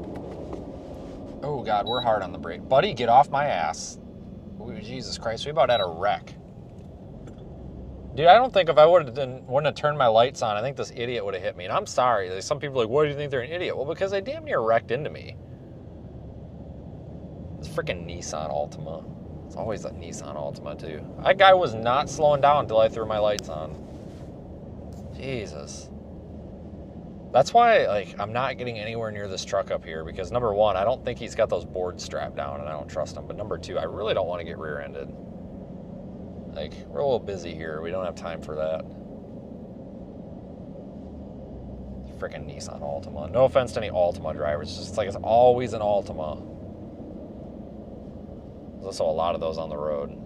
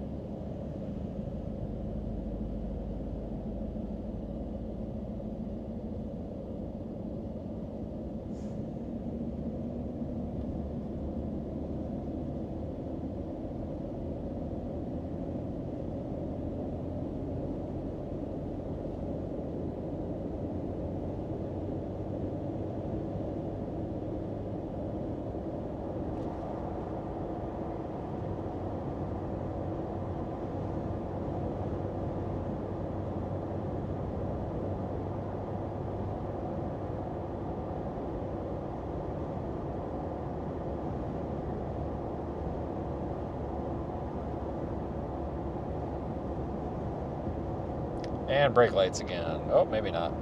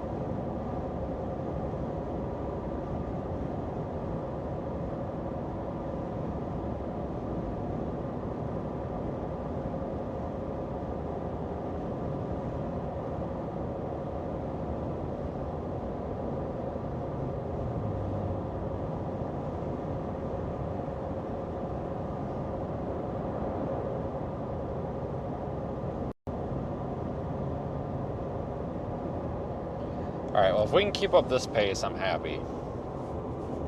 Because that means really our last leap is just going to, or hurdle is just going to be Chattanooga.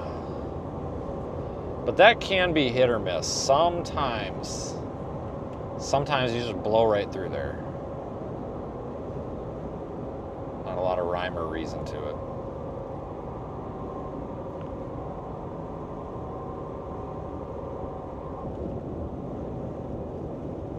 Nashville, I feel like I'm always guaranteed to get slowed up.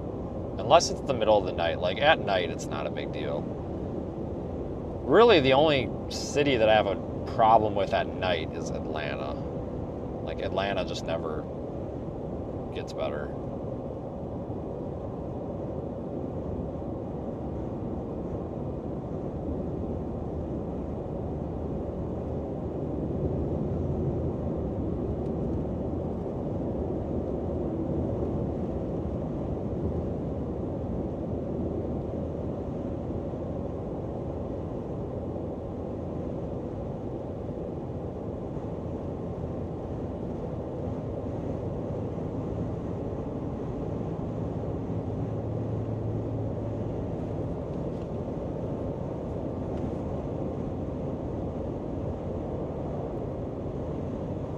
That we didn't have to stop for gas, because I have a feeling getting off and back on this interstate would be a pain. I made that mistake a few times, like forgetting where I was and then having to get off and back on into these traffic jams for gas. It's a freaking nightmare.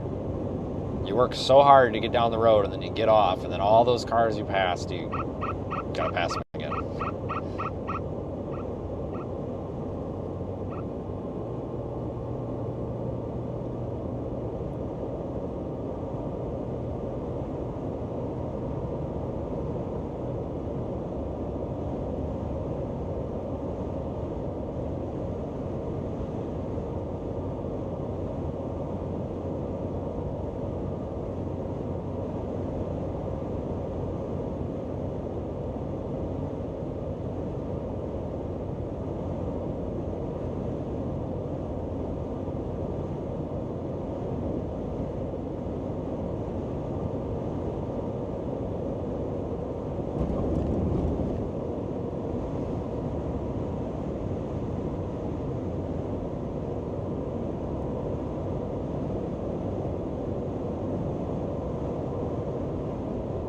I think we got past the worst of that, thank God.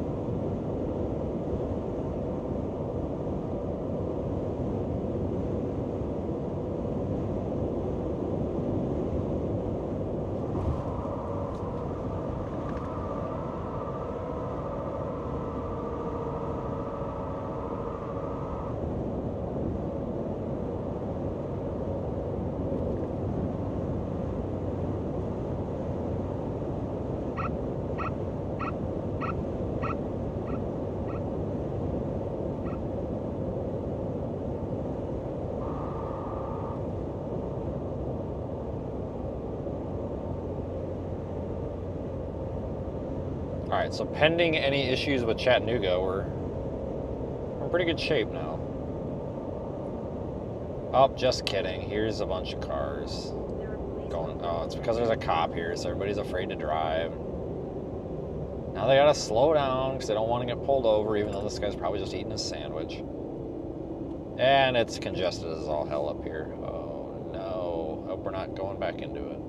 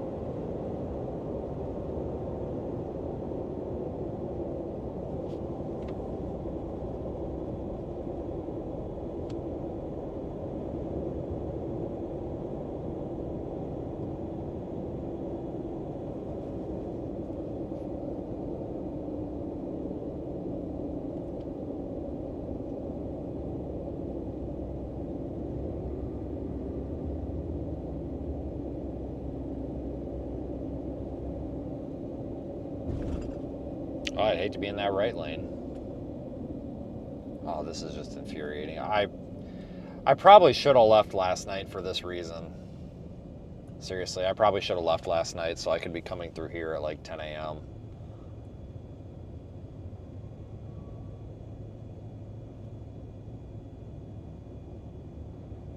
Even though this isn't that bad for this area. I'm actually surprised that we're in this now. I figured it'd be in a couple hours. Continue on I-24 east for 116 miles. Yeah, my ETA has been all over the place. It's set as late as 7 o'clock. It's set as early as 5:45. Now it says 6:03. Like, definitely does not know what to think of this traffic.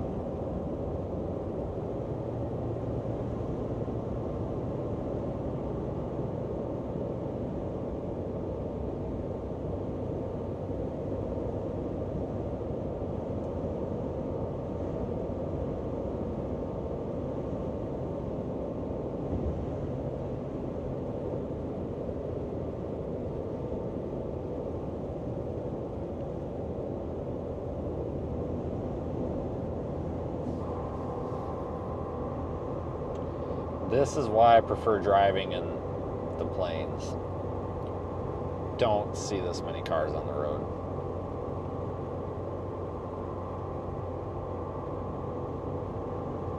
It's been a while since I've driven through here. Honestly, I don't even remember the last time. Well, sort of. The last time I drove through Nashville, oh man, when was that? Was it back in April or something? There was a severe weather threat.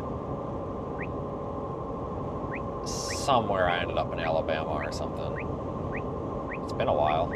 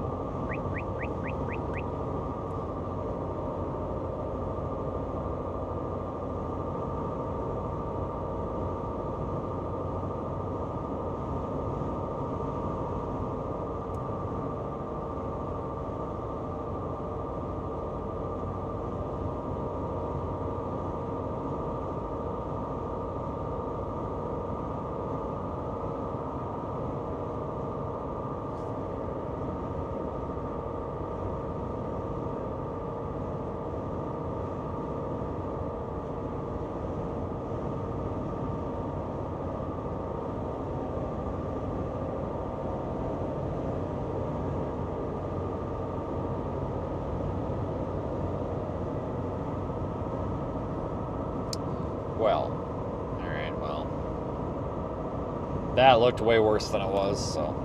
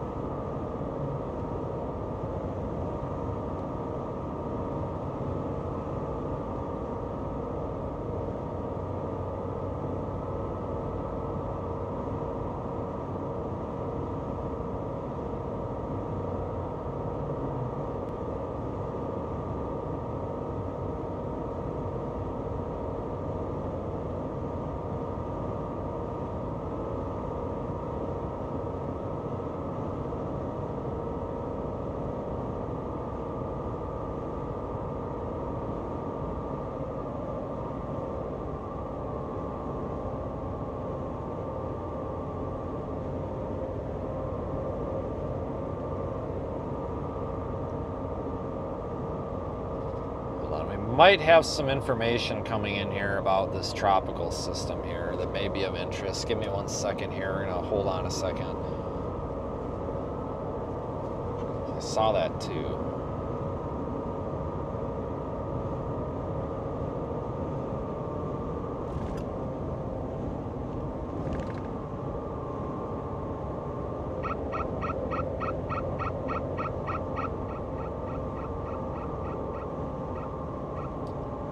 Maybe not.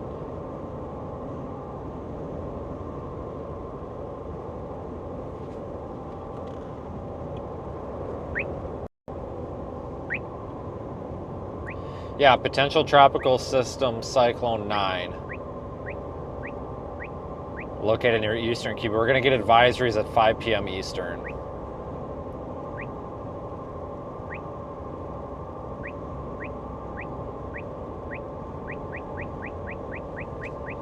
Alright, so basically all that means is that we're going to get an official advisory at 5 p.m. Eastern, 4 p.m. Central on the, well, it's 94L. So all that this PTC means, this National Hurricane Center is going to initiate advisory on Tropical Cyclone 9, currently AL94, or formerly rather, located near eastern Cuba at 5 p.m. Eastern.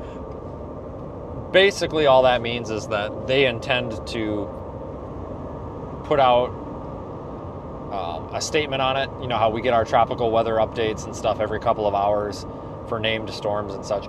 We're going to be getting a cone, and we're going to be getting some information here on that storm shortly.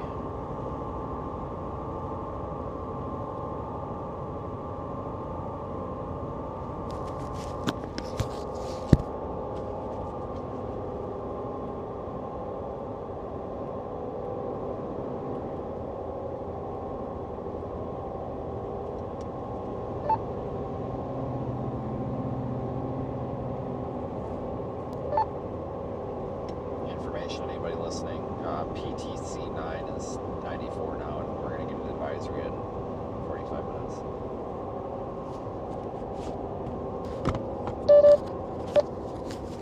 I'm about half a mile in front of you. Oh, okay. I got a like 2 hour, 55-minute ETA. If you want to go with me, you're welcome to. I was going to stay in one of the Canton's pretty small. I was going to stay at one of those hotels there, but I'm going to run over to the office first. If you want to go, you're welcome to. I can shoot you the address. Yeah, I'm slow rolling. I'm gonna let you catch up to me. I mean, as long as they don't care that I'm wearing PT shorts and flip flops. Yeah, I really don't think anybody gives a shit. What? What's a PP short? What the hell? Did he say a PP short? No comment, huh? Little shorts. They're for running. Oh, wow. PT shorts? What the hell's a PT? I don't know, guys. That's what I was waiting on. I was stalling the past minute or two. I was hoping we would get that info. But yeah, so they are going to initiate advisories soon.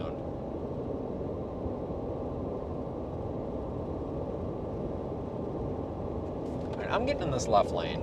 No offense to this Volkswagen, but... I think I can see you behind me. Are you in the right lane? Oh yeah, I've got the right lane going really slow. I'm sure a lot of people are pissed. Yeah, I feel the road rage back here. There's a Chevy up there, but I mean, there's probably a few of them on the road. I mean, it's not like we're both driving like the most popular vehicles in the country or anything.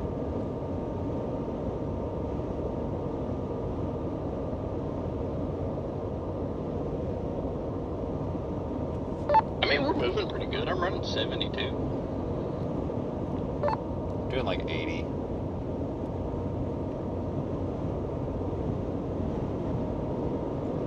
Yeah, I see the gas cans.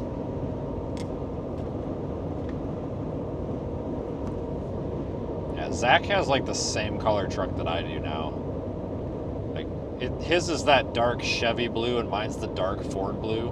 But I mean, honestly, I think they're damn near the same color. They're damn close. They might, maybe it'll look different when they're side by side, but I actually like the color. I like these darker blues and stuff because I get bored with like black and white. It's kind of lame. But I don't like going with a lighter color because they get like they're hard to keep clean. I mean, I wash my truck all the damn time, but still, like when I had like my white Tahoe, like that thing's got to go through the car wash like every time you drive it. It's just horrible.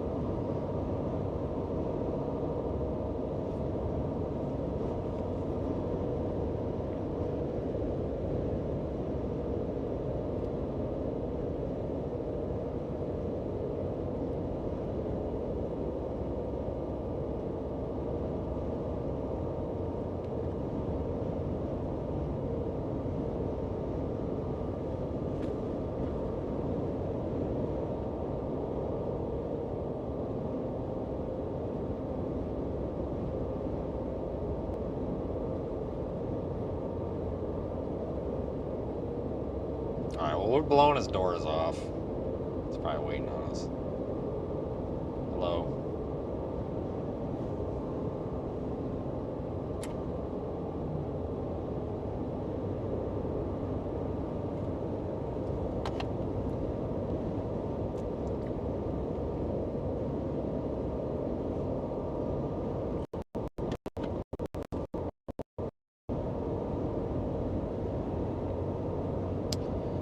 Well, did we freeze? What the hell? Freaking signal. What is with the signal here? Something's not right. I wonder if one of the modems isn't on. If I don't have all the modems on, sometimes it does that. Anyway, I'm gonna get out of here. I'm sick of talking. We've been streaming for 4.5 hours. I meant to be streaming for 1.5 to 2 hours. And then I kind of got bored, and then I kind of got lonely, and now here we are, so. It's been fun. I'll be back later on tonight with an update on stuff, and we'll do some equipment looking after. I was actually just kind of waiting to pass Zach, because I don't know, like. Alright, we'll go till 3:30, fine. But no, guys, go follow Zach's YouTube channel. If you go to projectweathereye.com and you scroll down, there's a little like icon that says Tennessee Storm Hunters on it. If you click it, it goes to his YouTube or his link tree. It takes you to something where you can follow him. He puts a lot of work into this, guys, and he's the one that put out RDD6. I don't know why everybody cares about RDD6. Whoop-de-doo, but apparently it was just that great. But that was the muddy road incident in Lubbock. I think he's going to have RDD number 4 now. So I got to give him a new one. We're using a different design. God dang, people put the brakes on for no freaking reason. But we have a lot of folks that put a lot of work in. You know, the Aiden has a YouTube channel as well. I don't know if David does or not. I'll put a link if he does. But those are the two YouTubers that we have linked. But there's a lot of work that a lot of folks put into this project, guys. Like, it's actually a lot of fun. Like, we're not doing this necessarily to make it a cash cow. I mean, that would be great. But we're kind of just doing this because everybody that's involved wants to do it. Like, it's kind of a fun thing to do that. Because, you know, these guys are, like, it's a paid opportunity for folks when we do these deployments. So it also gives people, like, some supplemented income and stuff. It serves multiple purposes, you know. It's kind of like taking your hobby and making it something that gives you something back. I really hope that someday it's big enough and we do enough that we can generate enough income that we can, like, just pay people to be on, like, standby or something. That would be cool. We're a ways away from that, but, like, this is the event we've been waiting for. Like, it's been really hard for me to promote Project Weather Eye because we don't have an example case. Like, we've got the severe weather stuff, but that's not the coordinated deployment. That's like the bread and butter of this. This is it. We finally have it. Even if this is a total failure, it's worth the resources, physical, financial, and mental, to be put into this because now we have an example case that we can, a couple of things. We can look at it and say, hey, that didn't work out. We need to change it. Or, hey, that did work out. Let's leave it alone. And we can also look at the content and also use it to move forward and show people what we're doing. We've needed this very badly. It's unfortunate that we've got a potential disaster coming, but it's good that we can look at it and turn it into something that's not totally negative, I guess. Somebody asked for my percentages of this being a total cluster. Folks, we have about a 20% chance. Actually, hold on. No, we have about a 20% chance of this being an absolute cluster F. That's pretty low. So I'm pretty good with that. I actually calculated that, sort of. I was thinking through all the failure scenarios in my head. I'm like, all right, worst case scenario, somebody breaks into the truck and steals all the cameras, then what? Okay, well, we're going to eliminate that. I'm taking these all in tonight. I need to make sure, I topped them all off at home. I charged them all, but I want to make sure that they are all charged. So I brought the chargers. I'm going to take all of these units into the hotel tonight and just make sure they're topped off. You know, it's like, okay, well, dude, get out of the left lane. For Christ's sakes, there's nobody in front of you. Come on, man. I'm going to do that thing that I do when I get pissed off at these people for hogging the left lane. I'm just going to go down the rumble strips. It's a coping mechanism because now I feel like they see me and there we go. Because I feel like they see me in my mirror and they get out of la la land and they're like, oh shoot, this guy, maybe he's got somewhere important to be or maybe he's got to go to the bathroom. All right, I'll get out of the left lane. Because you never know, folks. I know a lot of people like to camp in the left lane, but you never know if the guy behind you just really has to go potty or not. Maybe he's a jerk. Maybe he's an aggressive driver, or maybe they just need to go to the bathroom. Let them by. You know, if there's cars in front of you, I get it. But, like, I try to stay out of the left lane unless there's, like, cars behind me and shit. You know, it's like, if there's cars behind you, it's one thing. But, like, but that guy did the right thing. I think he got out of La La Land and was like, you know what? I bet this guy's in a hurry. And I am in a damn hurry, god dang it. That whole 10 miles an hour over the speed limit here is going to get us there a whole, like, 6 minutes faster. I'm waiting for all the comments. Oh my god, he's speeding. Yep, I sure am.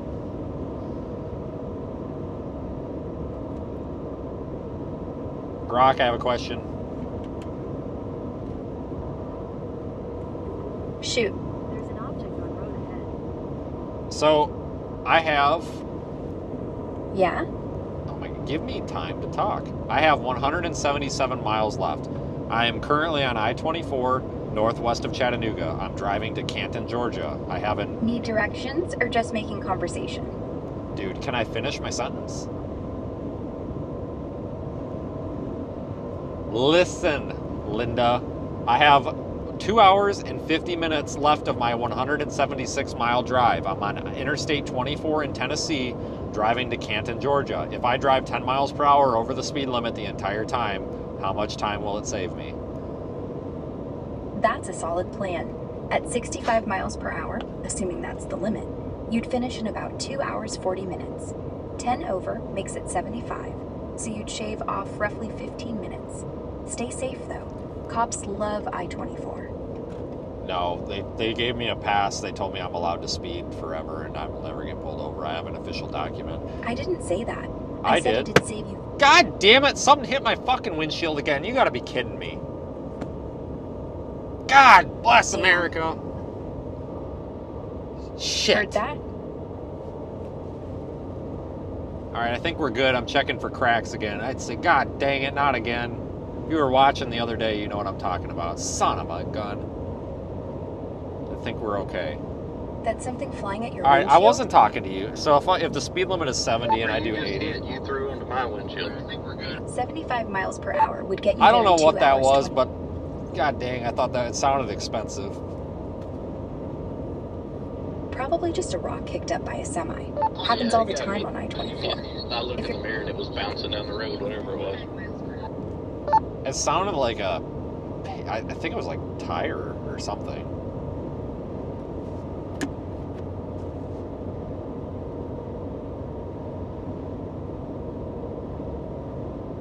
Sakes alive. No, we're good. Alright, I'm out of here though. I said I'd go till 3:30. It's 3:30. I'm freaking tired of talking. I'm out of things to say, and usually when that happens, it's not good, so. Alright, onward. I'll see you guys later on tonight. Be patient with me as I end this though, because it's gonna take me a second. Bye.